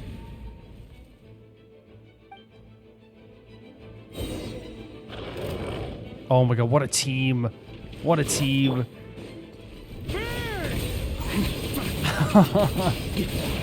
And like, I love saying what a team, but like honestly, like Varka's become one of my favorite characters to play as. So even though like again, we don't have Varka as on our team, like forgive me for like neglecting the rest of my team here because he's so freaking fun to play. But I think you guys know this too. Like he's incredible. Like he's absolutely just one of the most fun characters. And like even this late into the game, he's one of the most fun characters. Like after we've gotten our favorites, after we've gotten so many characters that we love. Where you go now? Like he's still that character that I feel like is that just surprised me so much we're lately. all back together. Everyone in one piece. Yes. The honorary knight arrived just in time to help us out. It feels like deja vu. Now that we've collected Dvalin's tears, the monster attacks appear to be easing up too. Look at the statue in the background. Right behind Venti's face as well. I'm sure you've noticed, Varka, but the city is pretty much a ghost town at this point. Look at this. I even look at the city here. Look at this. It's not right. Mondstad should never not be pretty. Yeah, we should get out of here.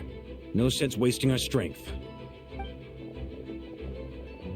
The camera angles here are great, but then again, Genshin's been doing a lot of great directing in the past few years. They've done a really good job. This place should be safe from monster attacks for now, at least.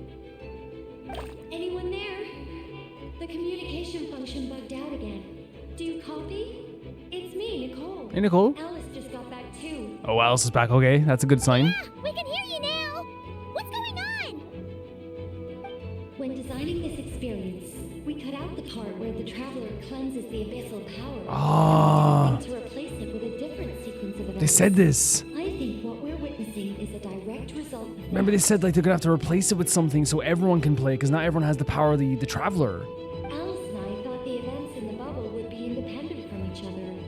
This is a weird voice acting thing. Because they're trying to do like a quiet kind of like muffled effect, but like it's kind of hard to hear. But since the magic is contained in one place, it appears a casual link has formed between all the events within it. And so, because Dvalin was never purified, we've encountered a major bug. Major bug. I knew it. So, what we're witnessing now is like an alternate version of events where the honorary knight never appeared in Mondstad. Wait, it's legit a story if we never showed it to Mondstad. Wait, but even if the traveler never showed up, you could have done something, right, Vince? It would have been way harder though, I feel like. The Abyss is a far greater enemy than one person can face. I could have handled that specific situation, sure, but it wouldn't have gone quite so well. If I'm not mistaken, you've seen how that version of the story goes yourself, right, Varka? Through the mage's scryglass? Yeah, it was a kind of prophecy. It felt so real, I doubt I could ever forget it. In the end, you were able to seal Dvalin away, but you were wounded in the process. But if Dvalin was sealed, how did things get to this point? Because a seal doesn't solve the root problem. Over time, the abyss would just grow stronger and stronger, deteriorating Dvalin's consciousness until there was nothing left. Wait, does that mean what we saw earlier was... The aftermath of Dvalin breaking free from the seal. Ah. He is in dire straits. The power of the abyss is fused with his flesh and bones.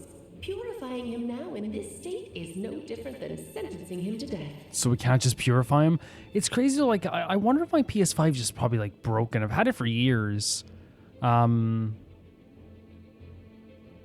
know what I mean? Because some people say they don't have the same audio issues I do, and, like, for me, this sounds so muffled and weird. The same thing happened with Honkai, and also I get glitches in Honkai, too, that other people don't get sometimes. So I'm wondering, like, if it is a thing where, like, maybe there's something wrong with my PS5 that's not, like, rendering stuff in the right way. I'll see, because the thing is, like, it's one of those things where I think I'll have to like get it fixed, because you know otherwise it wouldn't be too bad because of whatever, but like it's my job. You know what I mean? It's like one of those things where it's completely different, you know. So if we want to resolve this crisis, we have to kill Dvalin. What? I wasn't thinking that. I was thinking like we'd have to do something else. We can't kill Dvalin. I know that sounds intense, but remember, yeah, but this even is in a fictional world. The real Dvalin is right as rain and a lot more mellow than this one. That's for sure. Yeah, but you're talking to the guy who had a problem with like someone even talking about beating up Fischl. We have our solution, so let's hop to it. Should be a piece of cake for a group like this. This is a crazy crew. This is a crazy crew. The original crew, you know, with Varka. No time to lose, right? We've got Klee waiting for us after all. She's playing somewhere else right now, so we do have some time. Of course, the sooner we resolve this, the better. You're right.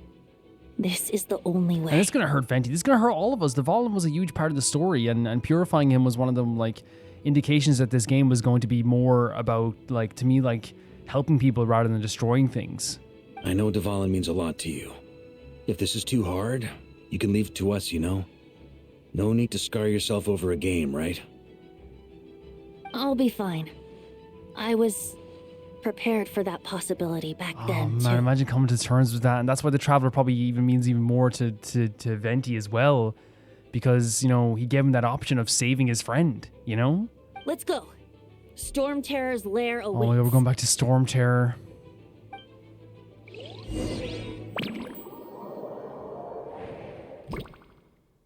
This is it. Holy hell. Ready, everyone? We're just here? Look at that in the background. More than. More than. Of course. I just hope I learned a thing or two since the first time around. This is so cool. Guess I'm the newbie, huh? Good thing I'm a quick learner. You then. are. Don't worry about it. We have no worries here. What about you, Traveler? This was your first big fight in Tibet. Were you nervous back then? How about now? I mean, I was excited for me personally, and like I think there's nerves when you go into any boss battle, but that's always a good feeling of nervousness, right? I think it's an amazing feeling. But I hope the Traveler's, you know, realizing that like he's come even further than he was back then. I'm not nervous. We've all grown a lot since then. Exactly. We overcame this challenge once, and we can do it again. Tell him, Zach. Paimon believes in you. This music as well. Then let the mournful cries of this lyre, tainted and defiled, summon a familiar now utterly warped. The music is so cool. This is the best nostalgia quest ever. This is how you do a nostalgia quest. Whoa! The eyes lighting up. This is the best way to do a nostalgia quest ever. It really is. You all right, Barbados? Turning the surging abyss into musical notes is no simple task. Look at him always working overtime whenever he has to work. But how could I claim to be the finest bard in Tibet if I didn't rise to the occasion? Man, I love him so much. Look at this image. I have heard enough. Oh my god. Oh my god. What the hell? We're fighting Duvall again in a boss battle. Look at this.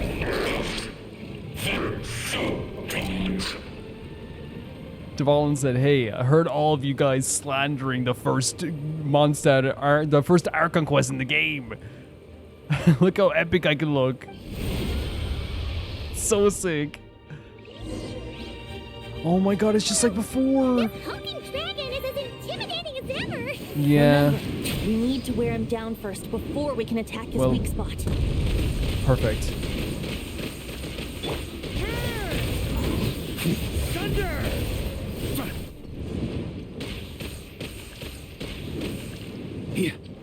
What are we gonna do now? Slam him down again?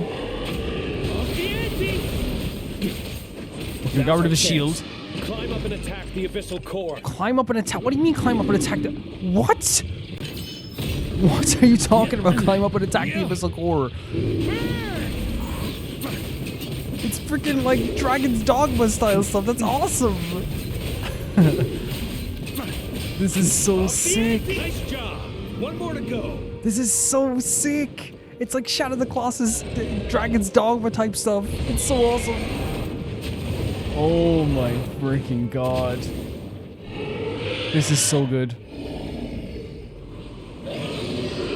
What's he doing? He is Superman. Oh my god. We can avoid this though, right? Okay. Yeah, it seems easy enough to avoid. We can avoid this.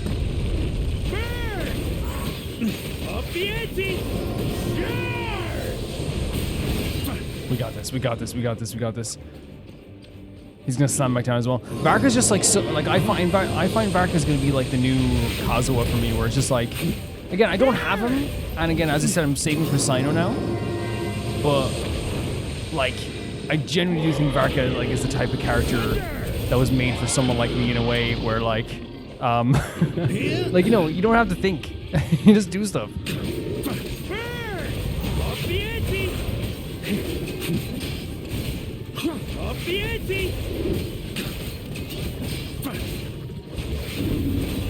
I think we got it. So sick. Oh, then we get the cutscene. Oh my god, we get this freaking sick cutscene. Jesus. Oh my god, Venti. I know it was Jean. Thanks, Gene. Yeah, that's the Grandmaster. That's my Grandmaster. And then Diluc running right forward as well, head first. When Diluc needs to, he's noble. Oh my god, the Firebird going right into him as well. With this music too. When Diluc needs to, he is head first into battle. You know what I mean? And of course the Traveler, they let him always look very cool. Look at this. Oh, Paimon, no. Yes. Oh, the Traveler jumping in and grabbing Paimon. She looks so scared. Wait. Is there an oh my god, look at it. I was gonna say an uncorroded version of Dvalin. Oh, look at the he's holding Paimon. I follow the lyre's song, wherever it leads. Wait, so Dvalin came into the bubble? Thank you. Looks like the mage's tail isn't That over is yet. sick. He heard the lyre from outside the bubble and came into the bubble. This is insane. This is such an epic cutscene. Like, look at this. Oh my god. Like, guys, it can't be overstated. We're flying on the top of the back of Dvalin again. Oh my god, this is sick. He just narrowly avoided it. I'm still not over the Traveler jumping in and saving Paimon. I knew he would. Like, he always would in those situations. The animation on this. Might not be a happy ending. Oh, but this someone's music. got to strike the final blow. This music is gorgeous. Your turn to be the hero. I'll take Knight over Hero any day. That's so sick. With this music is gorgeous. I'll take Knight over Hero any day is a freaking amazing. Oh my god, and the boys. Our boys. This is the group. With Jean still on top of the dragon, I guess, with Venti.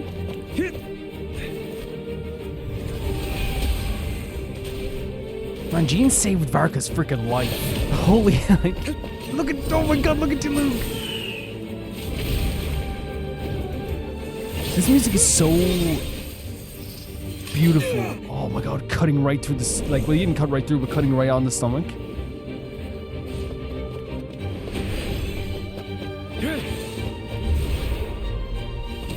Ah, Jesus, this is insane. Oh, with his freaking special move.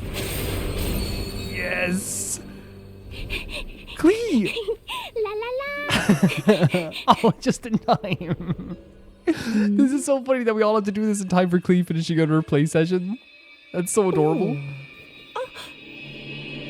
Huh? Oh my. Holy hell. I'm here to play. This is the best. Oh my god.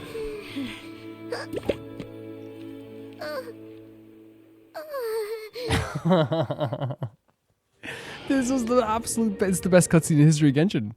Easily. Easily. The bubble crisis was resolved without incident while Alice and Nicole fixed the flaws of the magic to prevent any recurrence of problems. Like, you see what they did with this quest by having a big crisis happening but keeping it lighthearted the whole time, and then giving us this really amazing action sequence at the end. And I'm just gonna say this right now, the reason why I think this cutscene is one of the most incredible is because they never do a cutscene that long in Genshin. That long. Where there's so much action. To the point that I noticed during that, like, I was able to like stop and like take a breather at some parts in the cutscene. That rarely happens in Genshin cutscenes. That was a full-on like movie cutscene. You know what I mean?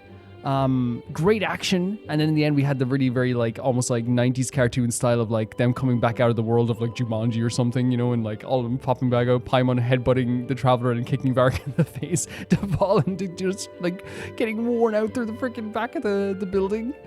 But I loved that, like, at its core, it was like this really crazy crisis, but at its core, it was a story of trying to make sure the bubble is ready for when Klee wants to come and play. That's so funny. Klee doesn't notice a thing and embarks on a relaxing adventure alongside her mother and Nicole. That's so cute. The whole thing was just trying to get this done in time for Klee. Now the only issue left for the Knights to resolve might be the window Dvalin broke. Okay. Looks like it was a happy ending after all. Amazing cutscene. Like, so, like, it's crazy to have a cutscene that has so much action and so much tension, but also be very, like, joyous seeing all your favorite characters, like, doing something, because it is technically imaginary, right? So you don't have this kind of, like, drama of, like, oh no, they're gonna kill our Dvalin. We got to, like, enjoy. It's rare that we get to just enjoy a cutscene without, like, crying. And again, I want to make it clear. I want to make this perfectly clear. I love that this game makes me cry. I love that this game makes me scared. I love those cutscenes too, but I'm saying as a contrast, it's also cool to have a cutscene where I'm watching it and I can just enjoy the pure action as just I know that people are going to be safe here. I know this. And everyone has each other's backs, you know? It was kind of like a choo-choo car ride. It had its fun moments and its thrills. All in all, Paimon had a great time. And that's all that matters. Guess it wasn't without some collateral damage, though. Sorry about the window. No, that's Jean. funny. Devala just getting slapped out of the building, because again, where else? There's nowhere else to go. Everyone got shot out at once. It's fine. As long as the building itself is intact, I consider that a win. Right. I'll arrange for the window to be replaced at a later date. Sure. In any case, we were lucky Dvalin arrived when he did. It would have been tricky to deal with a flying opponent otherwise. Yep. I can't get over how amazing that cutscene was. It literally felt like especially the ending. As I said, it felt 90s cartoon. It felt like early 2000s 90s cartoon. You know what I mean? That moment when everyone comes out of the world they were in, the TV or whatever, and they get shot out of there. I loved, again, as I'm saying, I adore that it had drama, it had amazing action, but it had this feeling of I don't have to be terrified. You know what I mean? It was way different. I suppose I could have created a gust of wind to whisk us up, but I'm not sure our gliders would have survived the process. Honestly, after everything we faced, I can't believe Alice still decided to bring Klee in there to play. She's a daring one, that's for sure.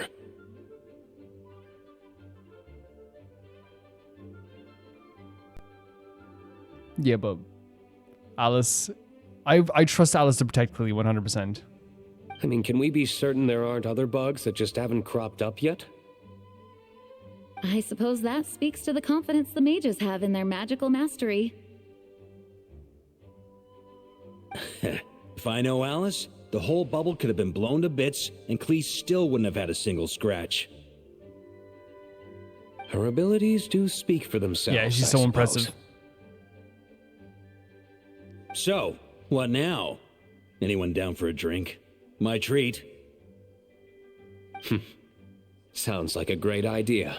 But tonight it's on me. Oh, Luke. I happen to have a bottle of fine wine set aside just for the expedition Oh, yeah? team. He appreciates Varka so much, and you can tell he appreciates him so much.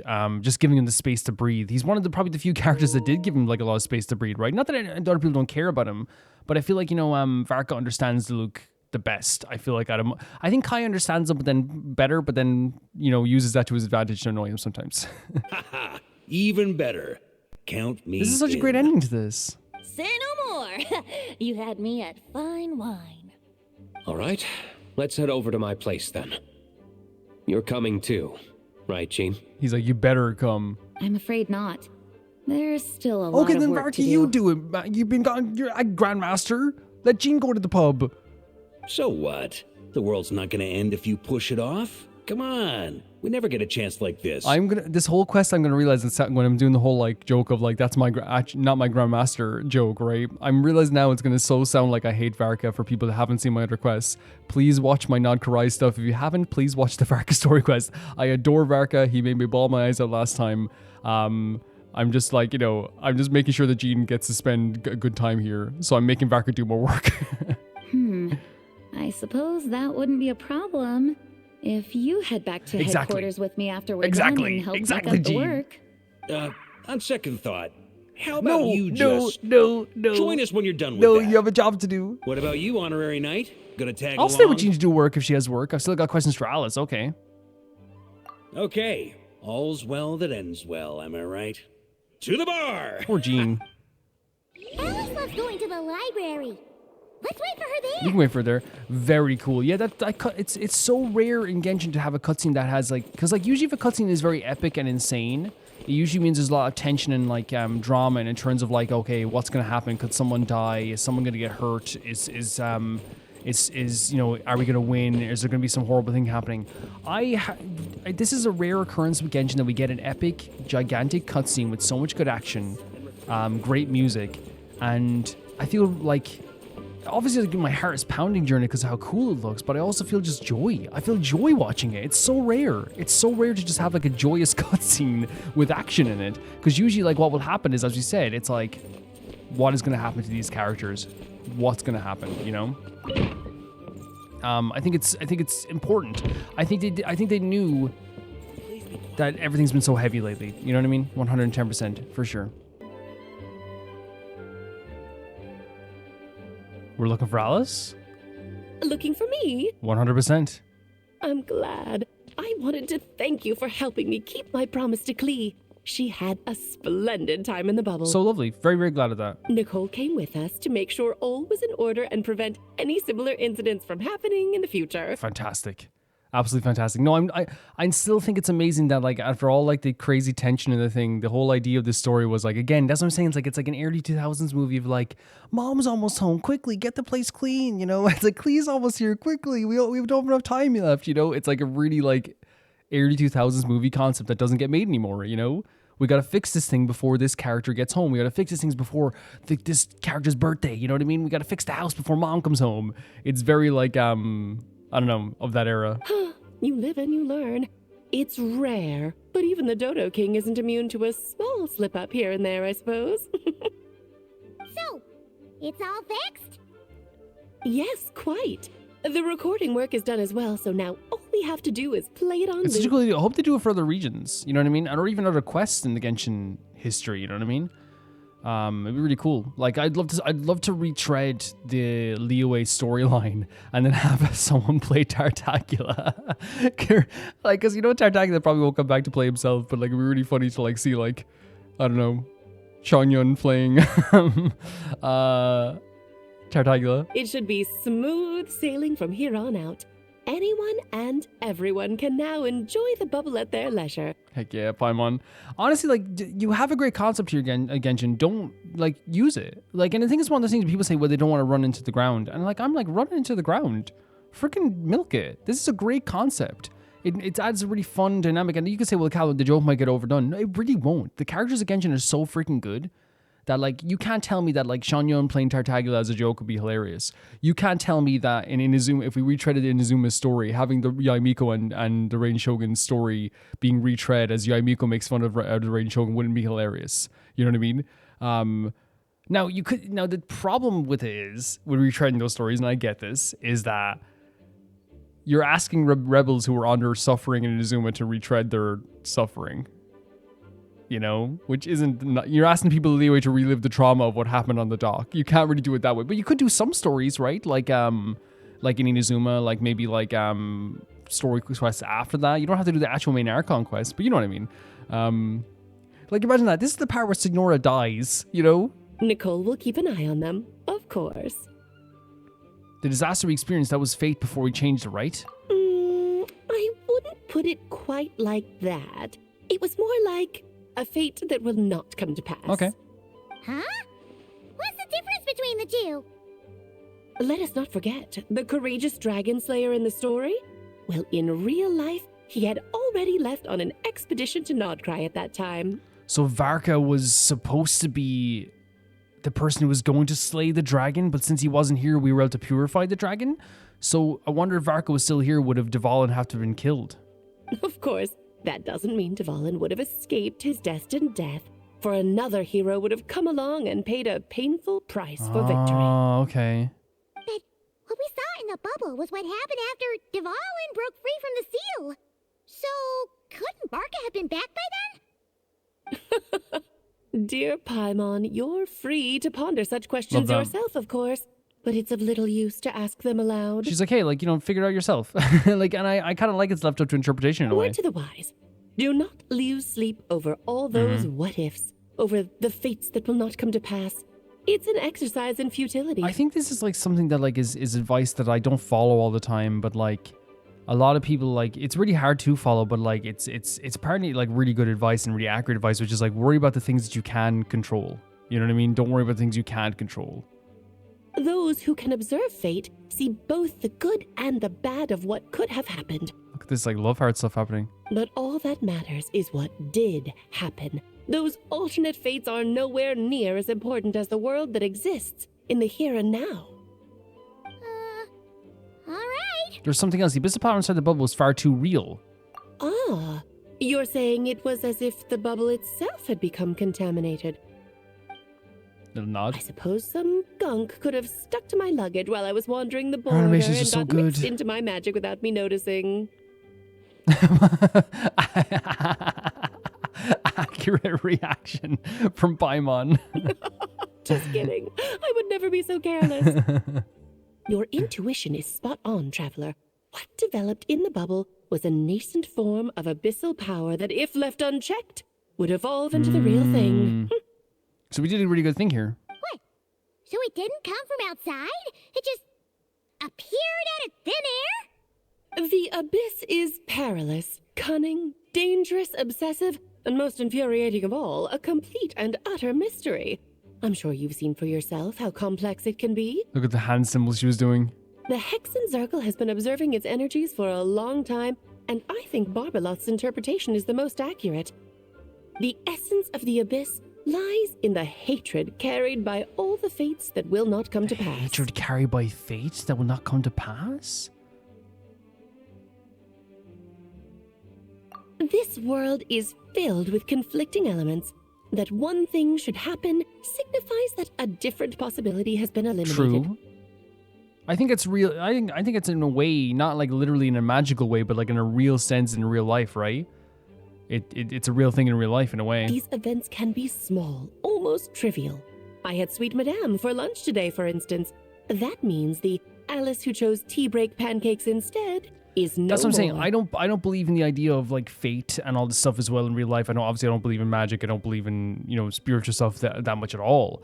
But like I do think it's always interesting to think about like, you know, the possibilities in life, because it's just factual that like, you know, the same thing Alice just said here. Like today I'm going to have a burger and fries today that I'm going to make.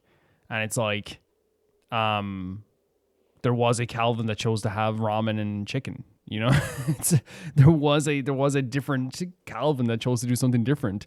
You know, and the idea of alternate universes isn't something that's like spiritual. It's a different concept, but I think it's something even scientists believe is a thing. You know. Of course, they can also be events that threaten the world, such as my friend Rhindotter's decision to tap into the abyss. In that instant, the tale of a future in which she remained pure was gone forever. I'm going to take a screenshot of the exact wording that she used here, by the way. So then, the question at the heart of it all is this. Why must these fates be the ones to disappear? Ah, Paimon gets it. It's hatred that stems from not being chosen. Is that it? It's like the idea of these fate, the abyss comes from the idea, because they said here, it's hatred carried by fate that will not become to pass. So the abyss is like, if it's not the one that wins out in the end, it becomes resentful? Precisely. That's interesting, okay. The magic we wove this time involved recreating the past. However, some of the variables we added allowed a certain amount of these unchosen fates to come very, very close to reality. Okay. And thus, the abyss showed its teeth. Of course, much like always, it is not existence that it seeks, but the destruction of all. That's interesting. If it's a fate that wasn't chosen becoming this abyssal power, it's like, but instead of like trying to become part of the world, it's destroying things instead. In the end, though, it wasn't a huge issue. Things like this happen on the border all the time. The border, man. No wonder the abyss is so full of hatred. It has quite the victim complex, that's for sure. It's obsessed with entering this world at all costs. And that is precisely why we must protect our lives and those of our loved ones. Because when you think about it, to exist in this world is to be a spark of luck amidst countless possibilities. Kind of true. How precious is that? Having crossed towards the abyss many times, I'm beginning to think along the same lines too. It is like so true. I'm going to take some more screenshots. Don't mind me. Like it is like the chance that I'm alive is like what? Like 1 in a billion gajillion? Ah, Alice, you're here. Jean, put her to work. Put her to work now. I'm getting Jean to put her to I'm work. truly sorry about this, but per the regulations of the Knights of Favonius, I'm afraid I must send you to confinement. Whatever for? Things turned out just fine with the magic No, bubble. you have to go. You're grounded. Besides, if that's what this is about, shouldn't Nicole come along Don't too? be a snitch. Don't do that. It's not about the bubble. We received word that a number of fish have been injured as a result of explosions near Starfell Lake. Amber. Did Amber tell? As I'm sure you're well aware, fish blasting is strictly prohibited. Here's the thing. Factually, she should tell, because as much as I think Klee should be like, blow whatever fish she wants, right? There's one side of my brain that goes, yes, blow up whatever you want, Klee. It's your life. There's also a part of my world where I'm like, that is so... If you're not going to eat those fish, that's so bad for the environment. And also for, like, you know, the habitat of the fish. And also future fishing for food. Oh, dear. Look at Run, Klee! Save yourself! She's already inside. Oh my god, she tried to save her daughter right away.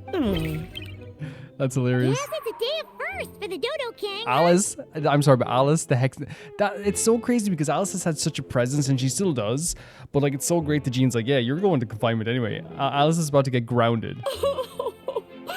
Farewell, forever traveler. You shall never see me again. Not dramatic at all. Oh, okay. What a great ending. I love that, like, they made Alice more approachable, 110%. She's become more and more approachable every single time. Oh, that's a different quest, right? Yeah, it's a different quest altogether. I think now we can actually get rewards for this, or maybe not. So we have to do the actual. Oh, we got our rewards for it. Yeah, we got our rewards for it. So we've completed that. Echoes of memory. Echoes of memory. Oh, wait, so we have to find the discrepancies? That's interesting. I didn't even know this was a thing.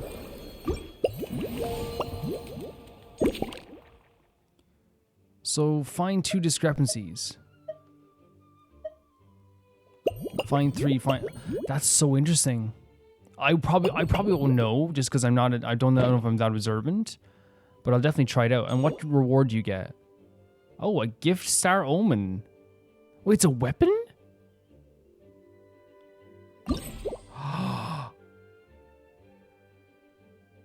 There's no way it's a weapon.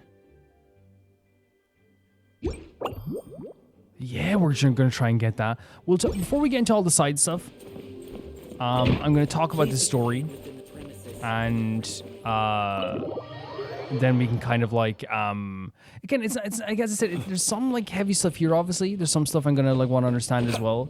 But I feel like when we're getting into this, it's gonna be more talking about like the joyous occasion that we just had here, more than talking about like world changing. Even though again, I do think that there was some lore dropped here and some different tidbits dropped here. But I think the big chunk of this whole thing was a beautiful way to make us like nostalgic and have a good time. That's my view. What's going on here? So, just at like the base level of everything of this story, alpha, default, just as the base level of this entire story, I think I'm trying to get like an off-kilter angle. This is good. Okay. I think that like what's so great about, as I said, and I've talked about this through this whole event, I think what's so great about this is that this is the way you do nostalgia stuff while making it feel very fresh and new. I'm a person, as I said many times over, that I don't care about quote-unquote nostalgia bait. You know what I mean? I think it's one of those things where like, you know, or like fan service. Because when I say I don't care, I mean, I don't care about the criticisms towards it, because like, you know, I remember when Dark Souls 3 released and they were doing a lot of stuff that like that related to Dark Souls 1. There was a lot of people, and I want to make it clear, I don't think that's fan service, but like I feel like a lot of people are criticizing the idea of like, oh, this is fan service. And I remember at the time I was just like, service me. Send it on here, you know what I mean? Not because like I'm not a style over substance guy. As you guys know, I love looking into stories as deep as I can. Nothing I'm smart about, but I love like, you know, maybe yapping about stuff and things like this too. But I think that the way they did this was like a really perfect way of doing nostalgia stuff, which is having us retread old stories, but still involving what we love about Mondstad in such an important way, which is like the characters of Mondstad and the people of Mondstad. this whole event to me embodied Mondstad in the most beautiful way, because the Mondstad characters, you know, are the characters that will help you out in a tight. I mean, that's true for, like, I know if I go to Natlan right now and say, ow, my leg, I'll have 10 people from every single village running towards me to help me, you know, 110%. But I feel like Mondstad was the first place. It is the first place. It was the first people that helped us. It's the place where our journey started. It's the first people who were kind to us. So like when they do something like this, they really go all out, and they had like a really good time, and you could tell they were having such a good time here. And to me, that's like one of the best things about this whole thing is like the good time that was had in this event, because it really felt like everyone was like just like working together to just do something really fun for this world and for Klee in a lot of ways too. Like the participating characters here playing different parts. For example, like Fischl was a star in this whole quest. Like I loved her like getting really involved in it.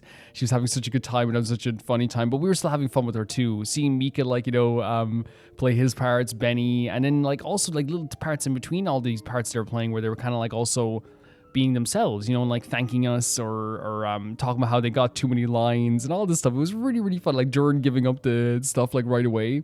All this stuff was just really charming, really fun from beginning to end. Like there wasn't really a hair out of place when it came to like, oh, this is like so enjoyable, and I had such a good time playing this. And I think that's like one of the most important things about this is just like it was a good time.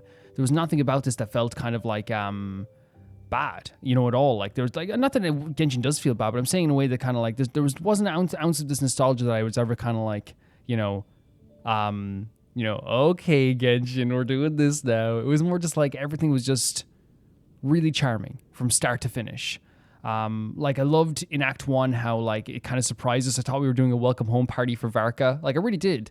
And then we got the note from Jean it was actually from Jean, but then we like started noticing discrepancies in the world, and we noticed that like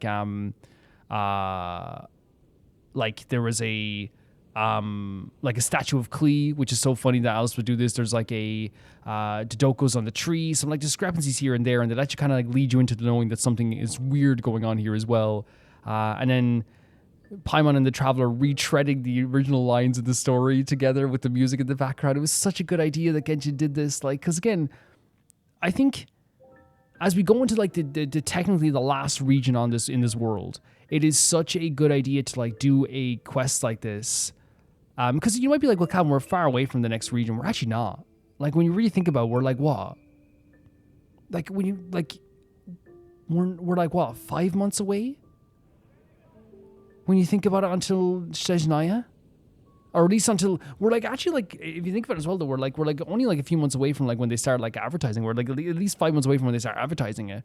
We're not like far away whatsoever from Shejnaya. So doing a quest where we can honestly feel very like a lot of like nostalgia and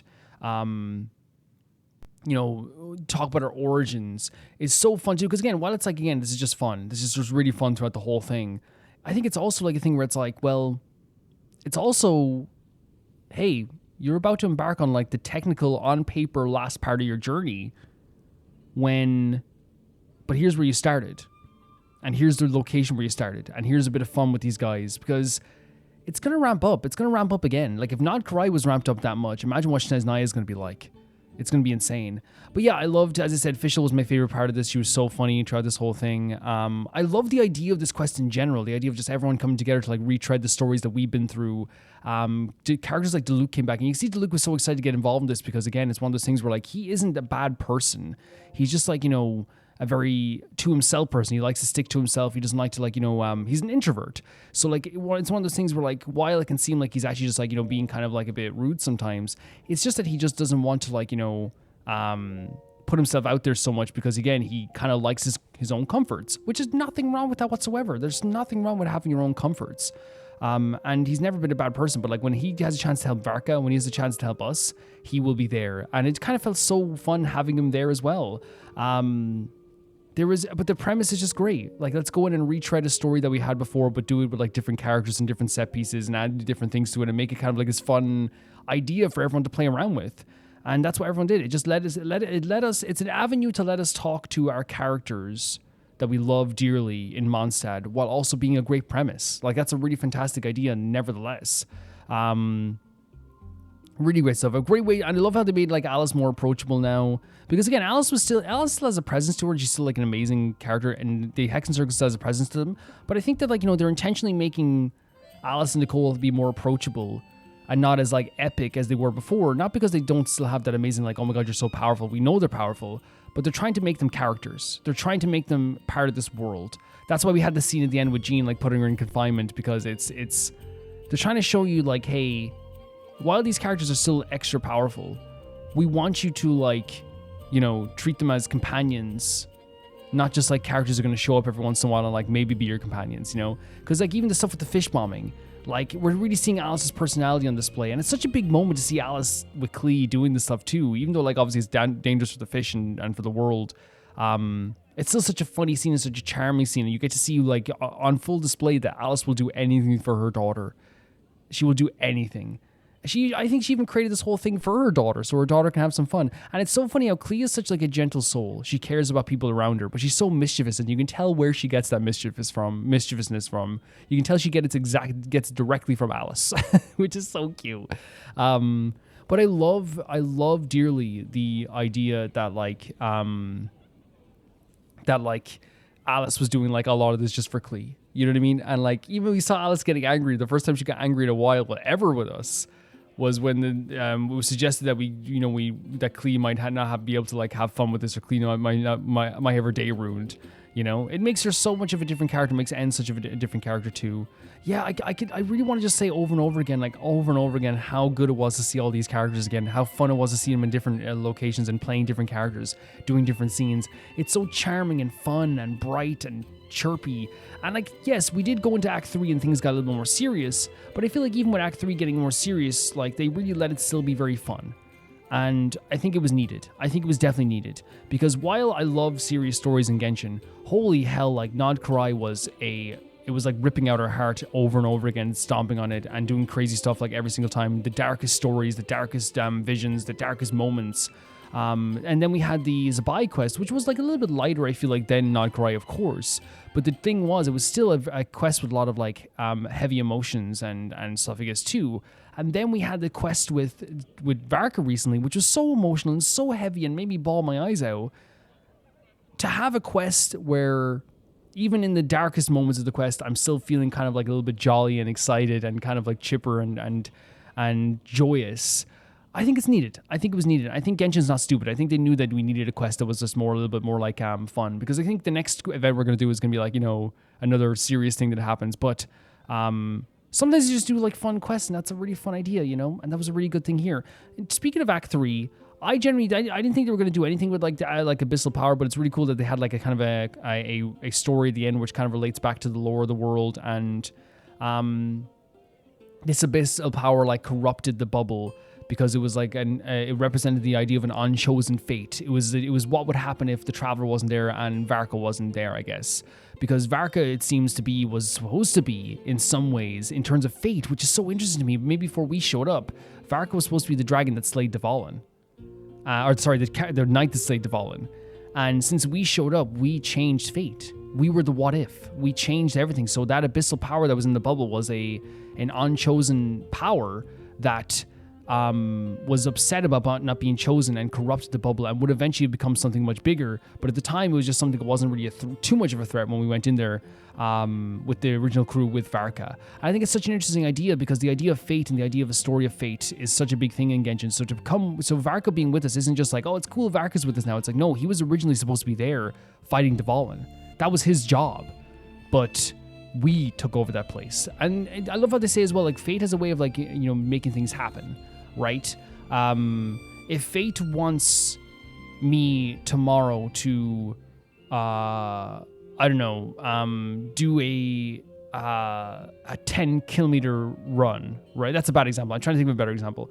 Let's say someone was supposed to make a sandwich for, no matter what, it's destined that someone's supposed to make a sandwich for your grandmother. This is such a bad example, you know what I mean? And I was supposed to make the sandwich. If I don't show up that day and something happens to me, like, fate will make it so that like your auntie will do it, your cousin will do it, right? Something will happen there that will make it happen. And in this case, someone, like as Venti said, someone eventually would have come along and been the hero. Or was it Alice that said that? Someone would eventually come along and been the hero. And it's super interesting that we learned those ideas of fate, and the idea of like what Barbalos thinks fate is, which is the unchosen what the Abyss is, the unchosen like elements of fate, right? The fate that didn't win out in the end, but it doesn't choose to want to be part, because that's so interesting. It's like, instead of trying to become that part of the world that like it thought it should be, it actually just wants to destroy. And that's what the Abyss does. It destroys, and it eats away, and it conquers, and it removes things from the world. It's a destructive force that we always have to remember. And I think also as we're going into like the next stages of Shesnaya, and we're probably going to like maybe see our like sister at some point. Maybe we're going to see Dane very soon as well. It's important to remind us that while I support my sister so much and I support her journey and I want her to destroy the heavenly principles, I think the game's also trying to be like, hey, remember, Abyss bad. Abyss destructive. Abyss really horrible, you know? Remember. Now, I know you could say, well, Calvin, they remind you that in the Not Cry, but I feel like it's one of those things where like, in our minds, I feel like as Genshin fans, we can separate that stuff sometimes where it's like the Abyss Order is not... And the Abyss Order and the Abyss are two different things. I want to make that clear. But obviously the Abyss Order uses the power of the Abyss. And that's what they're trying to say. The Abyss and the Abyss Order are two different things. The Abyss is a destructive force without anything behind it. The Abyss Order is like using abyssal power to stop the heavenly principles, right? That's a completely different thing. But I think they're trying to remind us as always, like, hey, like, you know... But yeah, like, I thought it was a really great ending. I thought, as I said, the cutscene was really incredible. It was a really cool way of doing the cutscene because, as I said, I didn't feel like destroyed or upset or sad. I was actually just like really like enjoying it. And I enjoy all the cutscenes all the time, but I feel like, you know, when I'm watching a cutscene in Nod Karai with a big battle happening, it's usually either through tears or fear. There's two different things, or there is like epic moments too where like we scream at the top of our lungs and we're so happy that this stuff is happening. But I feel like there's never really a cutscene like this where throughout the whole thing, I was just smiling from ear to ear going, this is just awesome to look at. I remember one moment when Varka stood on top, when he jumped down, he stood on top with his two swords in this area here.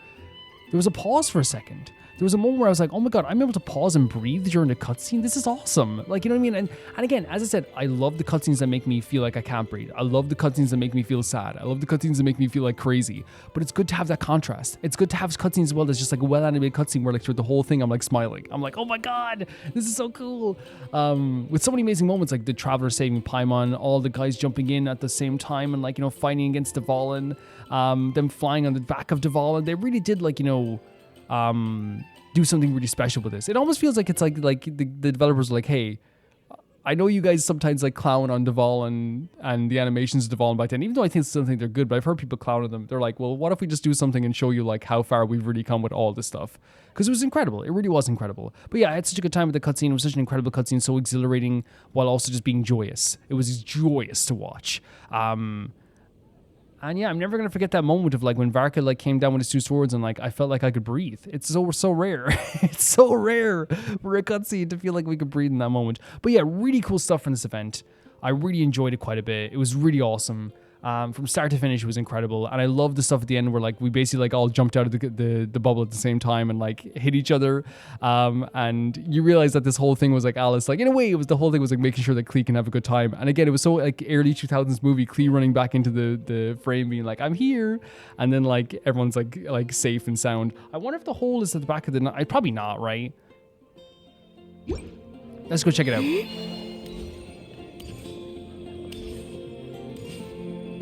But yeah, very, very, very happy with how this went. The right way to do nostalgia. So good to see all those characters. Benny, Fischl is what I was most excited to see because she had such a good part to play in this. It's here, right? This is Knights of Favonius, right? No, this is Adventures Guild. Knights of Favonius is up here. Yeah, like it just was special from start to finish. Like there was not really when it comes to like how you do nostalgia stuff, they did it perfectly. This is how you do it.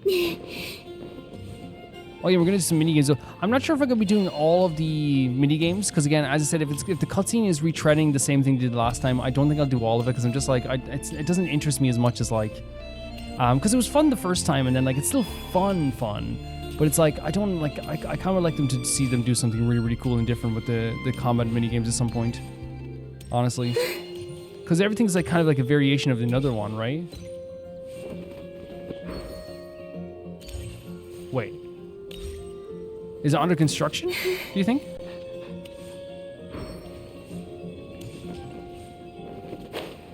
What part did he fly out of? I can't see anything there. Maybe I'm not looking in the right place.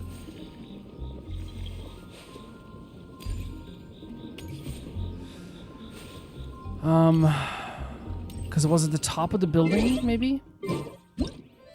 Hold on a second here.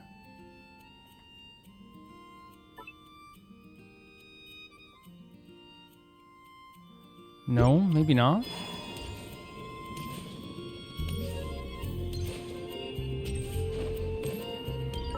I'm trying to get a better angle here, which is usually like they let you do this as well. So even they let you take column B out of the way too. I don't. Yeah, I think they're not gonna put it on the building, which is fine. Okay, that's okay. You know what I mean? But it's like I would have loved to see like them do a big change to the world like that. But then again, I think the problem is canonically, wouldn't that be very difficult? Wouldn't people just like die? the bricks flying everywhere. I don't know. Yeah, that's my thoughts on the whole event, guys. I had a great time. Really fantastic stuff. Yeah, now we can do some mini games. Let's go do some mini games. Oh, and I should say as well, there was like a little bit about the Kleiner. I'm not going to speculate too much on the stuff with Kleiner because I don't know the stuff with Kleiner. I don't know.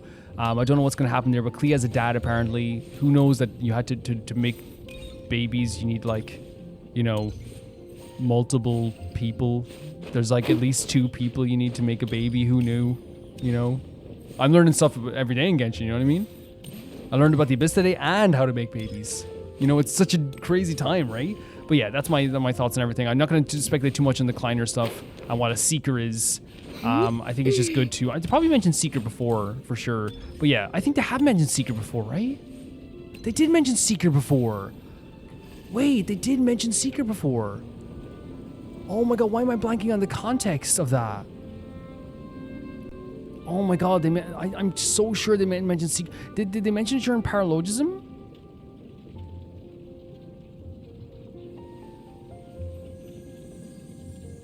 Who is the...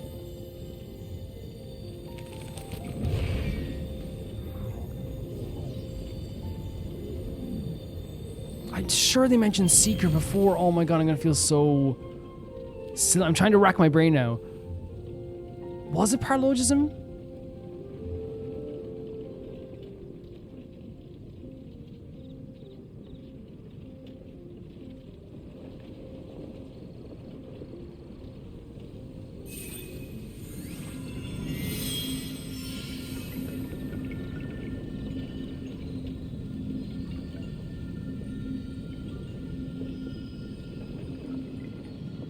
You're gonna have to remind me of that, guys. I'm trying to rack my brain, but I can't think. I'm sure they mentioned Seeker before. Okay, let's do some of the mini games. I'm gonna try the combat event like right away. Wait, let's go into the menu and see where's the combat event.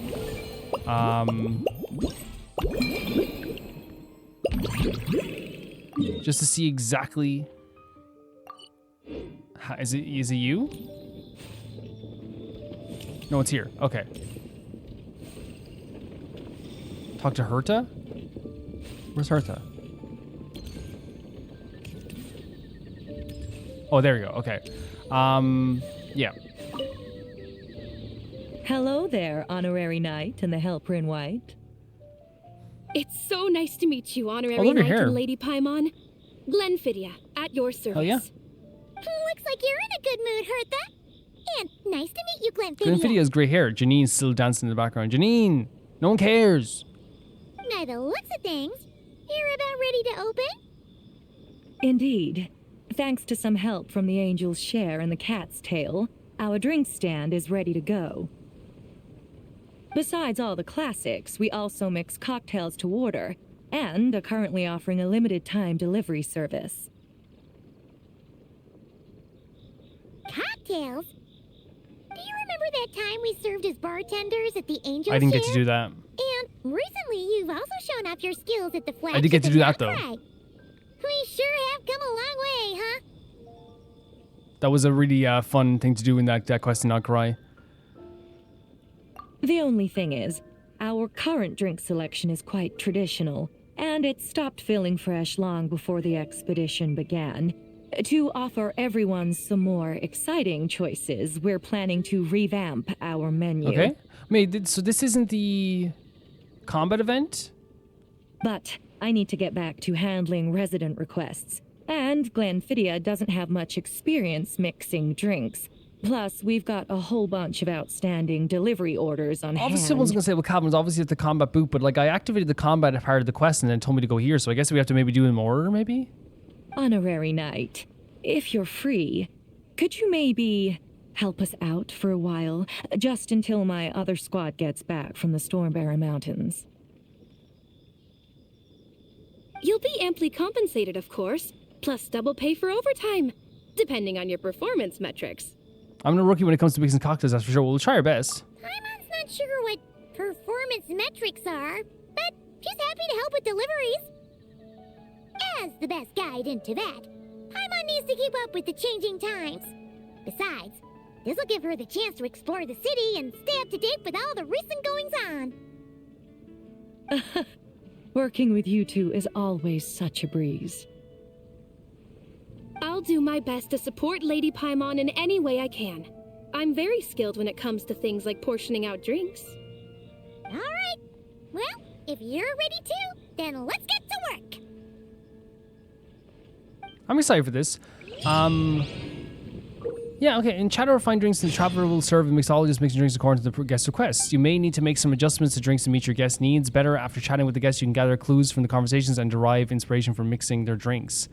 Sometimes partial clues cannot lead to accurate conclusions. In such cases, you can just tell me what you want. What are you doing clues for? Derive inspiration for your mixing a drink or juicing. Just tell me. After gathering all inspiration for the improved drink recipes, you create a new drink based on these ideas, completing a customized drink that satisfies the customer. I know this actually happens in actual drinks, by the way. They'll be like, hey, I want something breezy and light, you know? Crazy, man. How about you tell me what drink you want? You look it up beforehand when you come to the pub. How about you do that? A librarian's the problem. The fact that we get to talk to these characters is going to be great. How many of these are there? Quite a few. But still, it's like, man, just look it up. Look up what you want. Oh my. It looks like Hertha has gone back to her duties, and Glenfiddia is away somewhere too. Has our dear cutie taken complete charge of the drink stand? Cutie, that's right, your Shirley is in charge. Wonderful. Now I can order without worrying about ending up with one of the logistics company's specials. The type of drink that keeps you awake all night, leaving you no choice but to pass the time working. Oh yeah, working through the night shouldn't be that, shouldn't really think of a pass. Hell yeah. That's right. I'm just a carefree librarian Jean now. fell in the background, you see that? No, it wasn't an intended move, she fell. If only there weren't so many people with overdue books, and I didn't have to go door to door to get them back. I would have dropped by to chat with you sooner, and try out your delightful creations, of course. So what will it be? Let me think. I don't really have a favorite drink. Just wrestle me up something rejuvenating that'll lift my spirits. One rejuvenator coming up. Me looking at the ingredients. Rejuvenating. Hey boss, they don't have anything. Where's the rejuvenation? No, you have to just make a drink to their... Oh, God. And if it could help me nod off to sleep later, that would be even better. I don't think you should be drinking it. Okay, whatever you want. The drink stand is a collection of classic recipes. Let's start by choosing one of those. Since Lisa wants to feel rejuvenated, Snow-Kissed Dawn seems a good choice. Okay.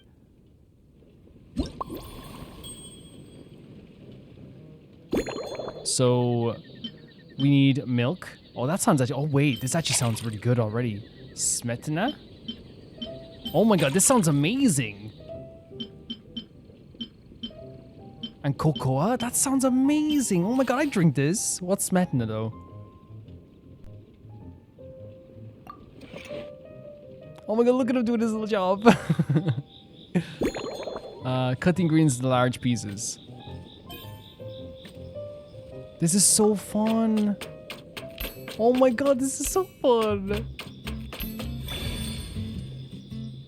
Look at him doing his job. Ah. Look at him. The smile. Oh my. Oh, whoa, okay. No way. What is it gonna look like? Aromatic Goblet M. Look at him. Small lamp grass. This is so cute. Wow, you did a good job. I drink that. I don't drink alcohol, I drink it. The legend has it this drink is a masterpiece crafted by a painter and a bartender together, inspired by dragon spine at dawn, with a dollop of Sedna and an energizing kick from cocoa. It restores the drinker's vitality almost instantly. That's awesome. That was fun. Here's a snow-kissed dawn. Look Hope at you him do like his it. job. It's delicious, cutie. Thank you. Pleasantly tart, sweet, but not cloying, smooth on the palate, with a refreshing What a compliment. aftertaste. If anything, though, I seem to be feeling a little more energetic than I'd Yeah? like. Perhaps you've unwittingly unraveled Glenfiddia's secret and concocted an even more effective pick-me-up? Should I tinker with the ingredients? Don't worry, there's no rush. Your eyes are aglow with curiosity, as though you have many more questions Not to really. ask. I think you could Google what you want to get before you come here. Me asking people to Google in Genshin. Let's chat for a while. Take your time. Inspiration will come soon enough. I mean, any chance I get to talk to Lisa will be fine. You know what I mean? Which books have you collected Since you're today? asking, it's been a bit of an unusual day. There's a chef, fresh out of training in Fontaine, Is who's coffee? recently taken up a position at the Goth Grand Hotel. She borrowed our most valuable book, the Mondstad Millennial Compendium of Desserts. Do you think she could be here? Apparently, she plans to use dessert-making techniques to improve the taste of various savory dishes. Something about reducing their greasiness. Okay, some sweet meat dishes. Indeed.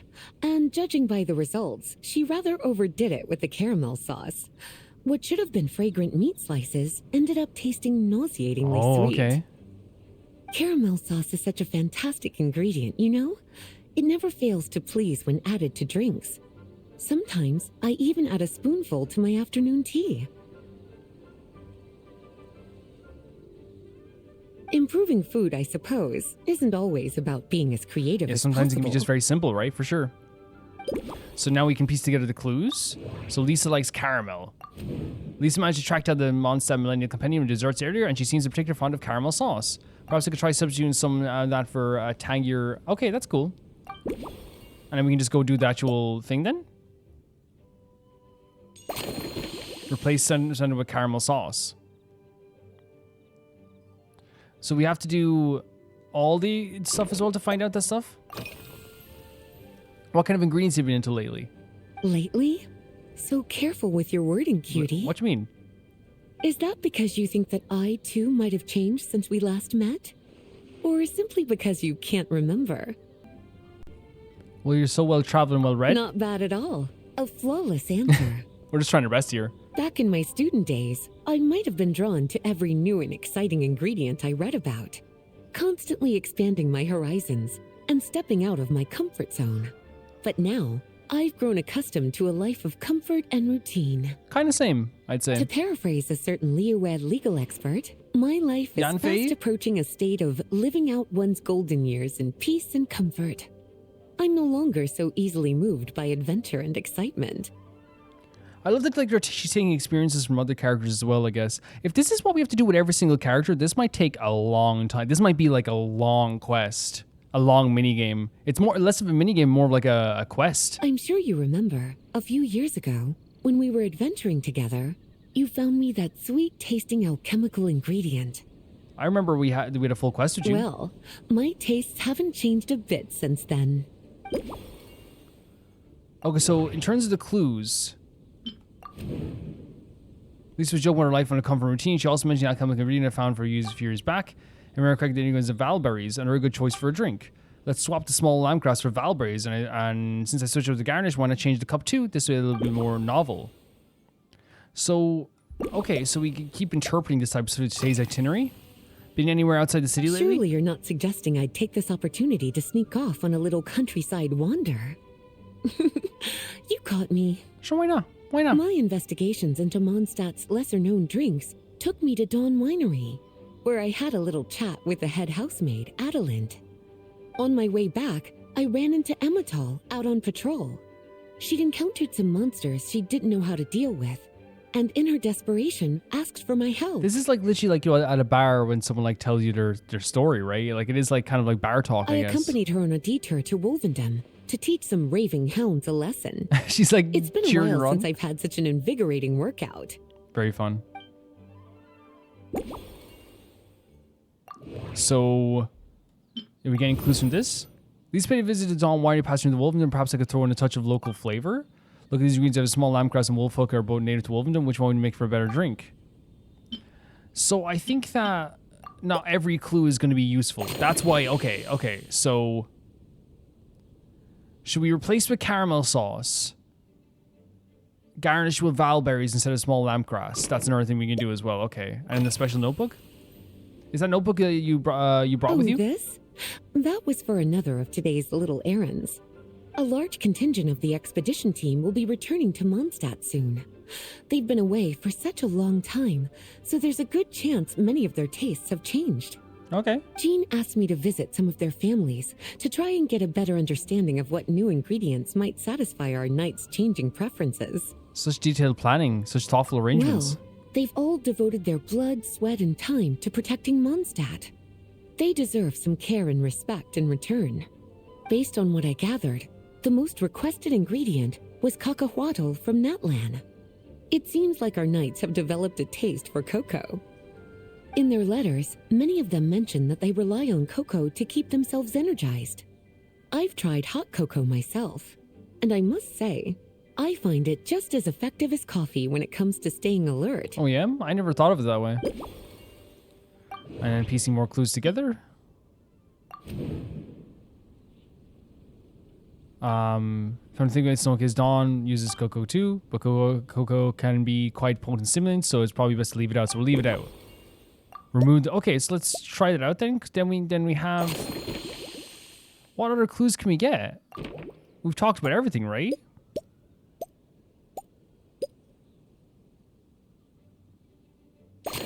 How do you unlock the last requirement?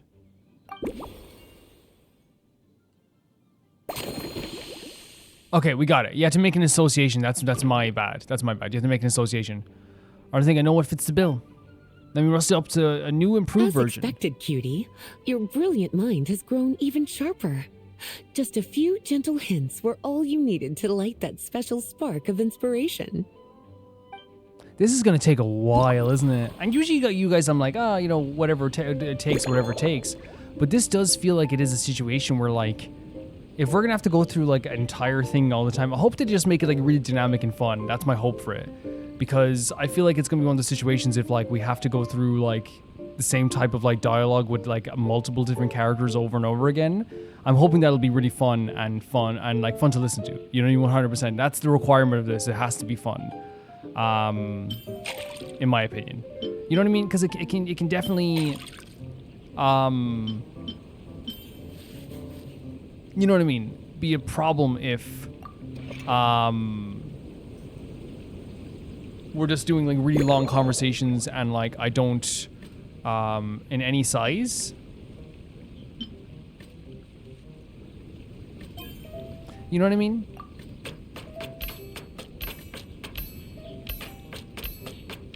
So I'm hoping that it's going to be fun. I'm hoping it's going to be fun. Because this is going to be long. I can feel it.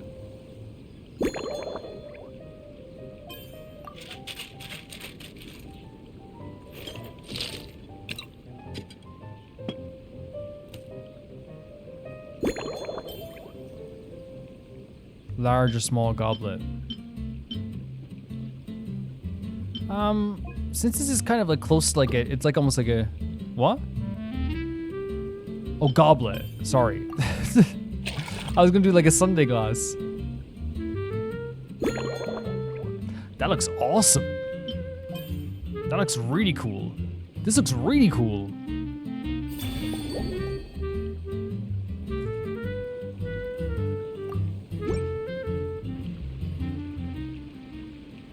Finished. A new creation. Custom made for you. He's so enthusiastic about it. This should help you fall asleep quickly and guarantee you peaceful dreams. It's called a slumbering rose. Oh, wow. From the colors to the choice of glass, everything's been carefully crafted. You've turned it into a completely different drink. Based purely on appearance, it's exactly my style. Time to see how it tastes. Full marks. Cool animation here as well. It's a cool looking drink. Look at the wolf hooks like chopped at the bottom as well. It's like savoring an exquisite dessert before taking a stroll along the shore of Cider Lake, with a gentle breeze caressing your skin, relaxed and at ease. I no longer feel drained of energy, but neither am I overstimulated. Whew. I'm actually starting to feel a little sleepy. As a bedtime drink, this is pure perfection. I'm glad you like it. So good, in fact, that I feel like writing an article to extol the virtues of the slumbering rose. I can use it as an opportunity to crown you the new maestro of mixology. Thank you so much. This might be taking us a little too far.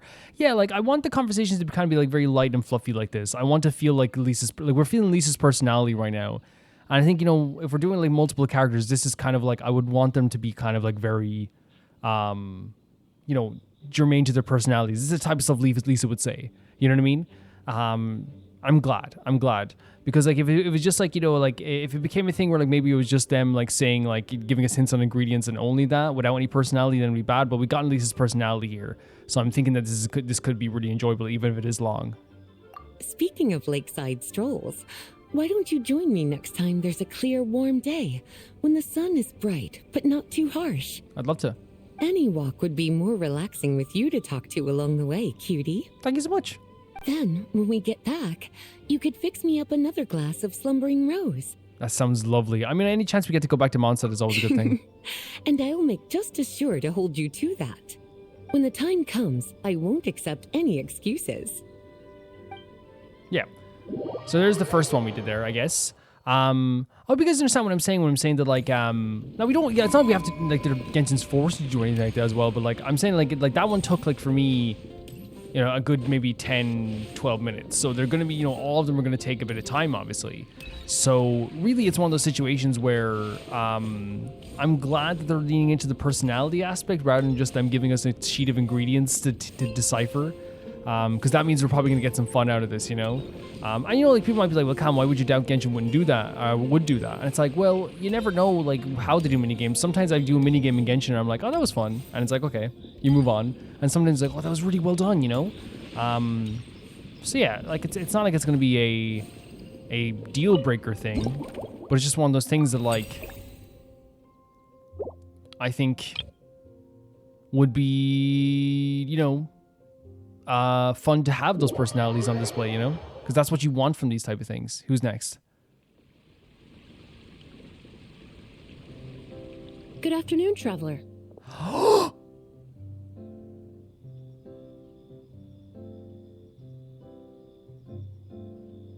This is what I mean. This is what I'm saying. Even if it's long, if you give me stuff like this, I won't even feel the length. I didn't expect the honor of my witnessing freaking your God. harmonizing talents here in Mondstad. Now, like, you know what's happened almost instantly? The way that this is how you do it. This is how you do longer stuff like this. Because now what am I thinking? I can't wait to see who else is going to show up. Here on vacation? Both, actually.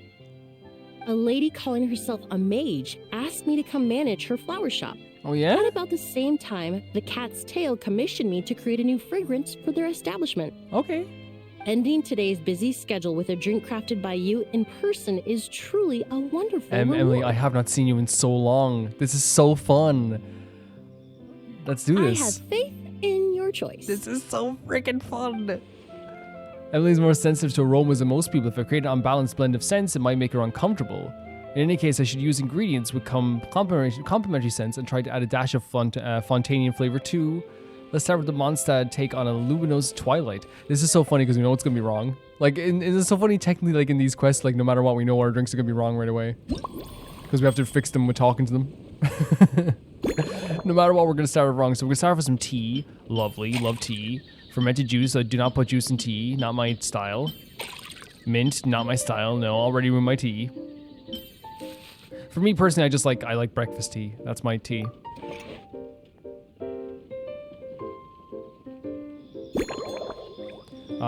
Small pieces. This is so fun. This is what I'm saying. This is what I wanted. I want the personalities on display and also to do something dynamic, right? And honestly, like, this is gonna make everything flow by so fast. Oh, sorry. And the minigame's quite fun too. And shake violently? Let's go. Look at it. Look at our little lad doing the job. Look at him.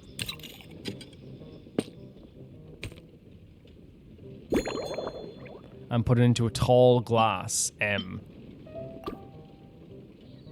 What if Emily just likes it right away?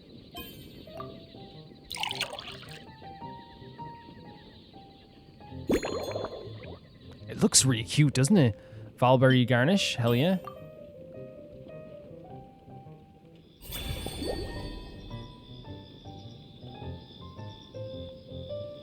A refined cocktail from Fontaine that has been described to his drinkers as capturing a warm glow of the sunset at Luminous Harbor. It definitely looks like a sunset. Rumor has it that you can still order this gem from the hidden menu of the Rusty Rudder, though it's rare for the bartender to create its original flavor perfectly. Imagine she's just like, yeah, this is perfect, see you later. Care to give this a try, Miss Emily? I love Zach as just being a bartender as well. Your artistry is truly a pleasure to watch. It's so good to see you. If Navia shows up during this whole thing, right? I'm not saying she will because it's already a Fontaine character here, but if Navia showed up right now during this thing, I would have to just like literally just give this whole event a 10 out of 10.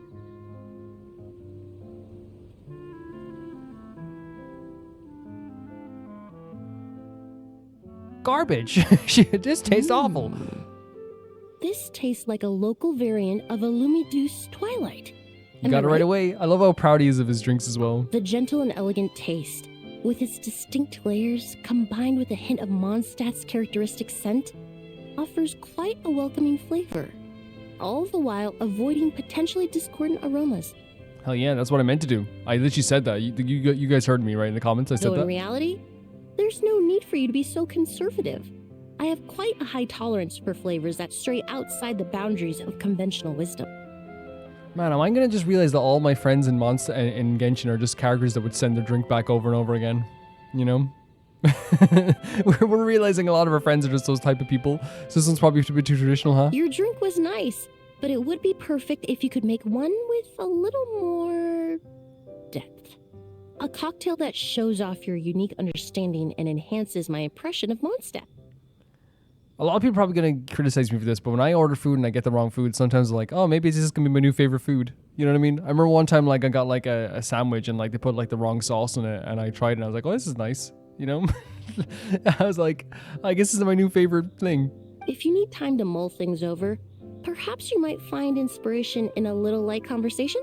Yeah, I do love this. I do like this idea of meeting all these characters because I thought again it was one of those things where it's like, as I said, I hope it doesn't sound like I was being like this is gonna be too long. Ugh.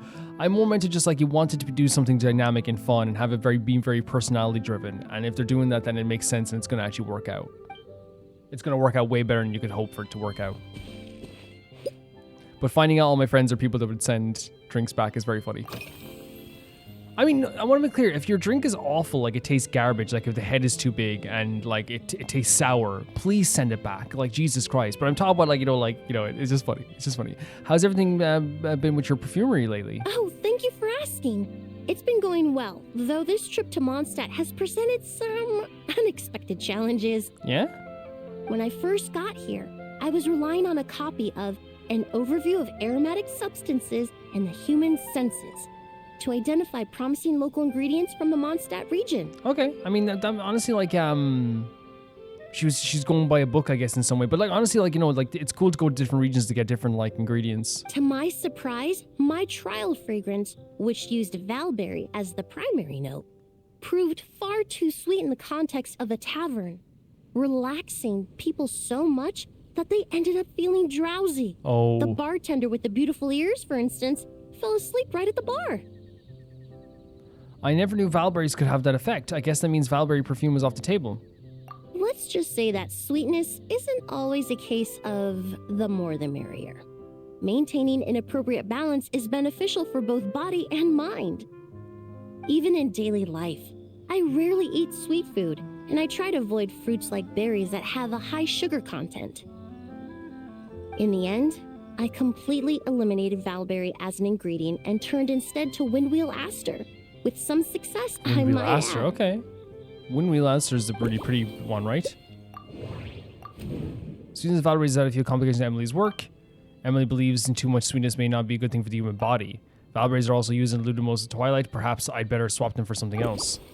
Can I say, though, that I do think that, like, while I love sweet stuff again, I love sweet stuff, I do also think that, like, too sweet and too sugary can be sickly. It can feel sickly. Like, you know, when you have you ever eaten a cake where, like just one time I ate a cake that had, like, it tingled on your tongue, how sugary it was. Like, ooh, this is weird, you know? Not tingle, you know, it's like you could taste the sugar more than you can taste the actual flavors, I guess. Did you buy these flowers just now? They're part of my reward from the flower shop owner. Oh, cool. Important ingredients for making perfumes. Thanks to these, I was able to complete my commission for the cat's tail. I studied Mondstad's Cecilia flowers many years ago. In fact, the fragrance of Cecilia in certain fields has become synonymous with Mondstad itself. However, this is a special case. Some cats are quite averse to the scent of Cecilia, and we need to be particularly mindful of their preferences. So what did you use for your aroma this time? Windwheel aster. Again? The various parts of the windwheel aster plant can be ground into a powder to extract their essences. I then blended the scents from its petals and leaves. The result carries the intoxicating sweetness of mead, while still emphasizing the fresh notes contained within the flower's stems and leaves.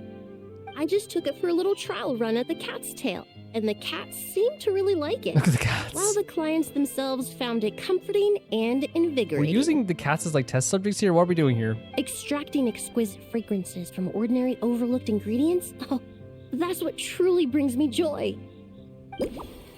So then we have to combine it with the Valberries thing? So associate with Valberries? So maybe we have to do the other stuff. We have to associate it later by getting the other stuff. Yeah. Usual hobbies and interests? What do you usually drink? Usually, after work, my friends from the Maison Gardiennage sometimes treat me to a few drinks. I usually stick to fruit tea. That way I can get straight back to work after our gatherings. If it's before a holiday and my friends are in high spirits, I sometimes order a small glass of sparkling fruit wine. There was an officer named Terena who used to treat me to aged Corte wine. But since she was transferred to the Special Security and Surveillance Patrol, we haven't had the chance. So you do drink alcohol sometimes? In the world of science, high-proof alcohol is a widely used solvent. I've grown well accustomed to the smell of it by now. Besides, when I'm slightly tipsy, my state of mind changes, which in turn alters my approach to perfumes. No. It doesn't matter if the result is good or bad. It's all about trying something new. No. Emily, please do not drink to alter your state of mind for your job. What are we doing here? I'm finding out through this whole conversation that Emily might be crazy. Can you imagine someone saying that at their job? Yeah, like, you know, I sometimes I just get a little tipsy and I become a new person. You know, I'm getting inspiration. Please don't do that. It's so dangerous. That can start something very bad. I don't mind drinks with just a little bit of alcohol, but I don't like anything too strong. You were saying it in such a pleasant way, but like, you know what I'm saying, guys? Like, let's not drink to change your state of mind on the job. Liquor that won't get you drunk. Emily enjoys fruit tea, but she occasionally drinks alcohol to get a little bit tipsy and spark it. That's crazy. So I guess I can add a dash of light wine to the base, perhaps something fruity. Is this it? Not yet. Okay, the next thing we're gonna have to associate with. I'm sorry, it's very crazy to me. The weather's nice today. So this is what it feels like to start a conversation with a classic icebreaker. It really is. A while earlier, I watched a whole run of fair weather clouds float by, fluffy as pillows. It's not overly humid either, and the wind is gentle too. Thank God this worked, because I find in real life, if you talk about the weather to someone, that's like almost a conversation ender. In such conditions, one's sense of smell is heightened, but not to an excessive degree. When scents are blended well, they naturally combine with the ambient context, leaving particularly powerful impressions. I never really sensed we're so affected by the weather. It seems something similar is true for mixology. As long as you choose a base of appropriate strength, the various flavors will blend seamlessly together. When mixed properly, all the ingredients work as one to create a most wonderful symphony for your taste buds. I see, so the key of the combination of flavors is key. Yes, that's it. Now I think about it, layering distinct flavors doesn't really suit my personal preferences. And then we have maybe to incorporate this with this. So process the petals further. When we lasters have a good choice to make everything blend into one, I could try to finally chop the petals and spread them across the top. That sounds nice.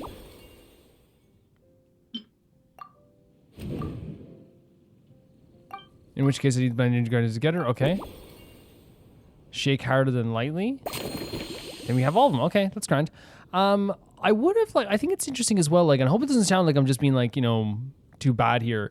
I think it's interesting that it feels like we're kind of on rails here. I would have liked to like have like failures, like, you know what I mean? And like even after this and like maybe like, because it feels like we're just like, you know, they're leading us to the right answer anyway, which is fine. I know they don't want to have a situation where you can't get the best rewards for the event, but like I would have loved to have an idea that like, you know, whatever drink we make, we have to like guess what would be the best option right away, and then if we can guess it, we get like more points or whatever. You know what I mean? That would have been really cool. Because it feels like right now it kind of is like a little bit on rails. I think I know how to improve your drink. Please bear with me a second while I update the recipe. You know what I mean? Just from our brief chat, you've already formulated a new concoction. Perhaps you possess a natural talent for this kind of creative work.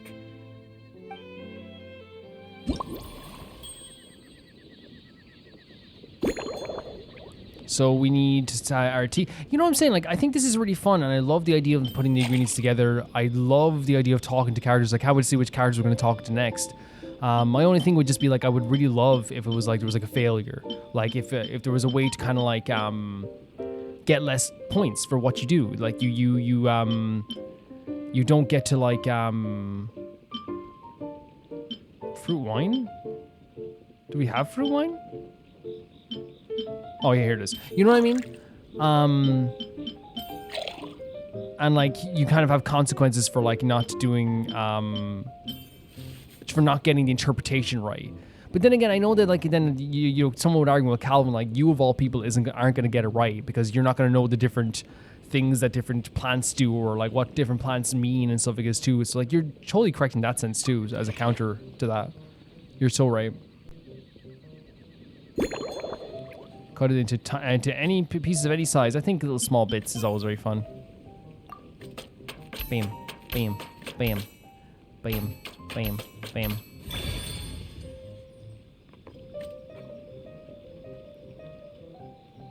And shake it violently? Oh, it is properly or vigor. Let's do properly. Look at him. Yeah, and I don't think every minigame needs to have like a bite to it or some teeth to it, right? I just think that it'd be really cool to have like a fail state in some way, you know? Like and have the characters kind of like, oh yeah, this is good. I guess this is good. You know? Like try to pretend it gets nice.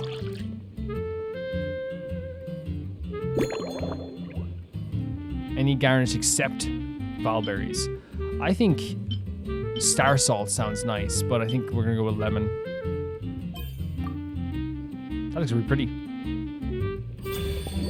Based on a luminal dance, this novel cocktail was concocted especially for Emile, the perfumer from Fontaine that you told that excessive sweetness makes people drowsy and she prefers to enjoy a light touch of tipsiness, which is crazy. Clearly knocking a guest out of the bar isn't a bartender's main goal. Of course it's not.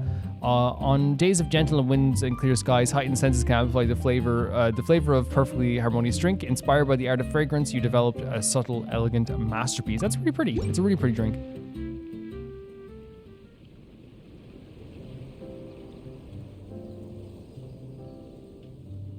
Here you go. A new and improved, Emily-inspired Lumideuse Twilight. I haven't come up with a name for it yet.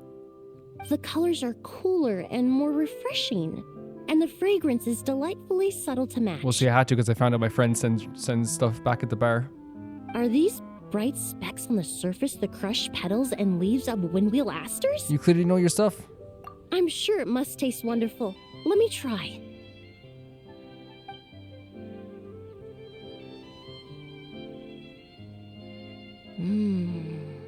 In the language of flowers, the windwheel aster represents the visible winds.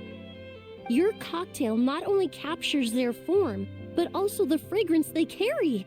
She's very excited, isn't she? Therefore, I suggest you call this drink Windborn Bouquet. Great name, actually. The winds and clouds of Mondstad swirl together in the glass, leaving behind enchanting traces of fragrance.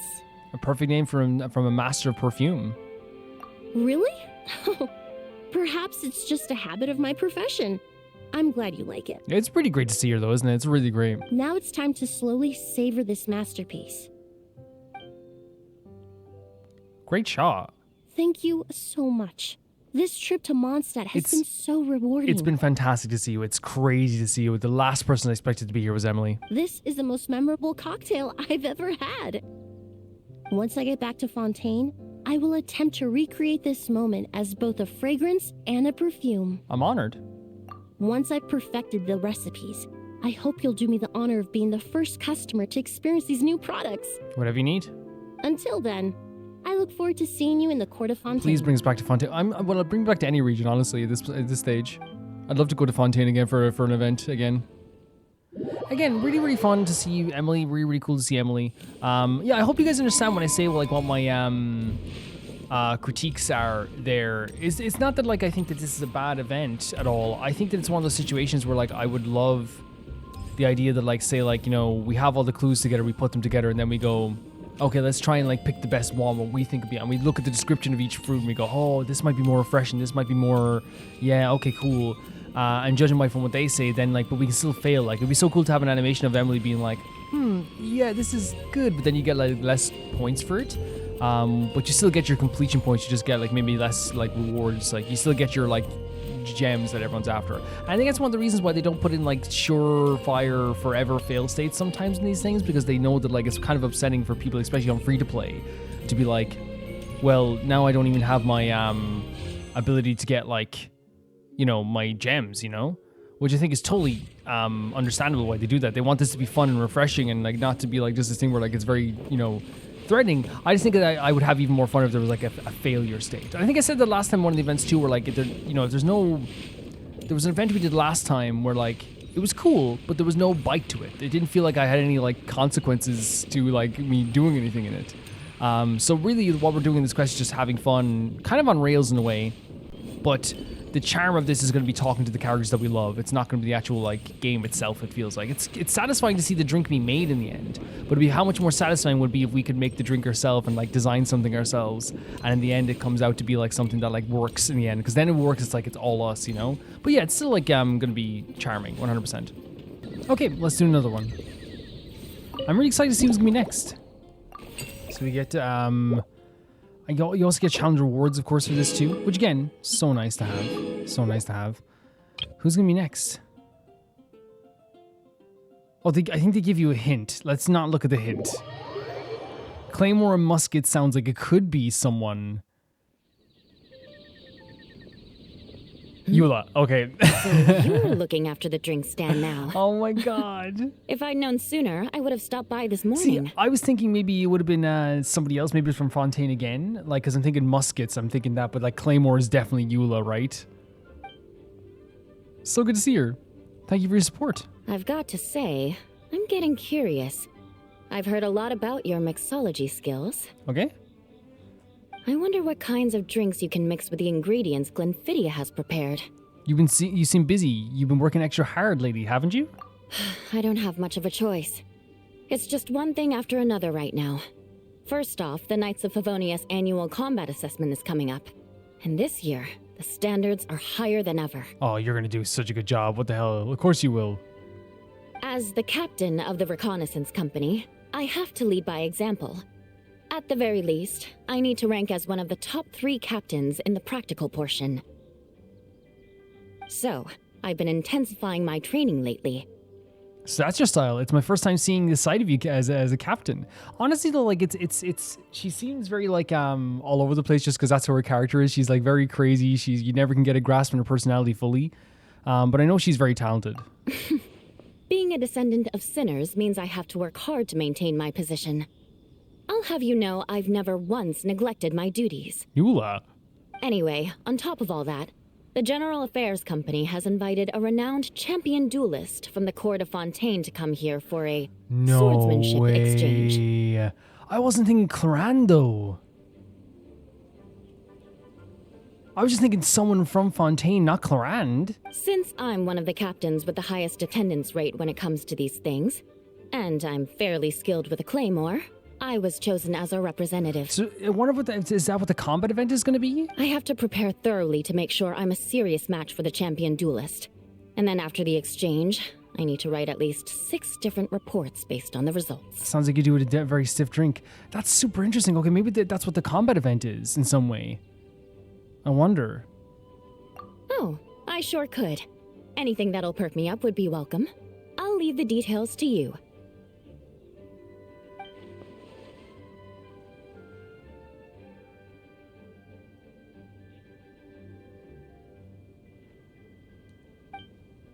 By the way, I just forgot there as well. She said sinners, but I thought she was like, I forgot that sinners like for secondary. Just sinners is an actual thing in this world, right?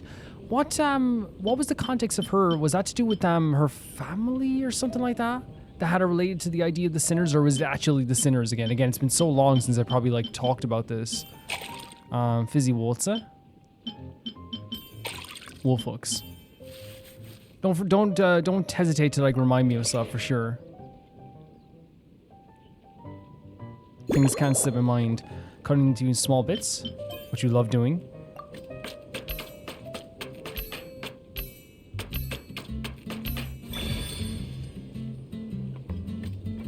It's cool seeing Eula though, which means we're probably gonna see Clorinde at some point as well. Shake haired. The cameraman is like working with the traveler.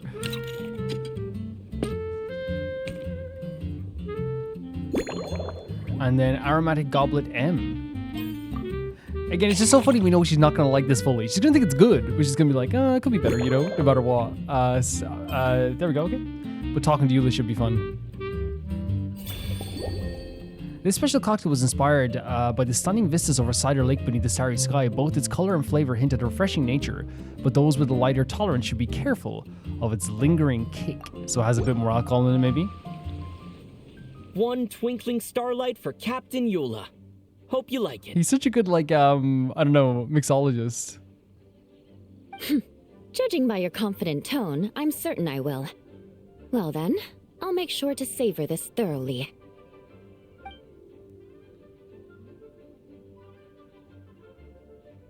Huh.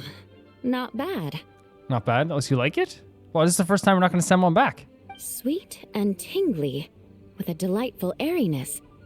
The fizzy water really brings it to life. I actually love that, like, hearing Eula talk about, hearing Eula talk about anything is great, but, like, I love the, like, you know, her talking about the idea of it, how airiness to drink it. I don't know what it is. I think it's just because I associate her so much with being absolutely hilarious sometimes that, like, it's also nice to see her, like, you know, show how, you know, much knowledge she has of other things, too. I suddenly feel full of vim and vigor.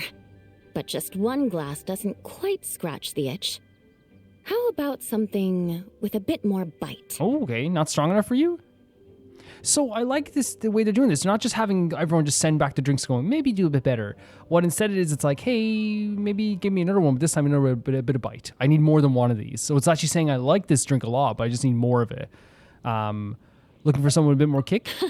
Don't hold back. You don't need to worry about putting me on the floor with nothing but a couple of drinks. Let's chat while I decide. Although we're deciding to chat as well this time because we're kind of used to it at this point. Works for me. The first company hasn't assigned me any paperwork for tonight, so I'm free to catch up and try your new creations at my leisure. So a drink on the table?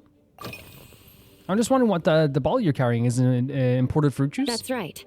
The merchant I got it from called it Romaritime Flower Fruit Extract. Oh, okay. It has a very unique smell.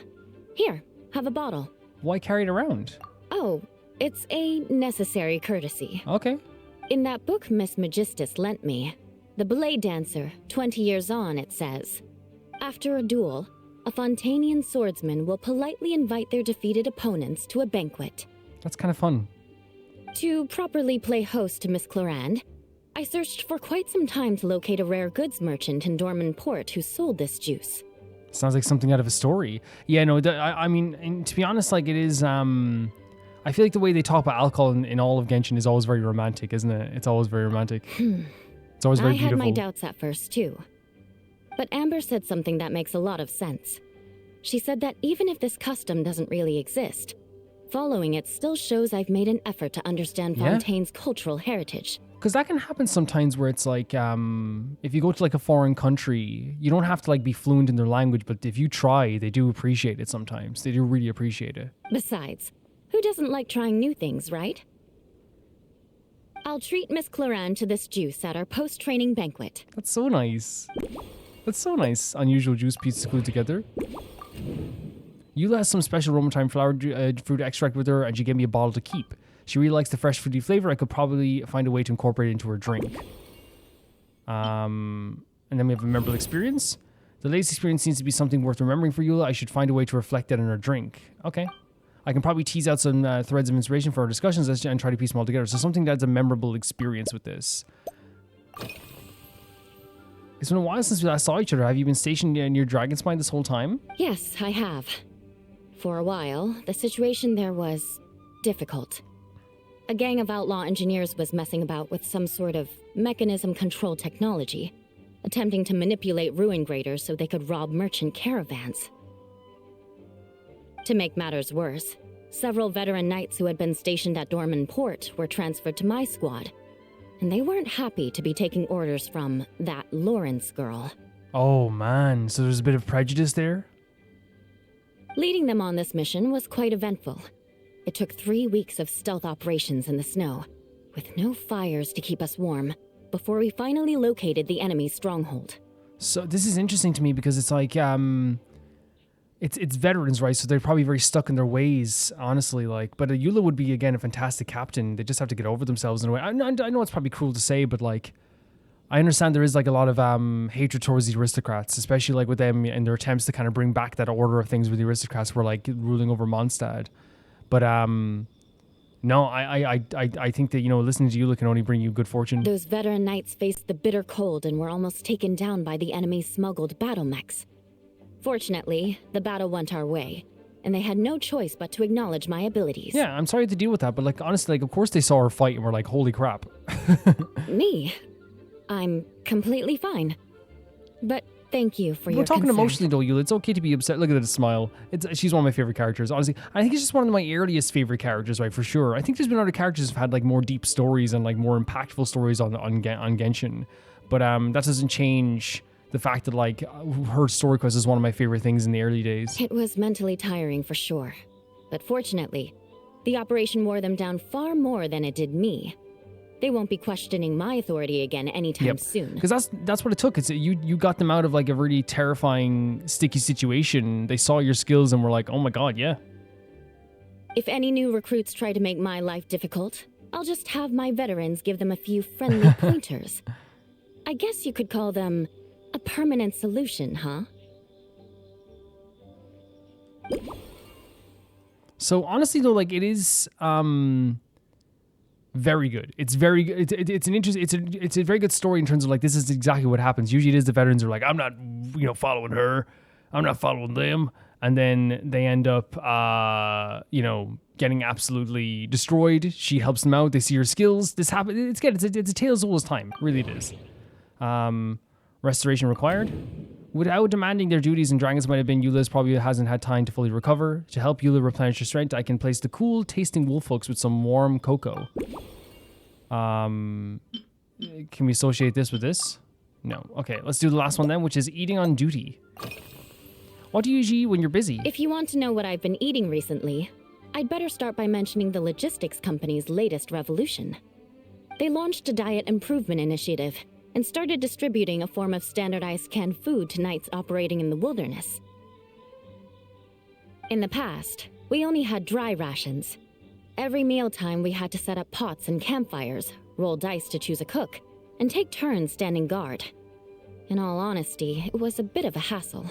It's really interesting because I always wondered if they would ever do this with Genji, because I know the Traveler has to be a part of a lot of it, but they've started doing things where like the other characters are doing different missions at different times. So I would really like to see like if they could do like whole like events and quests where the Traveler's not even involved and you just get to see Eula going on a campaign or something. You know, individual characters doing different missions and stuff like that. Now we just need to bring our standard field rations, comprising of 5 cans and 9 paper packages. We can heat the cans by the campfire, and then we're ready to eat. Sounds pretty convenient. You did say sounds like, right? Our canned food supplier has quite the stellar reputation, and their regular meals are indeed quite good. The problem is, in order to meet preservation standards, they have to make their military-grade meals way too salty. Oh, because yeah, to keep them alive, of course. That's how you would preserve things originally, is just in salt. The vice captain of the 5th Company, who has a somewhat dry sense of humor, went so far as to say, "This food's bad enough to bring down the wrath of Li Yue's stove god." In any case, after eating it for a week, my taste buds have gone completely numb. Is it really that bad? Someone should be held account. That would be awful, by the way. I would hate that. Like, have you ever burnt your tongue and then you can't taste the food very well afterwards? I don't know. Like, for me, like, I genuinely like food is like one of my favorite parts of the day. You know what I mean? It really is. You can hardly blame the logistics company. After all, it is hard to please everyone. Our feedback has already been submitted, and they should be working on fixing the issue. Of course, having fresh meals prepared in camp by a dedicated company chef is still the best option. Okay, so we have the last one here. So maybe we're able to associate this now as well with the memorable experience with eating too many cans of salted food. You brought up the canned rations you've been issued with recently. Apparently they're so salty they've been left your taste buds numb. With that in mind, I should probably remove star salt from the mix. If Eula sees coating of salt on the rim of a glass, it might make you feel faint. So maybe we can associate this with this then? Or this? Oh, okay. Did I not try that before? Understand the thoughts on the duel. Every region has its own signature flavors. The sword techniques in Mondstad and Fontaine have their own distinctive character too. I need to find out what Eula thinks. Maybe I should chat with her some more. Oh, okay. How are you feeling about the upcoming contest? Oh my. To be honest, I'm eager to begin, but also a little nervous. Fair enough. Miss Clorinde's combat style comes from the mysterious Marechaussee hunters. In the library, there are some old Fontainian newspapers from hundreds of years ago that give some idea of how formidable an organization it was. Yeah. A more recent newspaper claimed that Miss Clorinde was an orphan from an underwater kingdom, and that before battle she would perform rituals inviting spirits to possess her sword. She's done a lot of research on Clorinde at the very least, right? Assuming these rumors are true, or that Miss Clorinde's abilities might even be more extraordinary than that, it's important that I'm prepared for anything. I would pay to see that. I would die to see that. Eula versus Clorinde in a sword fight? That'd be so sick. Such a historic showdown deserves an extra special cocktail. Incorporating elements of swordsmanship into a drink? Huh. Certainly a creative idea, I'll give you that. I sure could do with an energy boost, but how do you plan to express something like swordsmanship with a cocktail? I guess that's what we have to figure out, isn't it? From what I've seen, Fontainian fighters armed with rapiers excel at thrusting attacks. They put on a high price on precision and sustained pressure. That definitely matches the description I read in that book. If we're to compare them to a drink, I'd say they're like coffee, bull fruit ice wine, or Mondstad fruit wine. They may not overwhelm your senses, but they refuse to fade away. In fact, the first drink you tried has a fruit wine base. That's right. You really know your stuff. I doubt there's anyone else in all of Tevat who could come up with such a perfect metaphor. Your swordsmanship is different. You're like a lead yes, 100%. That's why I would love to see it. Like, her whole character trait is her dancing as well, which is so cool. Guiding your blade through the big sweeping arcs. You only need one hit to unleash an avalanche of destruction.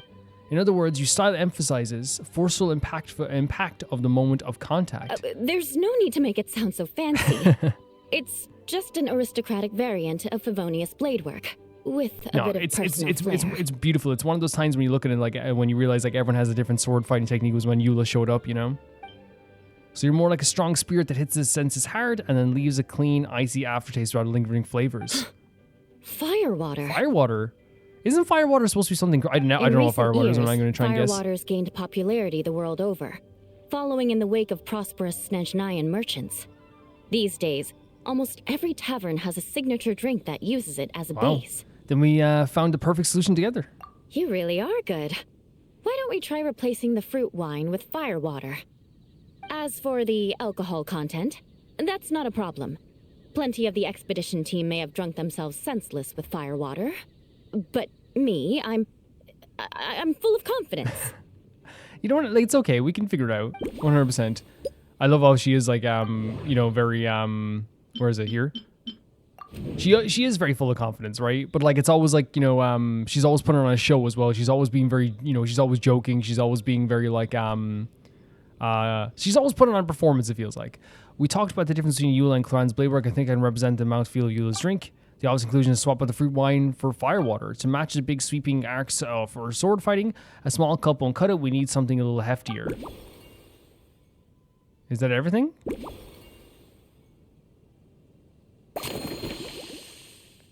Yeah, and you see what I mean was like, it's like, this is like, I love talking to Eula and I love just listening to Eula and then, you know, creating a drink for Eula and seeing the outcome is really, really cool.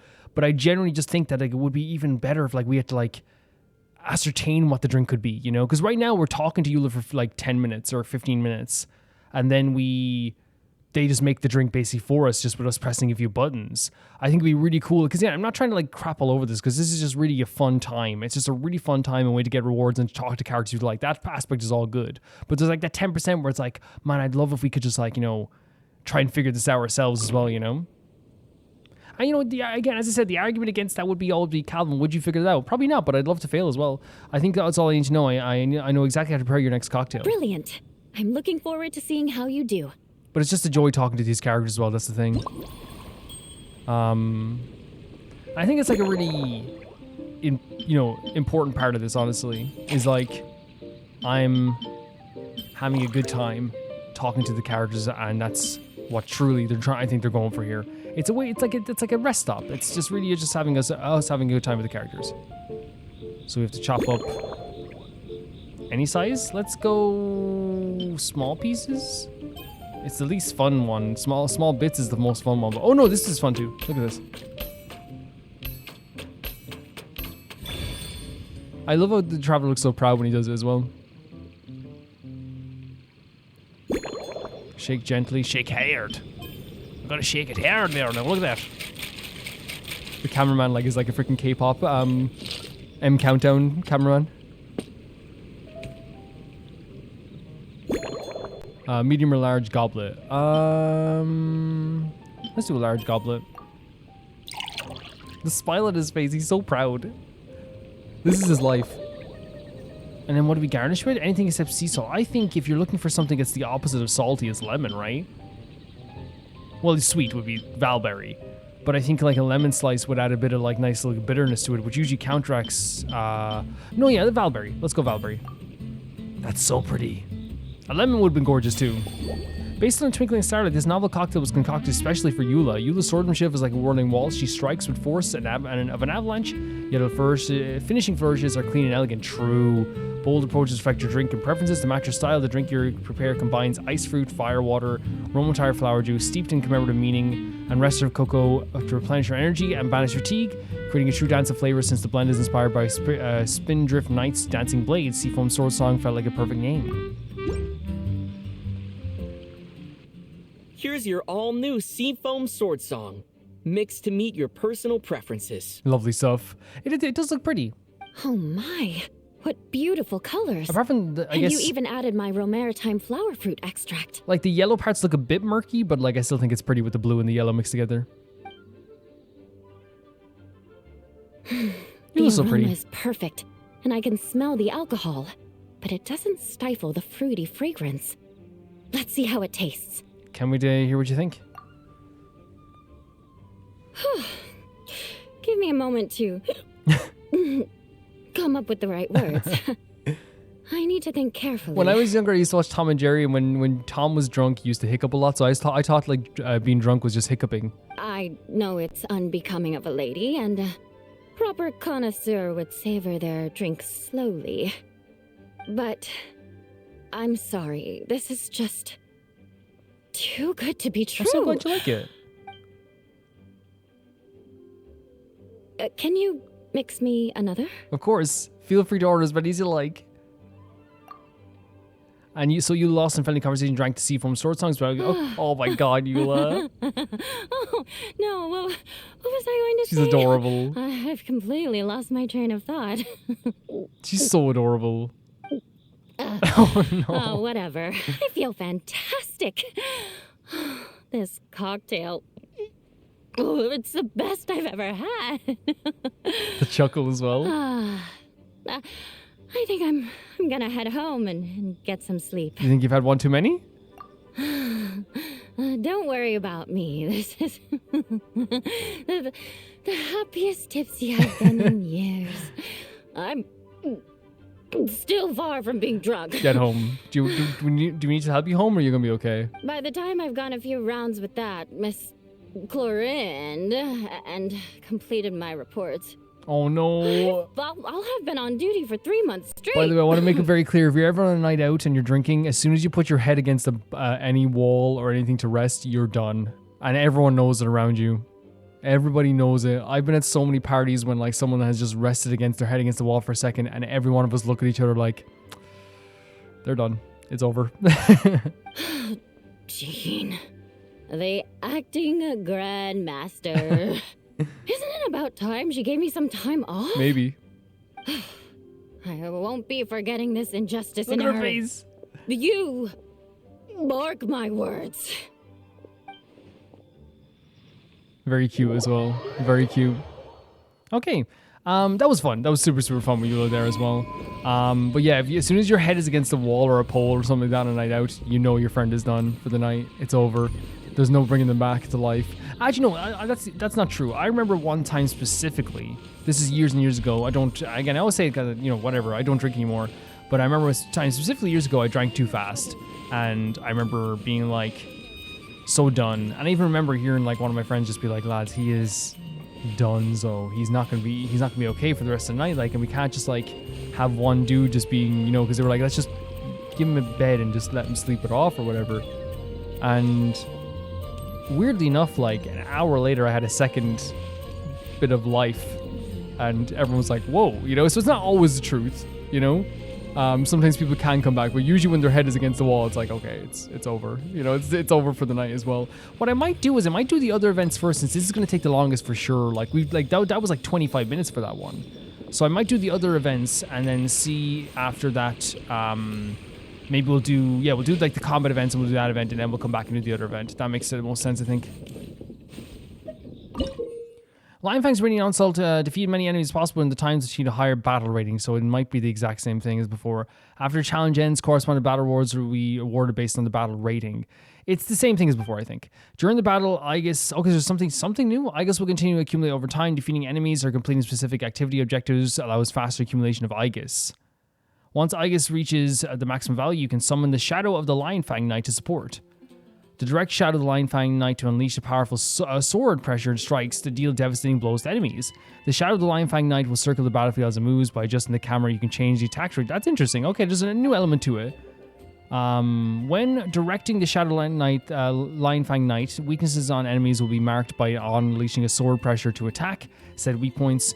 You can deal massive damage. Breaking a blue weakness will reduce enemies' HP by half, while breaking the red weaknesses will instantly defeat the enemy. Additionally, destroying multiple weak points with a single sword pressure release will grant extra battle rating based on the number of weak points destroyed when defeating enemies. Okay, so we will attack weak points with the battles too. Okay, there's more. Direct the Shadow of the Lionfang Knight to defeat enemies. After achieving a certain battle rating, its power will be further enhanced, applying various buffs, effects, sword pressure, and deliver even more astonishing hit effects.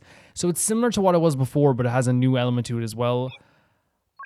As I said before, I'm not going to do the whole thing if it's something where I'm just like, oh, this is a similar thing than it was before, and like, I had the same critique during the Lantern Rite. Now, it has a different element to it, so I think it's one of those situations where I don't want to sit here just being like, oh, I have to do this one after that one. So if we'll see how fun it is on the first one, and if it's something that I don't want to do after that, then we'll decide then. And maybe I'll do it off camera to get the rewards, but it's something I don't want to just sit on camera being like, doing 6 of these, being like, not having a great time. You know what I mean? 100%. Oh, yeah, here we go. It's over. Swirl reactions. Maybe? I don't know. Maybe? Jean? No. Yeah? Maybe? Let's try our best. Again, I know it's like a me thing where like I don't really know what was the best way to do this, but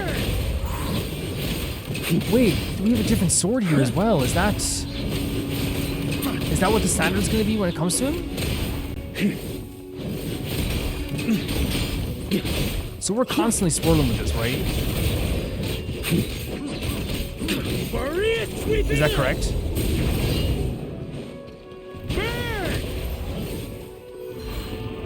Or is it melting because of... Oh, no, there's swirl there. There's definitely swirl there. Yeah, you can see the swirl.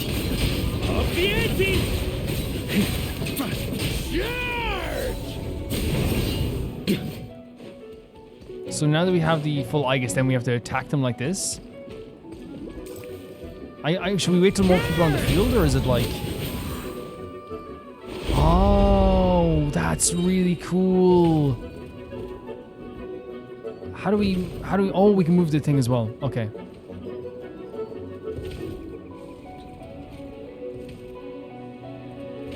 Oh no, we can do multiples. I thought we had to get them all at once. That's my bad, guys. That's not the game's fault whatsoever that I don't have like a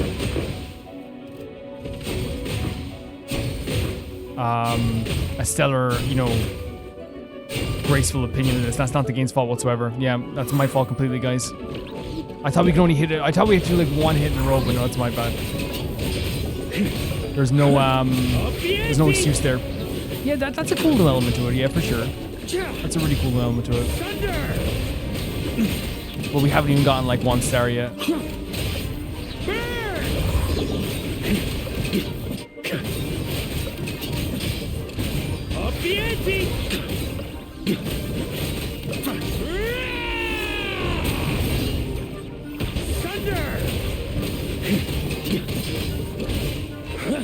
So now we can go and activate this then?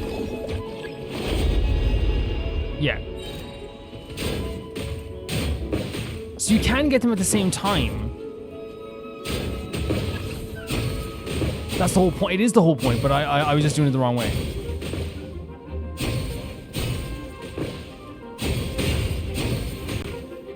Like you can do stuff like this. Yeah. Now, this is cool. This is a cool idea. This is a really cool idea. We got 1 star at least. Should we be using... Will fires not even have an effectiveness? Will he have an effectiveness? Let's see.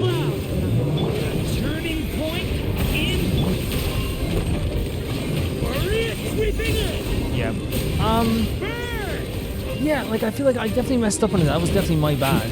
Again, there's no other way of looking at it. It was definitely my bad with that, so you can't really like ever blame the game. Let's go to another stage and see that as well. And let's see what the... Okay, oh, very cool. So...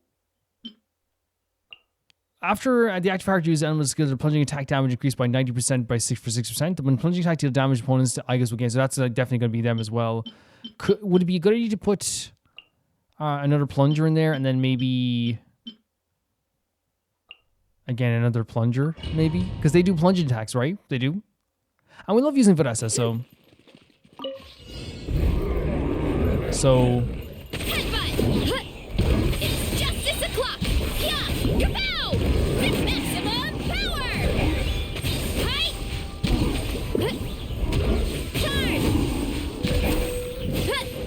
Charge! So, like, will his plunging attack also be like... Yes, it does. Look at that. Worthless! Worthless! But not a crazy amount, right? But it is there. And then we also have his plunging attack as well, right? And then we can do this. Yeah.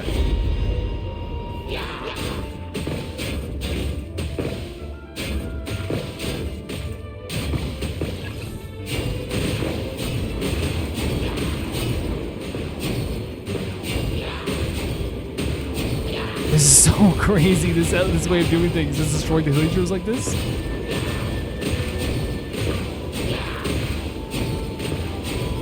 Okay, we're getting some points from it as well. Yeah, this is a really cool new way of doing these. It changes things up quite a bit, a little bit. Yeah, so I'm actually like, again, I stand by what I said before when it came to like how I wasn't having a good time really on the combat events. Like they're fun, but they're like there's like sometimes they're fun, but then sometimes it's like, oh, I'm doing the same thing again. which is just like accumulating points to do damage. I know like it's one of those things where it's like, well, Calvin, I like it, and like a lot of people will actually kind of be like, well, Calvin, like, you know, I like my combat events a certain way, but then for me, it's just like I'm not. And I'm sorry, like if I sound like I'm being down on the event in general, because again, I think the minigames are fun, but just like I always felt like maybe like they were doing the same kind of to say the same type of combat event with different variations over time. And I feel like this is kind of like in a similar way as well. But I actually do kind of like this element to it. This is really a fun idea. Like, it's really satisfying.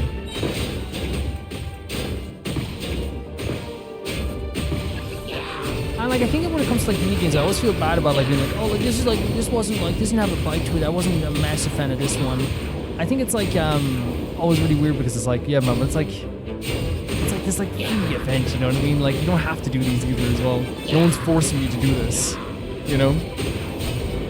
But I actually really love this element. It actually makes it super, super fun. Let's move! Disappear! Here! Sometimes it's fun to get attacks to go. We got 2 stars, which is nice. One with nature. Right? You want to stand down! I'll take 2 stars. Justice o'clock! Headbutt! Hike! Kapow! Hero incoming! Yeah, I'll take 2 stars. Yeah. I honestly think the new element to it actually, again, that the variations they do are kind of fun sometimes. So I'm not opposed to doing this, honestly. Oh, whoa. What a duo here. After characters trigger the lunar crystallized reaction, all members' defense increased by 120% for 6 seconds. When characters trigger lunar crystallized reactions, opponents' additional IGUS will be gained. So should we use Columbina and Nefa maybe? I don't know. I have no idea. Yeah, this is a fun variation. This is definitely a fun variation. I like the the attack thing, when you build up the thing as well. She's so cool. Sir. Ultimatum protocol. Be cleansed. Like the dust. If I remember how to use her well enough. Oh yeah, it's actually like a really... I remember her moves actually being very, very good. You have to like build up power to like do this as well. Like the dust. Lofty wisdom will show us the way. Yeah, there's a... Yeah. A moonlit night for all. Let's go for this as well.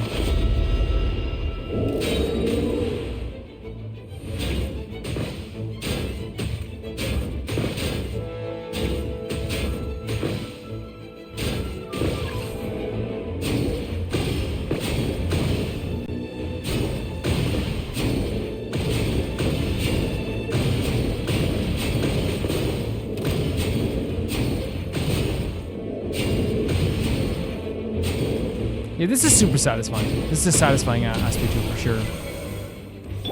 You're in my sights. Light compels you. Sky's clear. The glazed moon shines. What are we doing? That was a bad motion I did there for sure. A new moon rises.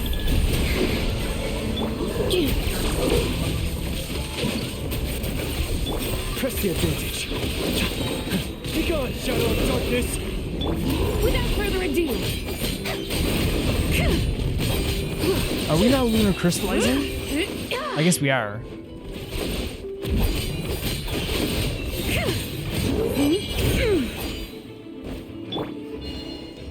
Wayne.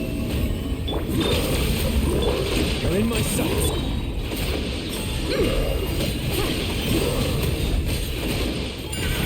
Lofty wisdom will show us the way. I think also it's important to know all the time as well, like, I totally acknowledge that I'm not great at combat in this game. So I totally think it's like one of those things where like, it's totally fair if someone said like, well, Calvin, my answer to you, like, why like you don't have as much fun in the combat events as other people do, is because you're not as interested in the combat. And if someone had that counter for me, it's like, yeah, you're totally correct. You okay? Like, I ain't gonna argue that, or I don't know what I'm doing. I I can argue that whatsoever. This part's satisfying for sure. Be cleansed. 3 moons converge. What compels you? The sky's clear. The glazed moon shines. Preparing for Dusta. Yep. Okay, so I think what I'm going to do is, personally, I'm probably going to finish the rest of these off camera. It's totally, like, again, I acknowledge that it can definitely be, like, a Calvin thing. It can definitely be a thing where it's, like, I want to get my rewards at least. It can definitely be a thing where I totally understand that, like, it's like, well, Calvin, like, you're not great at combat. You've never been great at combat, so it's not really going to be made for you. That's totally, perfectly fair in terms of a counter critique to me critiquing a combat event, right? 110%. My take on this would be I would like, again, love to see them do something like different, like with the idea of like a duel, like, oh my god, that'd be so cool. Even if you had like a tournament or something. Like, I know they're not going to do it again. I understand if they're doing a tournament, they're going to make it a full event, and I want them to make a full event. But you know what I mean? Like something like a knockout tournament with other characters or something like that. Something like really fun like that, or something. I don't know. Like I'm not the game creator, so I can't like say like, you know, what I like. I just like to see another, because I feel like every time the past like 5 events at the very least, the past 5 or 6 combat events, it's been the same combat event with like a different gimmick at the end, a different variation. And you say, well, Calvin, like actually that's what always combat events are. But yeah, I just like to see something like slightly different. You know, just slightly different. That's all. But as I said, the counter would be, well, Calvin, you don't do combat events, so like, you don't even go here, buddy. And I'd be like, yeah, that's fair enough. Only 280, and we need 700. Yeah, I'll be getting all this stuff off camera if I can't get it anyway. Let's try out this one. Hey there, Wonder and Paimon. Let me introduce our new colleague. This is Aja, Special Signal Officer for the 7th Company. She looks so cool. And this is her assistant, Vesper. She looks so cool. Pleased to make your acquaintance, Honorary Knight and Helper in White. It's an honor to meet you. Say hello, Vesper. Another signals officer? Well, this falcon is so well behaved. It's like it's wearing armor and it's even carrying a tiny bag. Hold on a second, Paimon's confused. What did Amber mean when she said performance? Does this have something to do with Miss Aja's Van Vesper? Let me explain. Master Dean probably told you we're holding a glider speed shooting event, am I right? That's a very simple way of explaining it. In reality, it might be a little bit different from your expectations. The event is more like a flying performance and instruction challenge. I hope we actually do get to glide in this. It'd be really fun. The crux of this event isn't gliding with a wind glider. It's about sending signals from the ground to airborne units, like Vesper, so we can instruct them to perform complex maneuvers and defeat monsters represented by targets naturally. It should be a novel experience, a pleasant little surprise. So we're not gliding, we're guiding. That's right, the flying challenge is a technical demonstration. Our goal is to show the case the new direction we're taking to develop the Knight's reconnaissance capabilities with our colleagues. Amber may be able to accurately detect any movements and make concise records while gliding, but that's not a skill that every knight can aspire to. The goal for Vesper and me is to write a comprehensive set of instructions so that our knights can coordinate with well-trained Mondstad falcons and form a pair of eyes in the sky. That way, even without strong outriders, we can gather intelligence over sustained periods and ensure steady progress when advancing. In fact, when the innovative forward-facing weaponry that Vesper is equipped with, some of the weaker airborne monsters we encounter can be eliminated in advance. Well, very impressive. You sound just like an engineer. Relax, Aja. There's no need to be so serious around these two. You're not talking to combat Frederica. Just to think of it as playing a new animal friend, and the most important thing is to have fun. Okay. Sorry, Amber. I'm just really eager to get underway. Vesper and I have been training hard for this demonstration. It's okay to be dedicated 100%, but Amber just always wants everything to be kind of like, you know, very calm and comfortable. If you can get your approval, Honorary Knight, the Helper in White, it'll mean our instructions are basically good to go. Then we can polish them up a little bit and put them into practice. Of course, you might encounter a few mechanical malfunctions during the demonstration. We've been training pretty intensely and may have ended up wearing out some of the components. Once the replacement components are all ready, we'll swap everything out. Don't worry, we'll make sure Vesper's backpack works perfectly in the field. I'll be strict, but I won't be harsh. Then Paimon's going to give it a proper go too. Sounds like all 4 of you are bursting to go. We'll have fun. So in Favonius, this looks really fun. In Favonius' recon log, the traveler must command Vesper, the Falcon, to fly along the designated route and launch projectiles from alchemical backpack to hit targets along the way. The more targets destroyed, the more trial coins earned, and the higher the flight score upon the challenge. During the flight, there will be multiple perspective changes. In the track view, we're going to fly around Mondstad. It's going to be so fun. Hold the button to keep firing and drag the right stick To adjust the firing direction? Okay. In top-down view, the Falcon will automatically target objects directly ahead. When the Falcon comes into contact with the monster targets, I always laugh just because like the tutorial pages now in Genshin are like pages and pages. But again, as I said, I'll be the first person to be like, what do I do? So I can't really say much. Lead monsters targets and monsters bullets they unleash. You will lose action points. Coming into contact with lead monsters targets cause you to lose more action points. Okay. Once action points are depleted, the challenge fails. Okay, so it's like health. Okay. During the challenge, in addition to the trial coins, the increase your score, there are various pieces of enhancing equipment. Defeating elite monsters target might make them drop enhancing equipment. Pick them up to obtain combat buffs. After obtaining a homing shell, it will automatically lock onto targets for all period of time. When firing, it will attack all targets within the line of sight. After obtaining a cyclone shield, multiple wind vortexes will be created around the Falcon, dealing damage to any monsters, bullets, and targets to come in contact with. After obtaining Linear Strike, the Falcon's alchemical backpack will be charged. When actively released, it will deal damage to monstrous bullets and targets in a straight line ahead. Due to the intense training, the Falcon's alchemical backpacks is an unstable state. You may encounter some unexpected situations during the flight. Oh, I was expecting another one there. Like yeah, it's one of those things where like I think like it's not a bad thing. It's just really funny that like I feel like Genshin, even in like the trials, it's become like pages of dialogue compared to like what it was before. But this looks like it's gonna be fun regardless, and we can figure it out too. And again, I never want to complain because I know I'm gonna be the first person to be like, you know, oh my god, I don't know what to do here, you know. So you know, it's fine. It's fine. It's just funny. It's just very funny. This is so fun. We're flying as a bird, guys. This is so fun. Like, we're literally going around Mondstad area, like, well, the tree in Mondstad. I'm going to avoid getting hit by these guys, too. This is literally just like Star Fox or something, isn't it? It's so cool. The motion's actually very free-flowing. This is so fun. These are my favorite type of minigames. And that's another thing when I say when people, the music as well, when people have pushback, can have pushback against my opinion on combat events being very similar, but like I'm also like, hey, give me 10 of these. So really I'm biased, you know, 100%. So now we just automatically hit the targets when we're above, don't we? Did I get hit at some point? Oh, they count if you hover over them, it counts as you hitting them, so you just hit them at a distance. I thought we were right above them, but no, we're at just a different camera change. That's my bad, guys. Honestly, I blame society for not telling me. It's so cool seeing Mondstad from this perspective, though. It's so cool. Oh. Oh. We definitely got hit there as well. This is fun. This is super fun.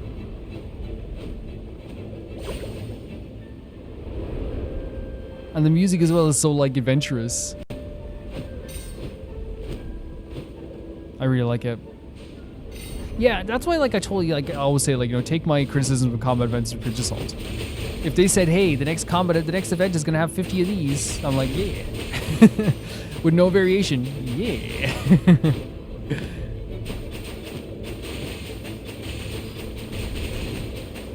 Look at this, we're going through all these areas as well that are so pretty. This bird's a beast. Homing shells, so we don't have to do anything really. Mondstad's so beautiful, it's so green. So full of life. We got the gold. Very fun. Very fun. This is the best event of the game for me already. Well, I think it's hard because like I think in terms of the gameplay it's the best, but like I'm getting to talk to like characters I love as well, so like that's also like in the alcohol event. So after obtaining Cyclone Shield multiple, oh yeah, so that's what they're saying, like it does damage to enemies that come in contact with it. Okay, like I love this.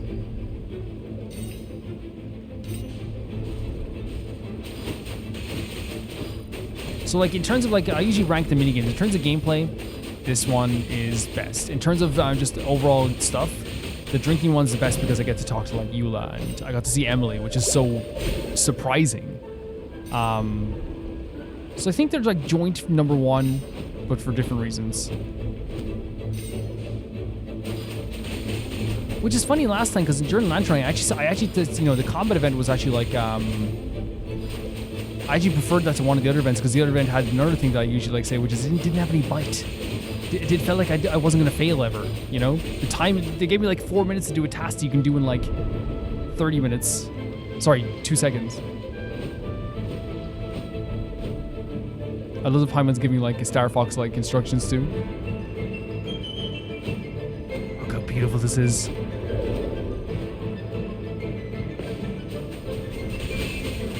That's a lightning geofish shop. Oh my god, come here. Oh, it's so fun. It's like getting a star in Mario.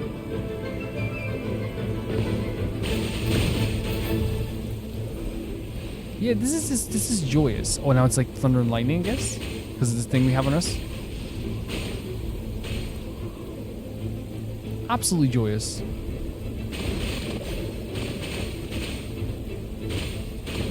How long does this last? I mean, I'm not complaining, but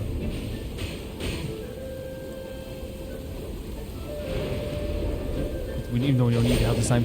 Yeah, I can do this 3,000 more times. Our backpack's damaged?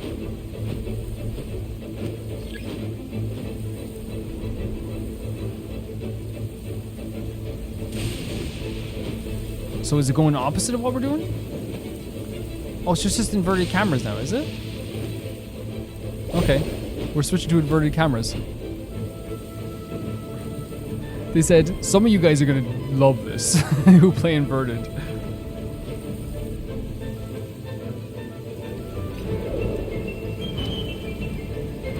I play inverted for Shadow of the Colossus, so it never really is a problem for me. Like, I'm also like someone who just like adapts to whatever the game gives me, so I don't mind it being inverted. Not that I'm good at games, I just go like, whatever you wanted me to do, I'll do it. After pretending a linear strike, the Falcon's alchemical backpack will be charged. When actively released, it will deal damage to monster bulls and target ahead. Okay.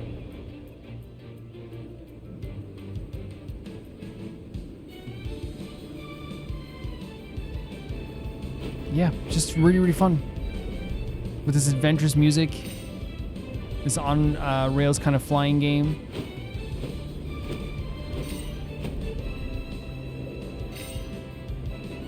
The coins are definitely an indication of safety for sure as well, right?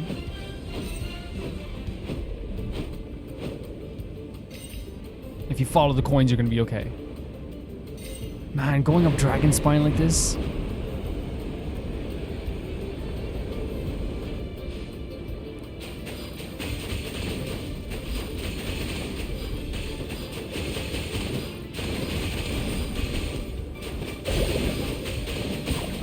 We got hit there as well.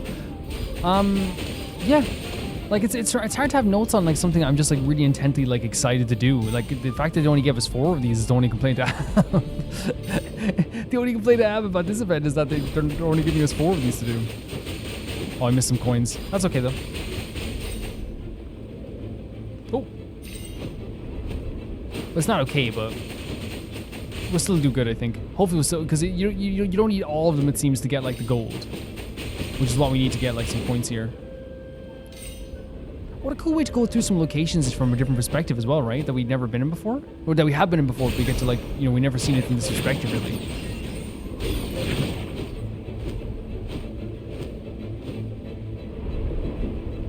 Brilliant breakthrough.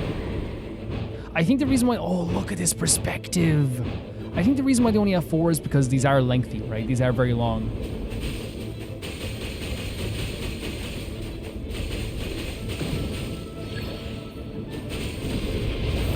So cool. Why did you do it now again? Oh, it's okay, it's okay, it's okay. Pick your moment to fire. So freaking fun.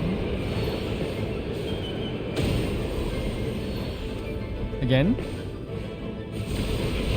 It's so fun. It's so satisfying.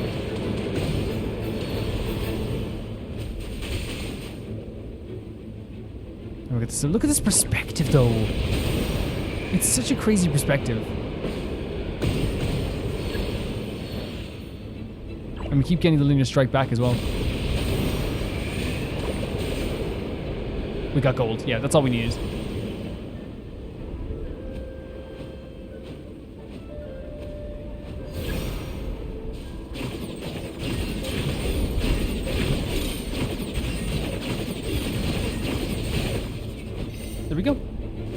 this perspective is it's insane what they've done with this. It looks so good.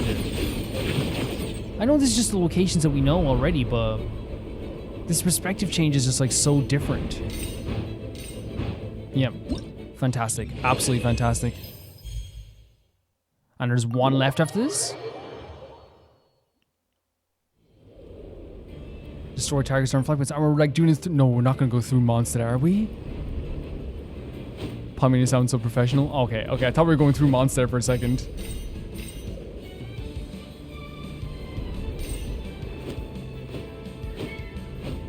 Mondstad just like proves to be such a beautiful place every time we get to go there again. Look at Mondstad from this perspective as well. It's so pretty. This is what they're saying about perspective change, right? I talk about it every time, but like I love the way like the Genshin minigame events are like just usually just like they're like again they're like PSP indie games or PS Vita indie games, I should say.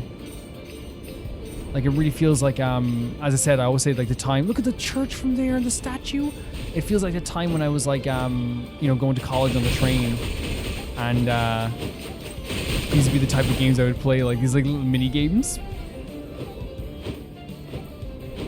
It looks so beautiful with the sun in the background. Look at that. Gorgeous.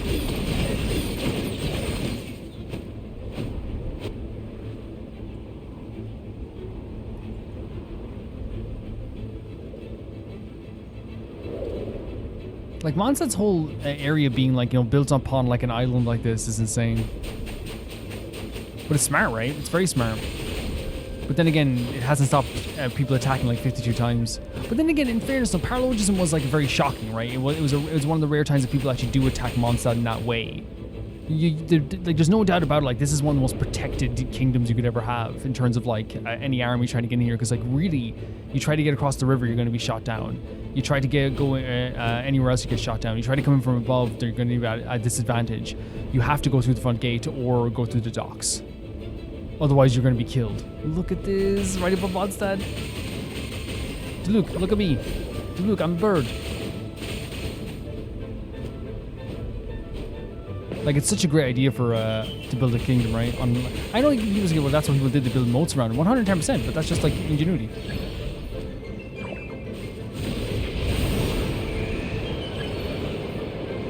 So satisfying. And we have this.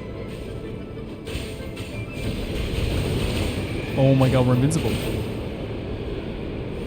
We're absolutely invincible.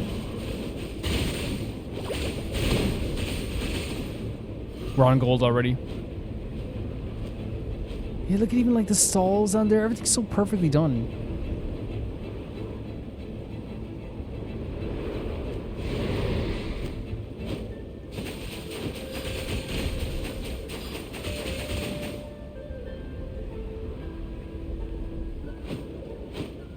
More coins down here. Yeah, no, this has been very satisfying.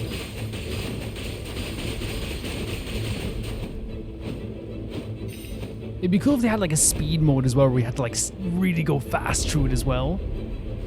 You know?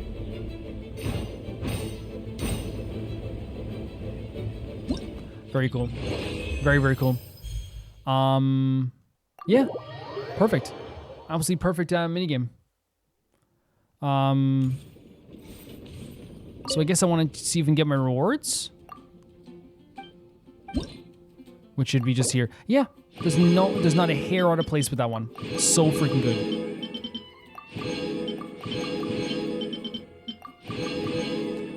I still don't think we have enough to get the thing though, right? Because we're doing more of the stuff anyway, so it's not that big of a deal. We have 600, so we like one more we can get it. One more we can get the oh.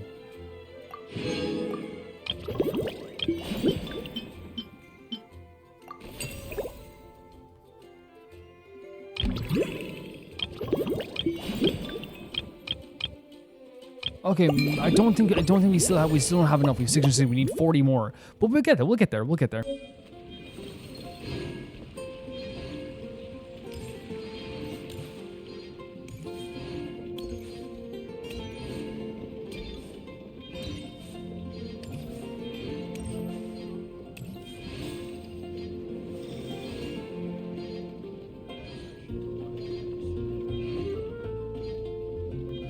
Look at all the stuff I'm getting.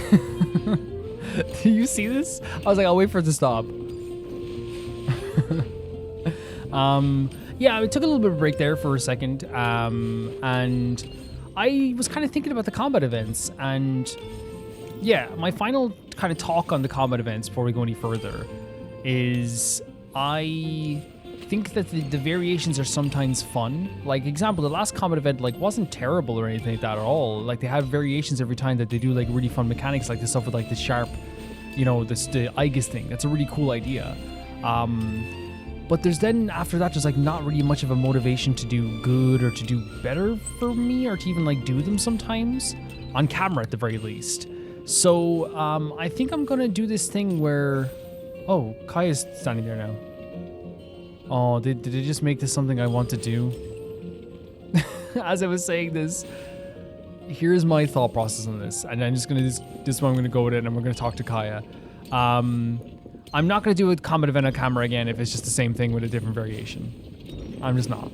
And I know that's like, you know, I don't know, it sounds harsh, but I just, it's a little demotivating sometimes. You know what I mean? Where it's like, I really love Genshin. I love Genshin Dead. The story is amazing. The mini games I got to play besides this are amazing.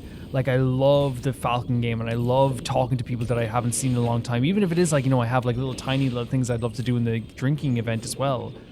I'm playing this and like I look at the, you know, the new invention into the combat event, and it's cool, right? But it's the same kind of thing that I did last time, but that's just with a tiny new mechanic that it happens every once in a while. Yeah, and I know like it sounds selfish to want something different when other people might really like it, but it's just a personal thing. It's not me gonna be insulting the game. It's not me bringing the game down or docking the game marks or anything like that. It's just me saying that I won't be doing the combat events if they're the same thing the next time again. At least on camera. I'll do it to get points off camera, you know, really quickly.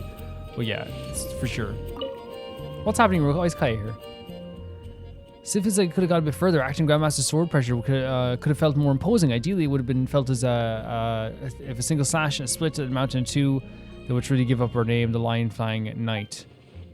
From a morale standpoint, I agree. But in terms of presentation, I say the current level of artistic refinement is already more than enough. When she agreed to let us put her image up with the minigame, I doubt she'd expect us to go with this over the top. What are you two chatting about? Oh, perfect timing, Ari Knight. Paimon wants to try out the Cavalry Company's nightly. I actually did already, so we were supposed to see him before. I didn't see him there. Maybe I was just blind. What does having nightly in the name? Basically, it's kind of a live combat experience mixing Mondstad style costumes and sets with Fontaine's film tech.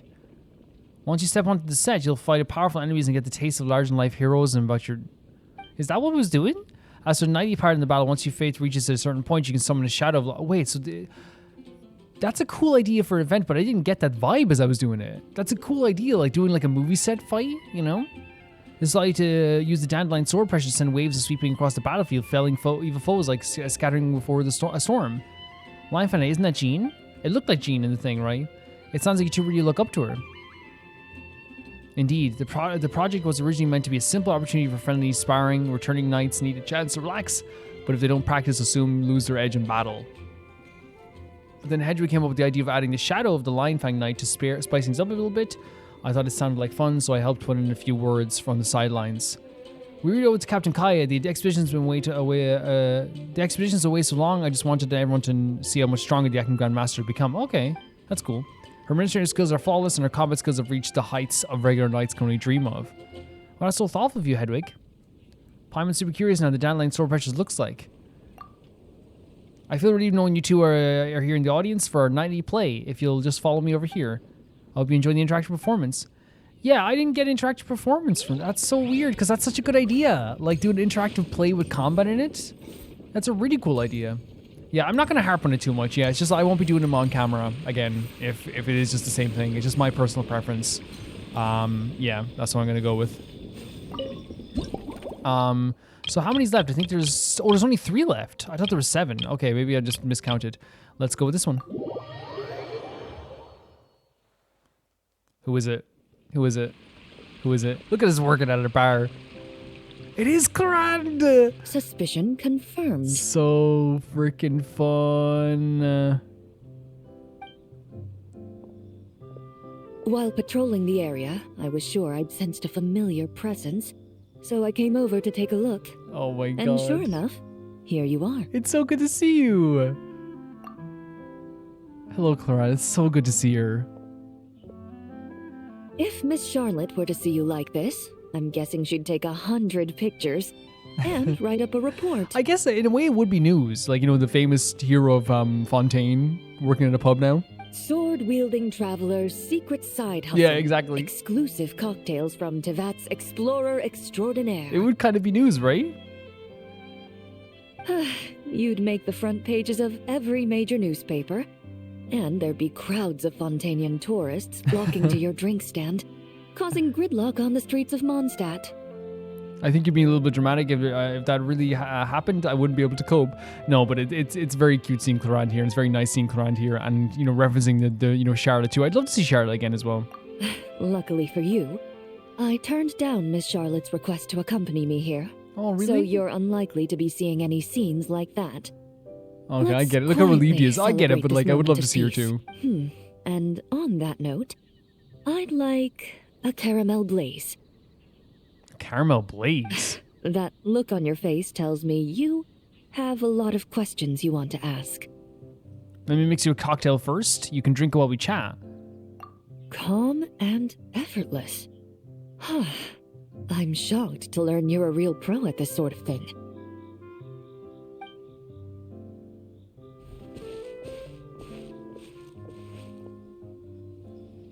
This is the joy of this, right? Like, again, it's like, it's the idea of being able to like see our friends and talk to them. It's I guess I said it's an avenue, even though like it's like I could be like, oh, I wish you could make your own thing, whatever. It's an avenue to talk to your friends.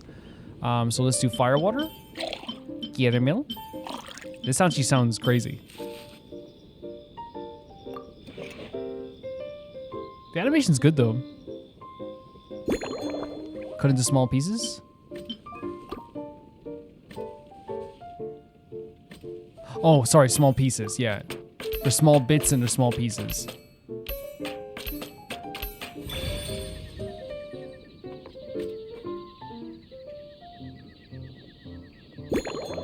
Shake properly?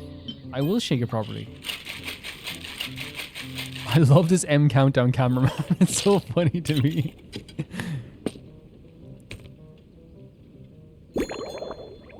Master's Goblet L. Take the L.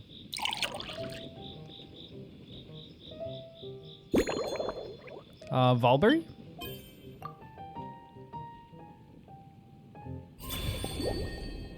In recent years, the blend has become one of the Mondstad's most famous drinks. It looks good. It's celebrated for its bold colors and vibrant flavor. It's even been referenced in foreign works from Fontaine Tabletop Troupe to Inazuma light novels.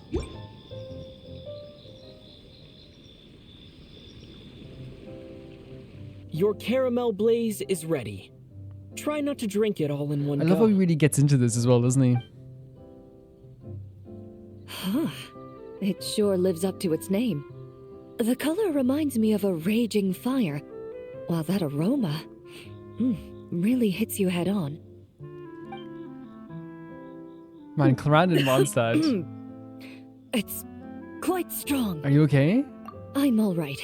I just need a little time to get No. used to This is one of those times when we definitely have to make a new one, right? Because the other times when like they sent it back, it was like, you know, it was just them being like, it's good, but like not great. I know they didn't actually send it back, by the way. But this time it's like, yeah, we definitely have to change it. As I recall, the last time I drank alcohol was at a wine tasting event that Navia invited me to last year. Oh. I only had a small sip of Sassica wine, and it was nowhere near as strong as this concoction of yours. This is amazing, by the way. Confirmation that not only we know they're still hanging out, but like they've made up so much so that they're going to wine tasting events together. From a purely rational perspective, alcohol can cause dizziness and impair one's ability to work. Say that to Emily. So it's best avoided altogether. Say that to Emily. Emily, ooh, I have to go to work now. Everyone else drinking like a coffee. What's that you're drinking? Vodka? What? I'm going to become a new person. Just wait. But when Miss Farina saw me off at the docks, she mentioned that Mondstad is the land of wine and poetry. Since I'm here, I thought I should at least try the local specialties. I can hear her in my head saying, the wine and poetry, you know, she's saying they're like really fanciful. In fact, according to my intelligence, the captain of the reconnaissance company, who I'm preparing to spar with, has quite the refined taste for fine wine. Her publicly available battle reports are truly a sight to behold. Out of the utmost respect for her skills, I feel compelled to deepen my knowledge of Mondstad's wines. Let me think carefully before I mix you our drink. Yeah, why not? I truly appreciate all the trouble you're going to. Again, this is what it's all about. This is why it's fun. It's not about just a minigame. It's not about the alcohol itself. It's about talking to our favorite characters and seeing what they've been up to and like having a nice chat over a drink. Oh, by the way, Miss Emily was here too. She's getting so drunk. Huh? Does that mean she's already finished her commission? Well, she's certainly efficient. I can't believe like Clorinde is sitting here with the backdrop of Mondstad there. Once I return to Fontaine, perhaps I can let Sigewinne know that I'd be happy to purchase her latest perfume. Well, sounds like you know her quite well. I'm not sure I'd say that. On my way to Mondstad, we happened to take the same boat. Okay. Naturally, we got to chat. That makes sense. That does happen, right? I've often heard Sigewinne praise her work. After conversing with her on the journey over, I must say, she is indeed a rare and refined individual. That's quite a refined way to put it. She's gentle and composed, yet keeps others at a distance. Perhaps it's due to her profession. I find this approach ideal. It allows one to maintain a lasting sense of inner peace. Oh, thank you, but there's really no need to set anything up. Our work rarely intersects, and our social circles hardly make for a Venn diagram. Sure. If you know what I mean. Yep, that's okay though. Best to just let things take their natural course. Totally fair. So we have similar taste to Emily. Clorinde seems to admire Emily. They appear to have similar preferences when it comes to drinks. Maybe that's something to take into account how I should approach this. We can associate it with something else as well. So let's top of the Mondstad scenery. Have you seen much of Mondstad yet?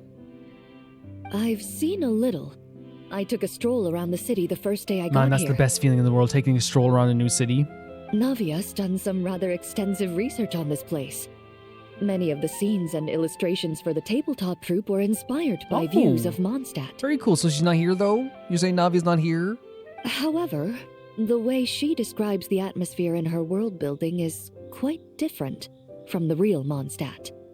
The deepest impression I've got since arriving here is one of swords and shields. Oh, okay. So... Perhaps because I've mostly just visited the blacksmith and the training grounds. You visited the places that you wanted to see, I suppose? Recently, the newer weapons and armor produced in Mondstad have been created using a completely different heat treatment process from those in Fontaine, with a higher carbon content in the surface layer. While this has slightly reduced their overall toughness, their impact resistance has greatly improved. These newer weapons give off a smell like overbrewed coffee. I can't say I've noticed, but this shows how much she's into this stuff, right? And how much attention she gives to this. Perhaps it's because that scent gave me such a positive first impression. You see, Fontaine's signature metalwork is often coated with a protective agent that contains Marcotte.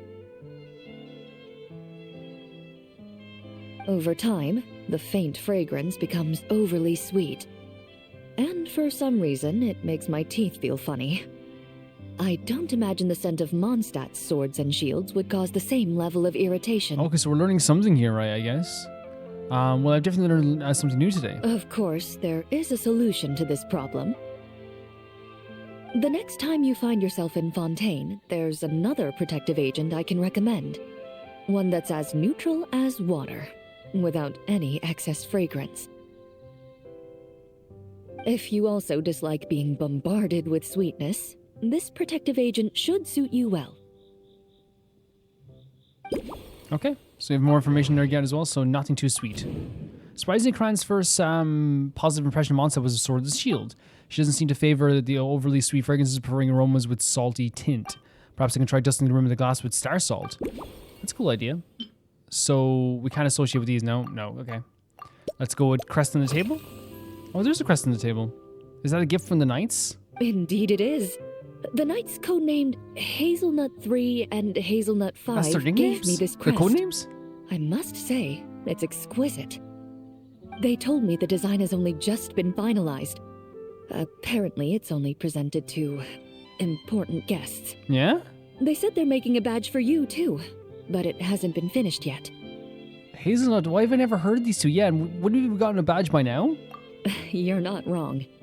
I guess it's similar to how I can't remember the name of every clerk in the Palais Mermonia. Why haven't we gotten a badge yet? It's been like years. But I'm certain you'll get to know them in time. They're clearly seasoned veterans. Even though they work desk jobs, they still turn up in full armor. What's happening here?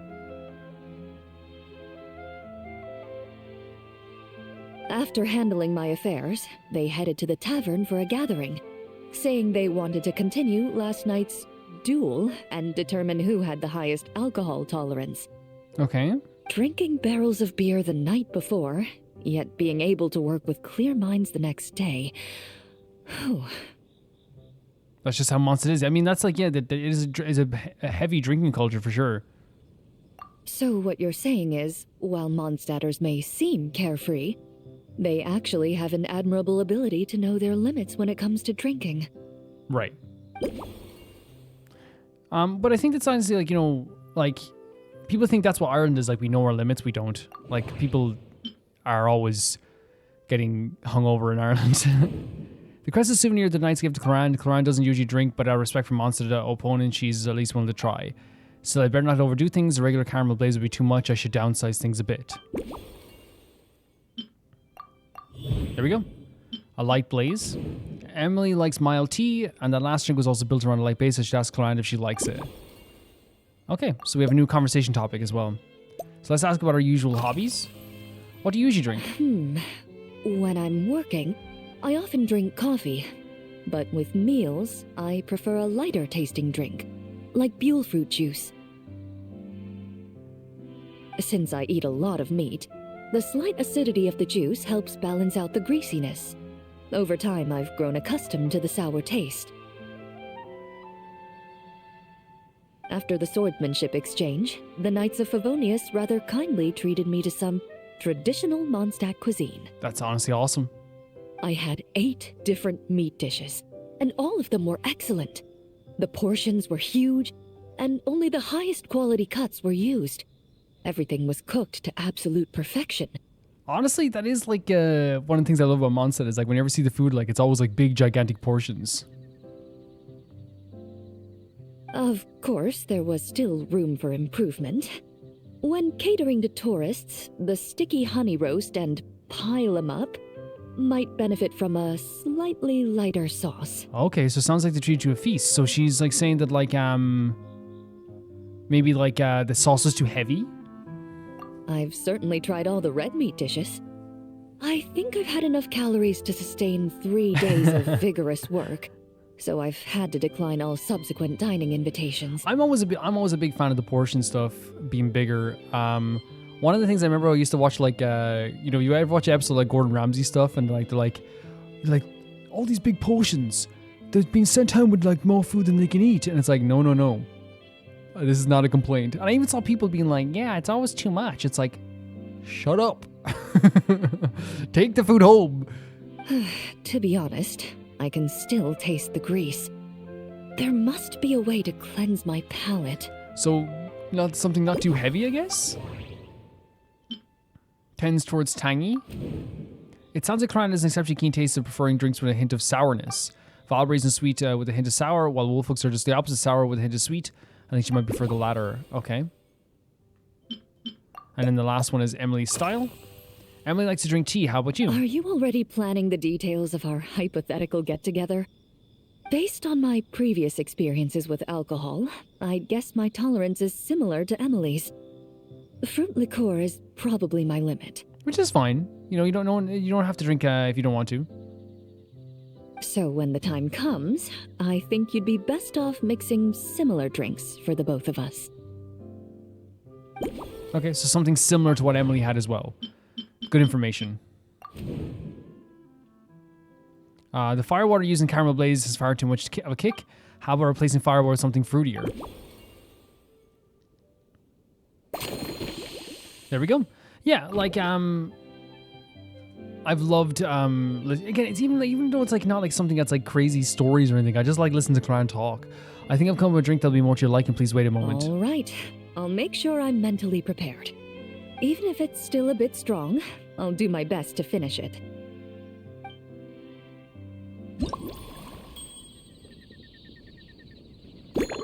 So we need fruit wine. Which is a nice start, I guess. Fruit wine. Here, yeah. I always mixed it up, and I'll add wolf hooks. And the excitement of who's going to be coming next as well, you know? Then we cut it into pieces of any size. Let's do small pieces.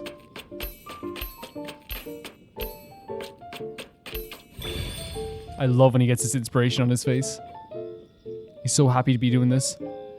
Please do it. Shake properly. Okay, that's good enough too. We can still get the fan cam from this. Look at this. I'm going sane.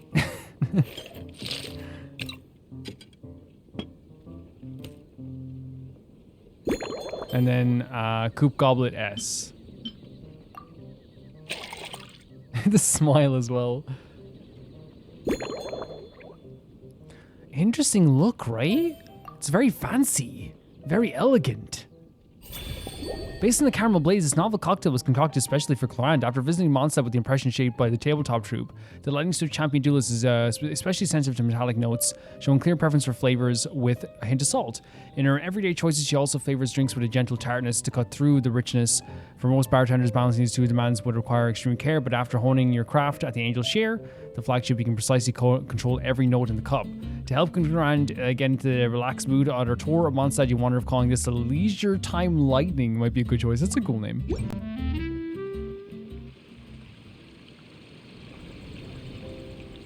All right, this new creation is called Leisure Time Lightning. Leisure Time Lightning. Look at it. Oh, it actually looks really cool at the bottom as well, doesn't it? A cocktail made exclusively Look for at this. champion duelists. He gets so into Enjoy. it.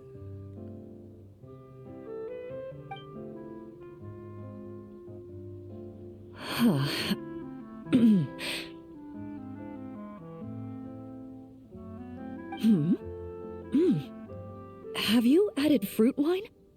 It tastes wonderful. That's awesome. This is ideal for me. There is a satisfying feeling about, like, you know, having them, like, be satisfied with their drink, right? Imagine just what a mixologist probably feels like all the time when they get There's it right. a subtle saltiness that combines well with the tartness of the fruit and the sweetness of the caramel.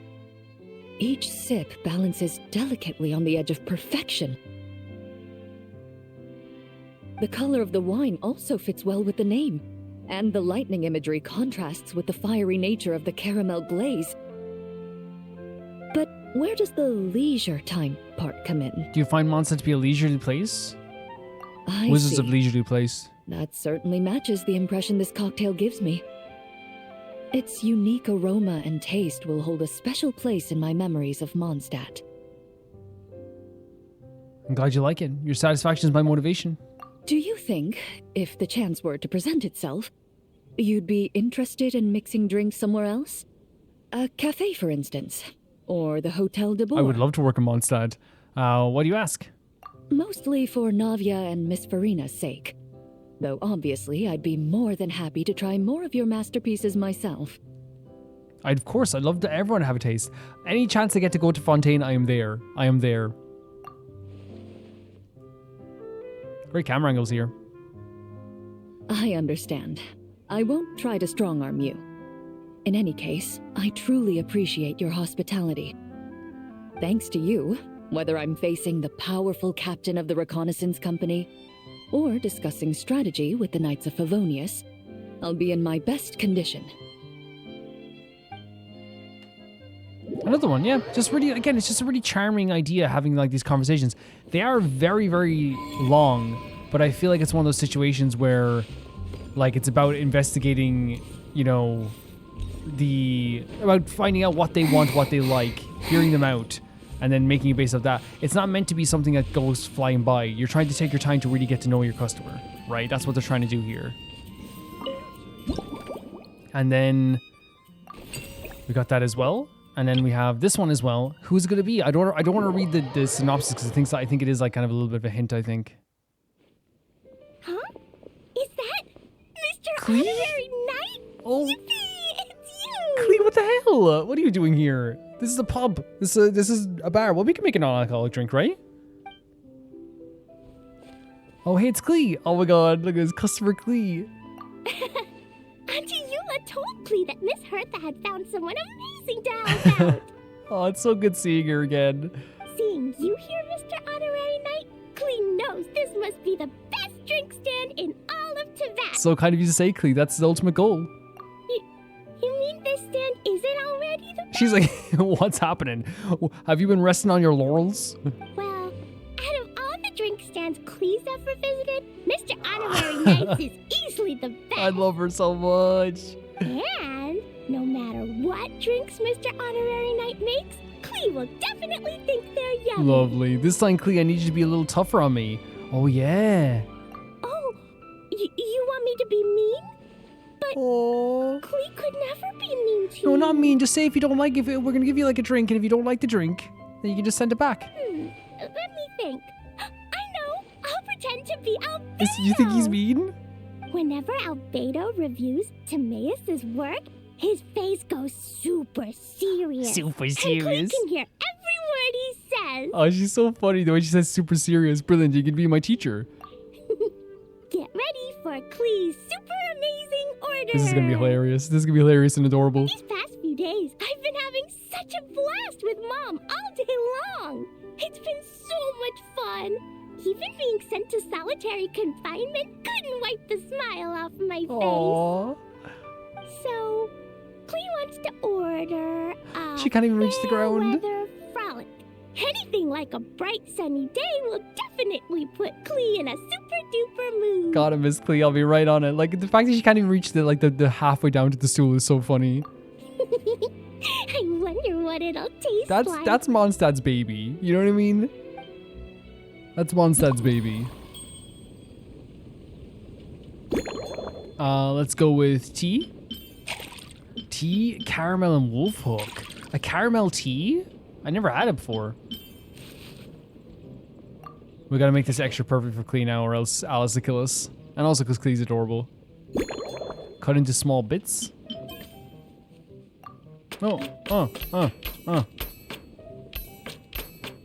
Please smile. There we go, okay.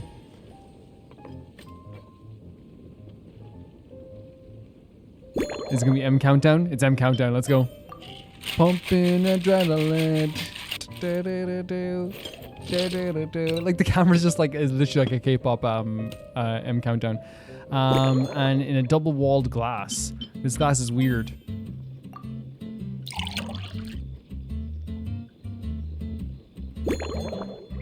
Any garnish. I think the lemon will look the cutest. A soft drink you'll find in drink stands everywhere. Sweet, tangy, and loved by all. Still striking the perfect balance between tangy and sweet takes a practiced hand. What do you think, Klee? Your fair weather frolic is here. Go on, give it a try. Klee goes, that's garbage. Wow! So, a fair weather frolic is this color? Purple sky. Is it supposed to be a bright, shiny night? Maybe it's supposed to be a cloudless sky at dusk? Klee will take a sip first. Then you can think about it more carefully. Think of what you did. Oh, Klee. That's a glug. And she has the two hands and she does the baby breathing thing, you know, and kids do the... Yummy! Both sweet and sour. Do you like it? If Klee drank this while eating grilled fish, I could definitely gobble down 2, or 3, or 4, or even 5? So she eats the fish as she blows up. I think that's not a crime anymore, you know? But one drink isn't enough. Klee wants to try a drink that tastes like cake. How about cake in a cup? Klee doesn't know what drink to choose. Why don't we decide together, Mr. Honorary It'd be my Knight? pleasure, Klee. It'd be my absolute pleasure. So scheduling 3 JD meals, what? Speaking of food, I hope you're getting your 3 square meals a day. 3 square meals? Klee often eats 5 Heck meals yeah. a day. Sometimes even 7. Yeah, heck yeah. Seriously? Adventuring takes a lot of energy. 100%. And if I eat too much at once, I can't run so well.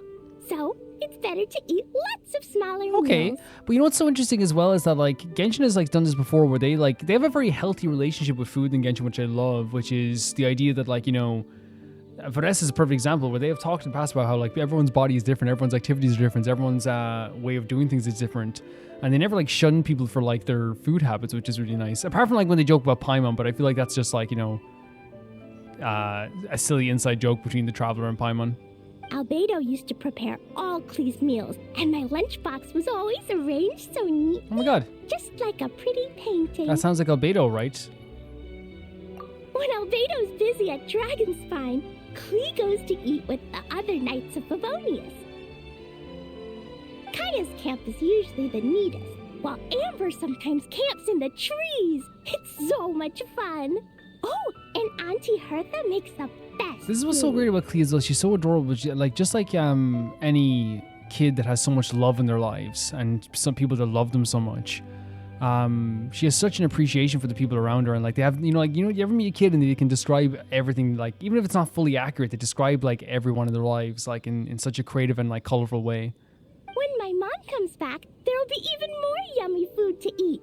There's this one dish where she takes loads of different fish and makes them into little pudding cubes. That sounds awesome. It's called rainbow fish jelly. I mean, fish pudding maybe not, but like I guess like fish in like, you know, cube form wouldn't be bad, but I think pudding cubes maybe might be weird, but you make me hungry. Her Chocogo crunchy slices are fantastic too. It's her newest creation made with chocolate and cookies. They're a little bitter, but they're crunchy. They smell scrumptious, and they have a really sweet aftertaste. Klee's voice actor is working overtime here, guys. Whenever I eat them, I feel so full of energy. Next time, Klee will have to bring some for you to try. Thank you so much.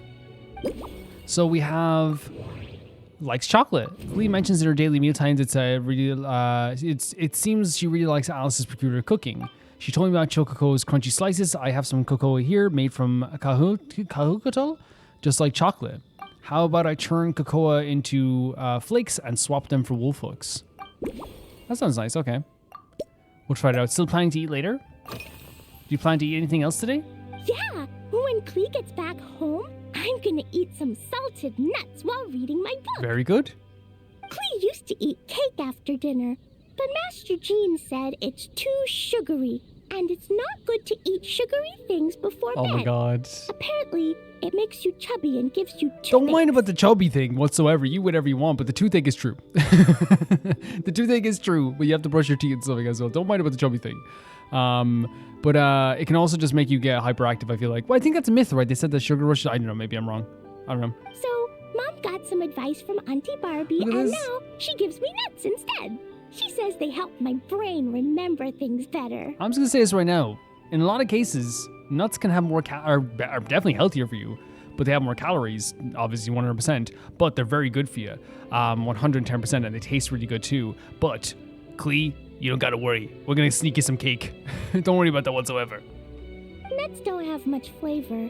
It's like chewing gone grass, but they're okay if you add a little salt. Yeah, 100%. I love chili nuts, and honey roasted nuts. Ooh. That's like a great solution to nutritious and healthy. Nuts are very good for you. They are very good for you. Let her have cake though. We're gonna have to get her some cake. Klee can't have too much sugar before bed, so she has to eat nuts instead of her favorite desserts. But we're gonna give her cake now, right? So it's an event. The last drink contained caramel, which is way too sweet, so we'll have to take it. Wait, what? It's a freaking festival. Let her have some cake this once. Like, Jesus Christ, let her have some cake. Do you have any other plans for today? Yeah, Mom gave me an amazing book recently. She said I have to read one chapter every night, learn something useful, and then go to bed early. I'm gonna die. That book taught Klee how to make something called propellant. Now Jumping Dumpty can go and bounce even higher. Is that really something you should be learning? I think so. It's not hard at all. In fact, it's a lot like making bombs. You just have to be careful when trimming it down. It's like sharpening a pencil that could suddenly go boom. Great way to describe it, Klee. Bedtime's an important part of Klee's schedule, too. Mom sits by my side and tells me all kinds of wonderful stories. That's so sweet. She has a lamp made of gemstones, and when she turns it on, it goes kabling and lights up the ceiling. That sounds very, very nice. Again, you hear how much admiration she has for even like tiny things in her life. You know, there's so much like curiosity, isn't there? Does the ceiling show scenes from the stories? Yeah. When something happens amazing. in the story, the lights on the ceiling make pretty pictures. Sometimes Mom falls asleep before the story ends, so Klee has to tuck her in instead. As soon as Klee learns how to use the lamp, I can come tell you stories, Mr. Honorary Knight. That sounds so great. Klee has memorized so many wonderful stories, enough to make everyone happy every day. And of course you would want everyone to be happy, wouldn't you? Of course you would. Shouldn't stay up late. Klee can't miss her bedtime, so something overly stimulating might isn't the best. That rules out the tea. Perhaps I can replace the tea with milk? I just think it's a festival, you know? You know what I mean? Just, you know, it's a big event, you know, just let her have some sugar. You know what I mean? Oh, wow. The candy you brought with you looks very special. Mom taught me how to make it using the alchemy bench. A dash of sugar, then a lot more sugar, then some flowers from Mom's friend in Fontaine, star honey from Auntie Barbie. Auntie Barbie's and crazy. Finally, some magical jam from Auntie Tavia. Auntie Tavia? Put everything together on the alchemy table, wish for the shape you want, then recite Mom's incantation, and poof! The clap as well. Candy! It's quite the process. Klee can give you some Dodoko candy too if you want. And if you really like them, I can even teach you my mom's incantation. That way, you could make your own candy whenever you want. Thanks for sharing your amazing recipe, Klee. 110%. That's so nice. If you get stuck, remember to come ask Klee. When it comes to magical candy, I'm an expert. Of course you are. Of course you are. Oh, sweet candy. Sorry. Can you go down? Klee brought some candy that Alice taught her how to make. They're made with care and look appetizing. I'm sure that they must taste good too. From the looks of it, Klee seems to be partial to a very sweet candy. What if I topped her drink with candy? It would be a perfect garnish, adding both flavors and flavor, but we can't do too much, right? So maybe this is where we have to associate with it? Yeah. But Klee likes sweets. It's certainly a lot of sweet without caramel, but the mouthfeel isn't quite there. Perhaps there's something, other healthier option that can lend a drink a little sweetness. Let's talk to Klee again. How about we let her have a bit of sweetness for one frickin' day? Jean will be okay for a day, okay? She'll be okay. There must be some ingredient that are both healthy and sweet. I mean, there is fruit, right? Oh yeah, Klee still wants to eat sweet things, like cake, for example. Maybe we could just go easy on the cream? Or add more fruit? Klee, you're adorable. I'm shoving a cake in a blender with some milk. You're gonna get some sugar. Come hell or high water. Oh, right! That friend of Mom's who's always wearing glasses gave her a big She's friends with bag Alice. of Fontanian Buell fruit. They're so round and rolly. Klee ate a whole bunch of those, and they were super sweet. But Master Jean said it was okay, because sweet fruit isn't the same as sweet sugar. So if Klee really has to eat nuts, maybe I can just soak them in some fruit juice first? So again, she's talking about, she obviously is, you know, listen to her. I know it's not a bad thing to not want kids not to eat like a bunch of sugar. I know it is. But I just think it's like one of those things that like on a festival day, you know what I mean? As a kid, like I didn't eat a lot of sugar, but it's one of those things where like if it was a special occasion, you're eating as much sugar as you want, you know? If you go to your grandmother's, you're eating all the sugar you want as well. Klee likes bull fruits from Fontaine as well as juice. A little fermented fruit juice should help compensate for the loss of sweetness. That should be everything, right? Yeah. Okay. All right, I think in order to improve the drink, I'm going to make a milkshake from birthday cake. Let me mix another one for you. Yeah, that was quick. Oh my god, she's so sweet. Klee's looking forward to finding out how Little tasty your boots. next concoction is.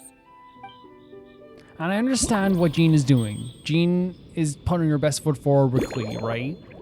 Jean is not being a bad person in any way, shape, or form.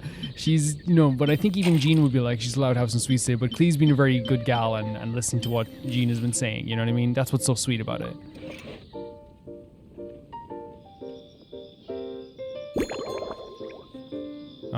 Let's do large pieces. We never do large pieces. No, it's a child.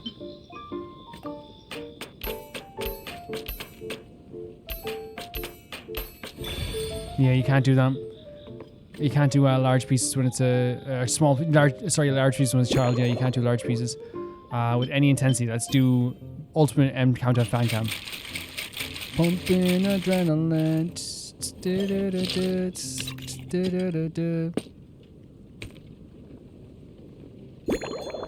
And any classic glass. Classic tall. It gives the feeling of a milkshake. What does it look like? And add Dodoko candy. That's so cool, actually. That's a really great idea. It looks really nice. Based on the Fairweather Frolic, this novel cocktail was concocted especially for Klee. The original Fairweather Frolic had a purple hue, but it wasn't quite cheerful enough, so let's add a touch of sunshine and a few fluffy clouds to capture that warm, happy feeling. The sweetness is a must, but staying healthy matters too. That's why the juice was carefully chosen with Master Jean's approval, with the sweetness coming from bull fruits, and most important of all, oh yes, he did approve it, but I think he's just saying that maybe just spiritually. A tasty magic has to be placed right after the center of the clouds. I understand Jean just wants to put her best foot forward with her. It's done! I just know you're going to love this new creation. Wow! Oh, look at her. There's Dodoko candy on top. Oh, her eyes so bright as well. There's so much orange in this cup. And Dodoko looks like he's lying on top of white fluffy clouds. And the weather inside looks much better, too. Would you like to taste it?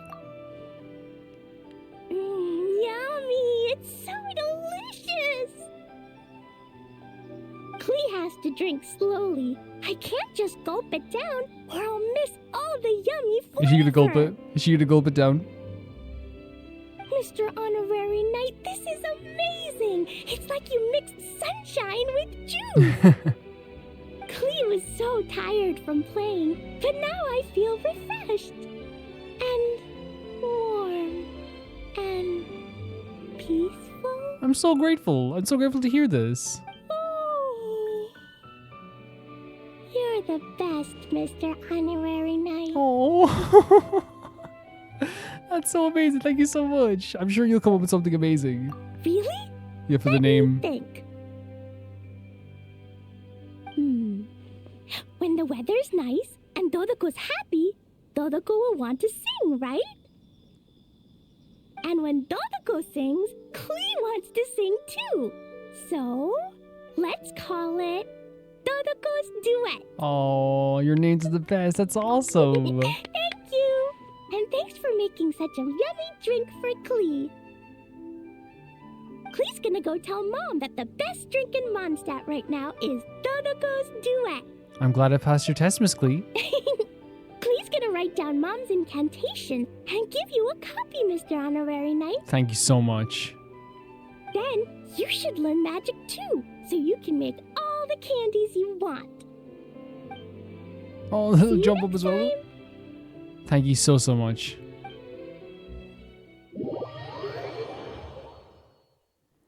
Honestly, like, it's rarely, you know, when you have like a nephew or a cousin or something, and they give you a compliment like, you know, Matt, you make food for them or something like I remember one time with my cousin, he's like, I was minding him one time and I made like just like, cause again, it was just like he was like, I guess, you know, he's not a baby, but like I made him like just literally like a burger.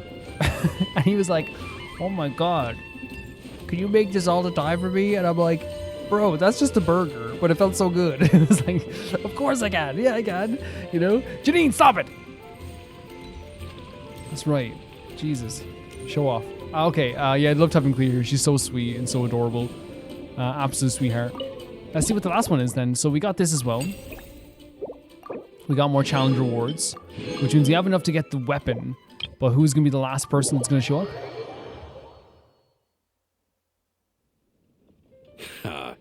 So Hertha's even Whoa. roped our honorary knight into helping with this little venture. This is honestly a very appropriate choice, I think. Now that I'm finally free to relax, it's time to start doing just that. I'm here as a willing employee this time. Can't wait to see your skills in action. Give me something that goes well with casual conversation, but still packs a punch. Are you sure those requirements don't clash? Of course they don't clash. A drink that packs a punch means you have to drink it slowly. And if you want to chat, then it has to go down smooth. So, something with a sweet aftertaste. A conversational connoisseur requires the perfect balance. The most suitable choice on this menu would be the Thorny Lake. It's a drink with a real kick that you can find in almost every bar. Okay. It's not enough to know the recipe, though. The key is in the mixing. Some bartenders choose to stick to the tried and tested basics, while others like to add their own personal flair. All right, I'll give my best shot. That's the spirit. Now, show me what you've got.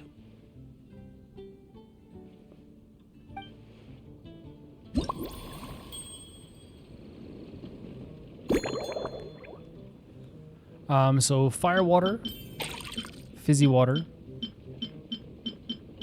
and cocoa.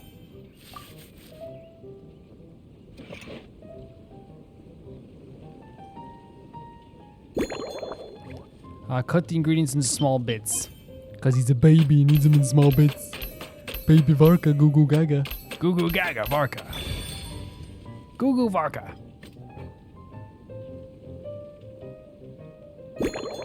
And then shake hard. Pumping adrenaline. He gets so into it, it's crazy. And goblet L.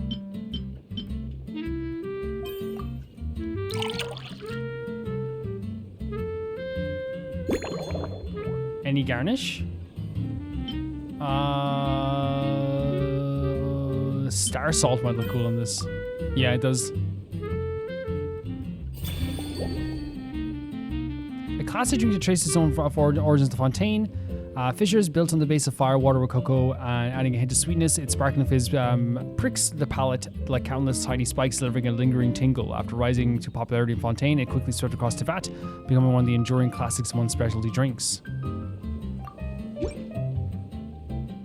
Grandmaster, I hereby present you with this Thorny Lake for your enjoyment and assessment. And you can't say anything bad. Well, the color and aroma are certainly on point. But as for the balance of flavors, I'll just have to taste it and Don't find judge out. me. Don't judge me. Only God knows me. Not bad. You haven't overdone or skimped on any single ingredient. Though, unfortunately, it's a little too, polite for my Only the tastes. heavenly principles can judge me, and even them I don't like them. Polite. How can the drink be polite? Perhaps I should have said modest. You followed the formula to a T, but if anything, you've played it a little too safe. Were you worried that deviating just a little might disappoint me? That's exactly what happened? Hey, we fought side by side and dealt with things that even gods were loath to meddle with. Ours is a friendship forged in the margins between life and death. That said, if you ask me, you can ditch the nerves and work your mixologist magic. I'm looking for something that shocks the senses. All right, I'll get creative juices flowing. Mull it over. There's no rush. We can chat while you think. Who knows? You might just find some inspiration to mix in with your magic. Sure. Garden atmosphere. He's so tall. Drinking in the garden feels different from a tavern, right? Given the environment, why not try something floral twist? Ha! I like your style. Speaking of this garden, it brings back memories of something that happened many years ago. When I was young, I liked to find ruined guards to test my fighting skills, both armed and unarmed. Once, I failed to take down a stray missile, and it ended up destroying a watchtower on the city walls. Jesus Christ, what did you get up to? As punishment, I had to run 50 laps around the city, repair the watchtower, and help rebuild the shattered walls in this garden. Sounds like you caused quite a bit of fuss. Indeed. Among the misadventures of my youth, this is one of the most memorable ones. Mostly because that day, Krepus saw me covered in dirt. Krepus? He took 2 bottles of 100-year-old Look at his wine rest. and sent D-Luke, who looked even younger than Mika does today, to work out a clever way to get rid of Faru, who was guarding me. So at the time, D-Luke looked younger than Mika. That's crazy. So he took 200 bottles of old wine and sent to Luke, who looked even younger than me, to work a clever way to get rid of Faru, who was guarding me. It was so hot that day, I could swear I was about to pass out. On a whim, I picked some mint leaves, put them in one of the wine bottles, and the result turned out to be surprisingly tasty. Like a bit of mint wine, I guess? After Krepus tried it too, he was full of praise. He even wrote up an official recipe for my spontaneous creation. His customers loved it. Several summers passed, and Krepus kept writing letters about giving me a share of the profits, as though I could possibly accept. That must have been so long ago. Yes, good old Krepus. Faru retired years ago, but he still gives me a stern stare every time we meet. He's a stubborn one. D-Luke, who replaced him, and then Kaya, who took over later, both performed impeccably. Changing times will always belong to the youth. True. He should have admitted defeat long ago. It's always about, I guess, looking to the past and having that sentimental feeling as well, right? When I get the chance, I'll have Kaya show him the amazing progress the cavalry company has made. Okay, so we have, here we have Varka's memories of mint and fine wine. It's very important. Perfect. You want a drink with more impact and crispiness. The mint should give it some punch. What if I replace the cocoa with mint? Then we have flaws of a current drink. Besides being too polite, are any other issues with my Thorny Lake? Well, let me think. I guess you could say it lacks impact. Even when following the same recipe, the techniques used to mix different ingredients can affect the taste. Sure. Sometimes, deliberately creating layers between spirits can bring out the different waves as each one hits the taste buds in sequence. In this regard, too, you've taken quite a tentative approach. Why not be a little bolder? I think I understand. You catch on quickly. No need to explain further. Tastes a bit too gentle, so... To be honest, as someone who doesn't drink much, I'm a little confused. Varka mentioned impact of layering on the texture of the finishing drink. He also said I was being quite tentative, means the drink was too evenly mixed. So being a bit more adventurous with it, I guess, in case I should try shaking a little more softly when mixing. Oh, okay. Because it was mixed so well together, it didn't really have a... it kind of like blended together, maybe? The massive tankard. It's mine now. Pretty it's on my awesome, desk. It's mine. It's like a hammerhead that you can fill with wine when you're not using it to pound in nails. Yeah? It was a gift. Huffman came up with the idea, Charles supplied the design, Wagner helped cast it, and about 10 or so knights chipped in to pay for the materials.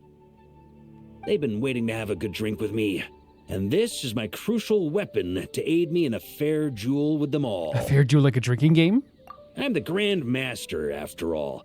I've been drinking a lot longer than them. I've practiced more assiduously, and I have a bit more meat to absorb the blows.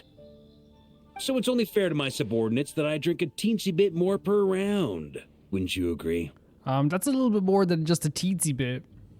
Of course, some of them have been training as long as I have, and those ones won't be getting any special treatment. Take Hazelnut 3 and Hazelnut 5, for example. Both were skilled warriors who helped me deal with Eric back in the day. But nowadays, I have them helping Jean with miscellaneous duties. This is the two that they were talking about earlier?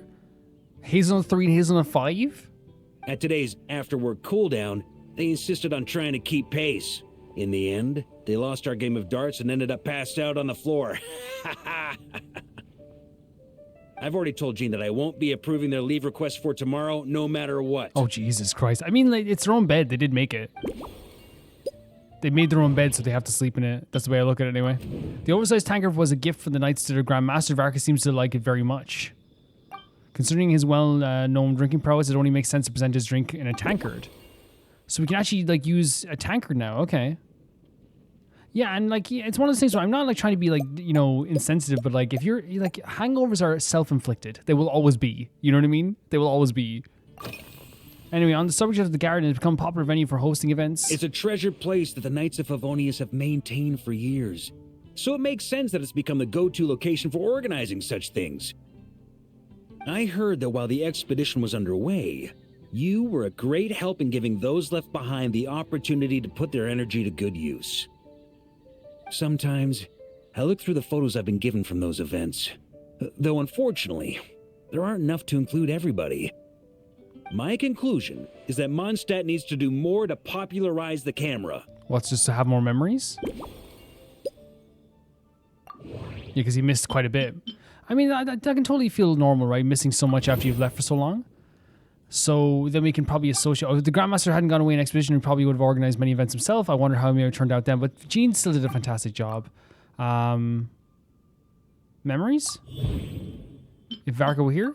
I can't help but wonder would all the events he organized involve drinking wine? Maybe I should ask him. Who knows? It might spark some inspiration. Okay.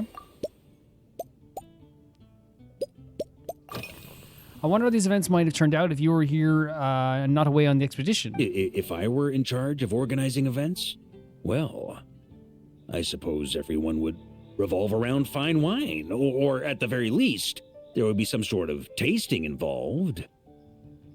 For example, we could go all in on this drink stand and open it to the whole city, with every company of the Knights selecting one or more mixologists to compete against each other. I should have guessed. It's exactly what we would have thought, I guess. It's only a thought. Can't let things get too out of hand. If I were to actually throw a grand banquet, Jean would come after me with her sword drawn. Even Frederica would launch a punitive expedition. I mean, that's just because Jean works very hard to keep this place in shipshape order at this stage. While in Notcry, we had a rule that knights must never get drunk while at their posts. Otherwise, it could lead to dereliction of duty, with serious consequences. Sounds like a sensible rule. Fun shouldn't get in the way of important matters. Exactly. As expedition members return to their companies, my hope is that this rule will gradually spread to everyone in Mondstad too.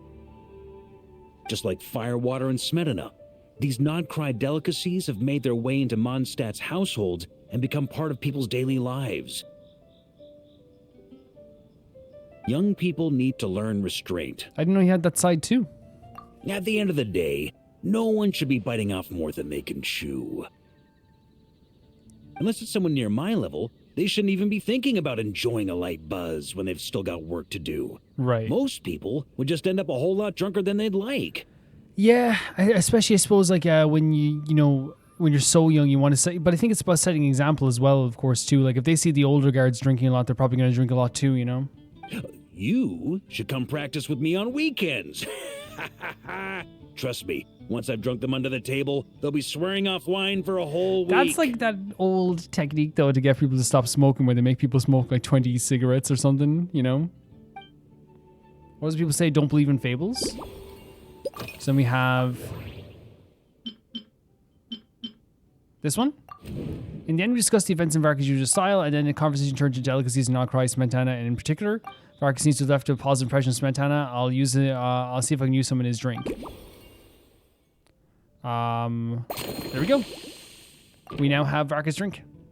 The good news is I think I'll know what to make for you.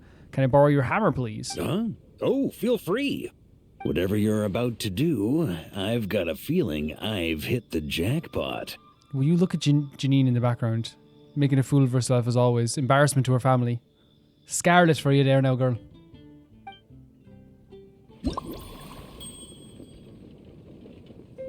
Her mother comes down. What are you talking about my Janine for? I told you she's embarrassing to the family. You're just upset you can't dance like her. Maybe, Caroline. Doesn't change the fact that she's embarrassing her family. Just saying. I'll bust your head now in a few seconds now, Calvin. Want to bust Janine's dreams to tell her she can't dance. That's what you want to do. If he's on his side, let's do this.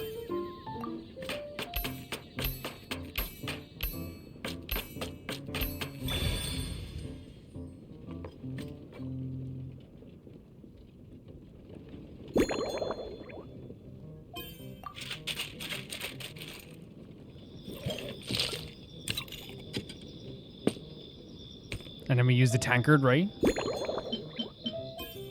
That's cool using a new drink at the end, isn't it? Or new glass at the end. And any garnish. I think that the Valberry would look really cool with this. Or would it? Ooh, that looks cool. Nah. Nah, I think the lampgrass looks the coolest. For sure. It fits the most. Based on a thorny lake, this novel cocktail was concocted especially for Varka. Having tasted countless fine drinks, the Grandmaster invites you to go all out and let your creativity run free. So you launch an unconventional kind of offensive just for him. The first impact comes from the mint's cool freshness and herbal notes, striking the palate on entry. Carefully preserved layers that move into mass the raw strength of the firewater at its core, delivering indecisive blow. Finally, Smetana brings up the rear, anchoring the finish with the precision and leaving no loose ends. Whether this bold, multi-layered experience will satisfy the Grand Master, only he can say. Here you go, Grandmaster. A cocktail just for you. Oh, his voice. I guarantee you won't find this one too polite. Such a spirited drink. How did you make this? What a burning scent of firewater. Oh, it's as if the very air were about to ignite. This is more like it.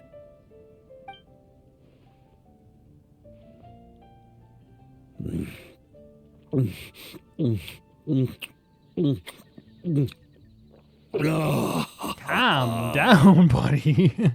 Perfection. It's clear that once you let go of your inhibitions, your talents really shine through. That first hint of mint is like a cooling feint that masks the firewater underneath. By the time the sweetness dissipates, the firewater is already slipped in behind your guard, ready to deliver a powerful strike of intense flavor. He's getting really into this. Exactly the impact I was hoping for. And topped off the hint of smetana, and the aftertaste won't feel too light. That's the most ingenious part. Firewater's greatest flaw is a lack of aftertaste, but the smetana perfectly maintains the flavor at the peak of its intensity. All the praise is making my cheeks red. I'm glad that the traveler's happy. It's hard to imagine something this good was created by a mixologist who doesn't even drink firewater. I think it has the potential to become a firm favorite in Mondstad and Nodcry. While the Knights of the Favonius are as sturdy as iron, so how will we call it the drink an Iron Wolf? Iron Wolf. Oh, perfect. It's elegant, yet wild. Only you could come up with such a fitting name. Oh, I have an idea. Why don't we name our Knights of Favonius' drink stand after you? Let's call it the Honorary Knights Cocktail Shack. That's nice. Thank you very much, Varka. No time to waste. I'll go have a word with Glenfiddich right away.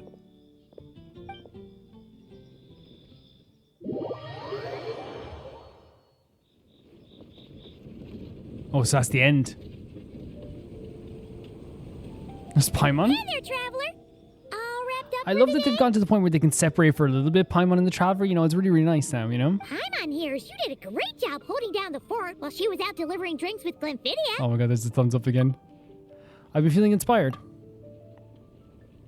Whatever the reason, the Honorary Knight is clearly one of the most talented mixologists in Mondstadt.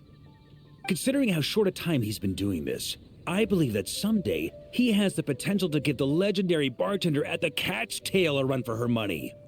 I fully support your decision, Grandmaster. The Honorary Knight has really put in the hard yards. The drink stand will remain open for a little while longer to provide a proper welcome to our returning expedition members. Lovely. Then, once we locate suitable premises, we also plan to look at operating a permanent service. Hooray! Everyone in the Knights of Favonius will get to drink all the delicious cocktails they like. I love Paimon being so supportive of us as well. Nothing short of what I'd expect from a true disciple of Hertha. You've really considered this thoroughly, Glenfiddich. He's so excited too. Also, if I may, Honorary Knight, regarding the special cocktails you've developed, would you mind leaving the recipes with us? We'd like to add them to the official menu. With residuals, yeah, sure. Paimon feels like there's something you still want to say. Let Paimon have a guess. Based on your personality, you probably want to introduce the origin of each different cocktail. What do you mean? That way, customers will know who inspired you to create these amazing drinks. Right in the morning, you know me so well, Paimon. No problem at all. If you need, I can even have someone draft the paperwork on your behalf to secure you the rights to these new Oh, so we are getting recipes. residuals. I hope when we recruit some new bartenders, they'll be able to learn from your incredible skills. Even if they can't quite match your work, if they could be 2/3 as good, that would still make them industry leaders. Very cool. Okay, so that's the end of it. We got 20,000 more for our job. We also got to. We now can get this as well. Is that a weapon? Okay, so that's gonna do it for this episode, guys. I'll just be honest. In the last, and I probably should have paced it better myself, because usually I would, but I didn't know it was gonna be this long. I did not know. I thought I literally came into recording today thinking, probably the end of the event would probably be around 2 hours, but it wasn't. It was like an hour and a bit. And then like, the events might take an hour to do or whatever, or the mini games. And it ended up being like a lot longer. I think the mixologist thing was definitely very long. I think that I know like it's going to sound like I'm being so harsh on this freaking event. The actual story was incredible. I want to make that clear. I stand by everything I said for the story. I freaking loved it. The Hawk minigame, fantastic. I freaking loved that Hawk minigame. It was so great. So great. It was really fantastic. I could do it again. I could do it a million more times. In fact, they probably could. I wish that was like the longest one, for sure. Then the drinking minigame, to describe my feelings on it, love talking to all the characters, love seeing them again. But because it was so long, by the end of it, I found myself like feeling a little tired. And I was talking to Varka, and it wasn't fair in Varka that I was like, while I was like loving hearing his like opinion on our drink, and it was nice hearing him be so happy, and he was very like supportive of us. There was a feeling of like, man, this is long. This is very long. And I think Klee perked it up a bit because, and again, I want to be clear. The best part of the whole part of it was me getting to talk to all the characters. I love talking to Clorinde, love seeing, Eula, love talking to Klee. Klee was such an energizing force in that whole quest too, because she's so funny. But it wasn't fair on Varka, but like I got to the point there where I was kind of like, I think in my head, this is very long. This is very, very long for this kind of mixology event or whatever. And I think, what would have probably like, again, it's one of those things where like, I'm not complaining about this or criticizing it, because I think it's one of those situations where you're talking, I don't want to criticize anything from the perspective of a content creator, because that's awful. That's like, I see some other content creators doing it sometimes where like, I have to redo this whole quest after I died. I don't have time. I have to make other videos. And it's like, bro, like they don't make games just for content creators. They just don't. So it's one of those situations where for me, it was very long over the course of like recording. But I probably could have paced it better, 110% for sure. But I love talking to all the characters, and I just feel really bad that like Varka got like this element of like towards halfway through his whole thing where I was feeling like, oh man, this is very, very long. And I probably got a little bit quieter maybe as well when I was doing it, which is unfortunate. But yeah, it's just the way things go. It's not Varka's fault. It's not the actual minigame's fault either. I think it's just one of those things where like, I could have paced it better maybe, for sure. It was very long though, for sure. It was very long. It could have been like a little bit shorter, but then again, it's one of those things where people are probably like, no, I love the length of it as well. I do think as well, like I stand by what I said, I would have loved that you could have like a bit of a sharpness to it, a bit of a bite to it, where you can like make up your own drink and get like a percentage of efficiency to see if they like it or not, That'd been really cool as well. In terms of I said the Falcon game, the bird game, no notes, just absolutely incredible. Loved it. Thought it was absolutely awesome. And in terms of the combat stuff, I said it there earlier. Again, I know I'm gonna sound like I'm being completely harsh, but it's gotten to just a point where I'm just like, yeah, it's all right, like it's fine. But like when I boot up the combat minigame, it's like, okay, it's the same thing with a variation, and the variation part is fun. But then it's like that variation part's only like what, like a 20-second thing amongst all of it. And what I would kind of like is just them to do something slightly different with the combat minigames. That's all. That's all I would like for them to do. So I think it's one of those situations where I'm not going to do the combat minigames if it's the same thing next time, at least not on camera. I'll probably do it to get some gems off camera, but I'm not going to really just do a video of just me being like saying the same thing I said last time. It just doesn't make any sense. Obviously, it's just something that's really cool in the variant. Like, let's say like you can summon Rear to fight on the map or something. Obviously, I'll do that. But it's one of those things where, like, for me personally, like I'm kind of a bit done with the combat minigames on camera until they do something like a little bit different for the next combat minigame, because I feel like it's been the same thing for the combat minigames, but just with a different variation over time. And I don't really have the motivation for it as I did the first time. Because the first time we did, I remember it was like the first time I remember doing it was like the Natlan minigame. I was like, oh, this is cool. And over time it's like, oh, this is fun. Oh, this is still fun. oh, this is the same thing as last time, but I guess it was still fun. And then this time around, I was just like, it's the same thing, just with a different variation again. You know what I mean? And again, they said this thing where it was like really cool, which is like, oh, you could do like the stage play. And it's like, that would have been so great. Like the way Natlan did it was so creative. That's just what I'm saying. I don't want to leave on a sour note, so I'm just going to get out of the way. Not doing the combat mini games again on camera unless they do something different for me. And again, if you're someone who loves the combat mini games, let me know down below, and I'd love to talk with you about it. Again, it's not like I'm saying they're bad. I'm not saying like definitively they're bad. It's just my take and my taste is what I'm saying here as well. In terms of everything else, from top to bottom, everything else, bar like maybe the length of the drinking thing, because everything else in the drinking thing was great, and the lack of a bite in it, like, as well, and, you know, minus the combat thing, everything else is perfect. Like, I really adored the story of this. I adored seeing all the characters again. I adored doing the Falcon mini game. I adored talking to everyone as we're mixing drinks. It was so fun, and I think overall this event was absolutely fantastic. I had such a great time with it. The story, it will go down as one of my favorite stories in an event ever, getting to see all these beautiful characters and getting to know all these beautiful characters. But yeah, that's just how I feel about it. Really great event. Really fantastic event. I'm not leaving on like a sour note of me talking about the common mini game, so I want to make that clear. This event was great. This event was fantastic. This event was incredible. And I had a really fantastic time doing this event. Honestly, it was really great. Really great. Will you be joining us? Then it's settled. And honestly as well, what I would say in conclusion to all of this is that I think that they should definitely use this idea more.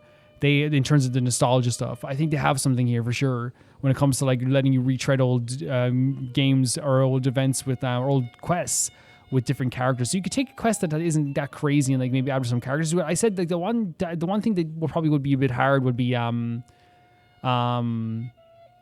you know, like, for example, like, you know, having people relive the rebellion is not something people probably want to do, or having people relive the stuff that happened with Tartaglia or the death of Morax is not people want to do.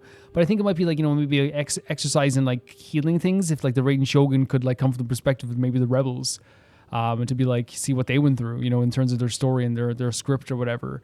Maybe something like that as well. Joining the Patreon or YouTube members does genuinely help, by the way, guys, and it helps so much if you can join 100%. If you want to get these videos early, you can get them on YouTube members, or which is the join button down below, or on Patreon for $1 or for €1 or $1.50. If you want your name in the credits, it's the same thing on YouTube members for €10 or whatever it is in your currency on YouTube members and on Patreon. And if you want your name read out at the end of a video verbally as a shout out, that is €15 on YouTube members or on Patreon or whatever it is in your currency.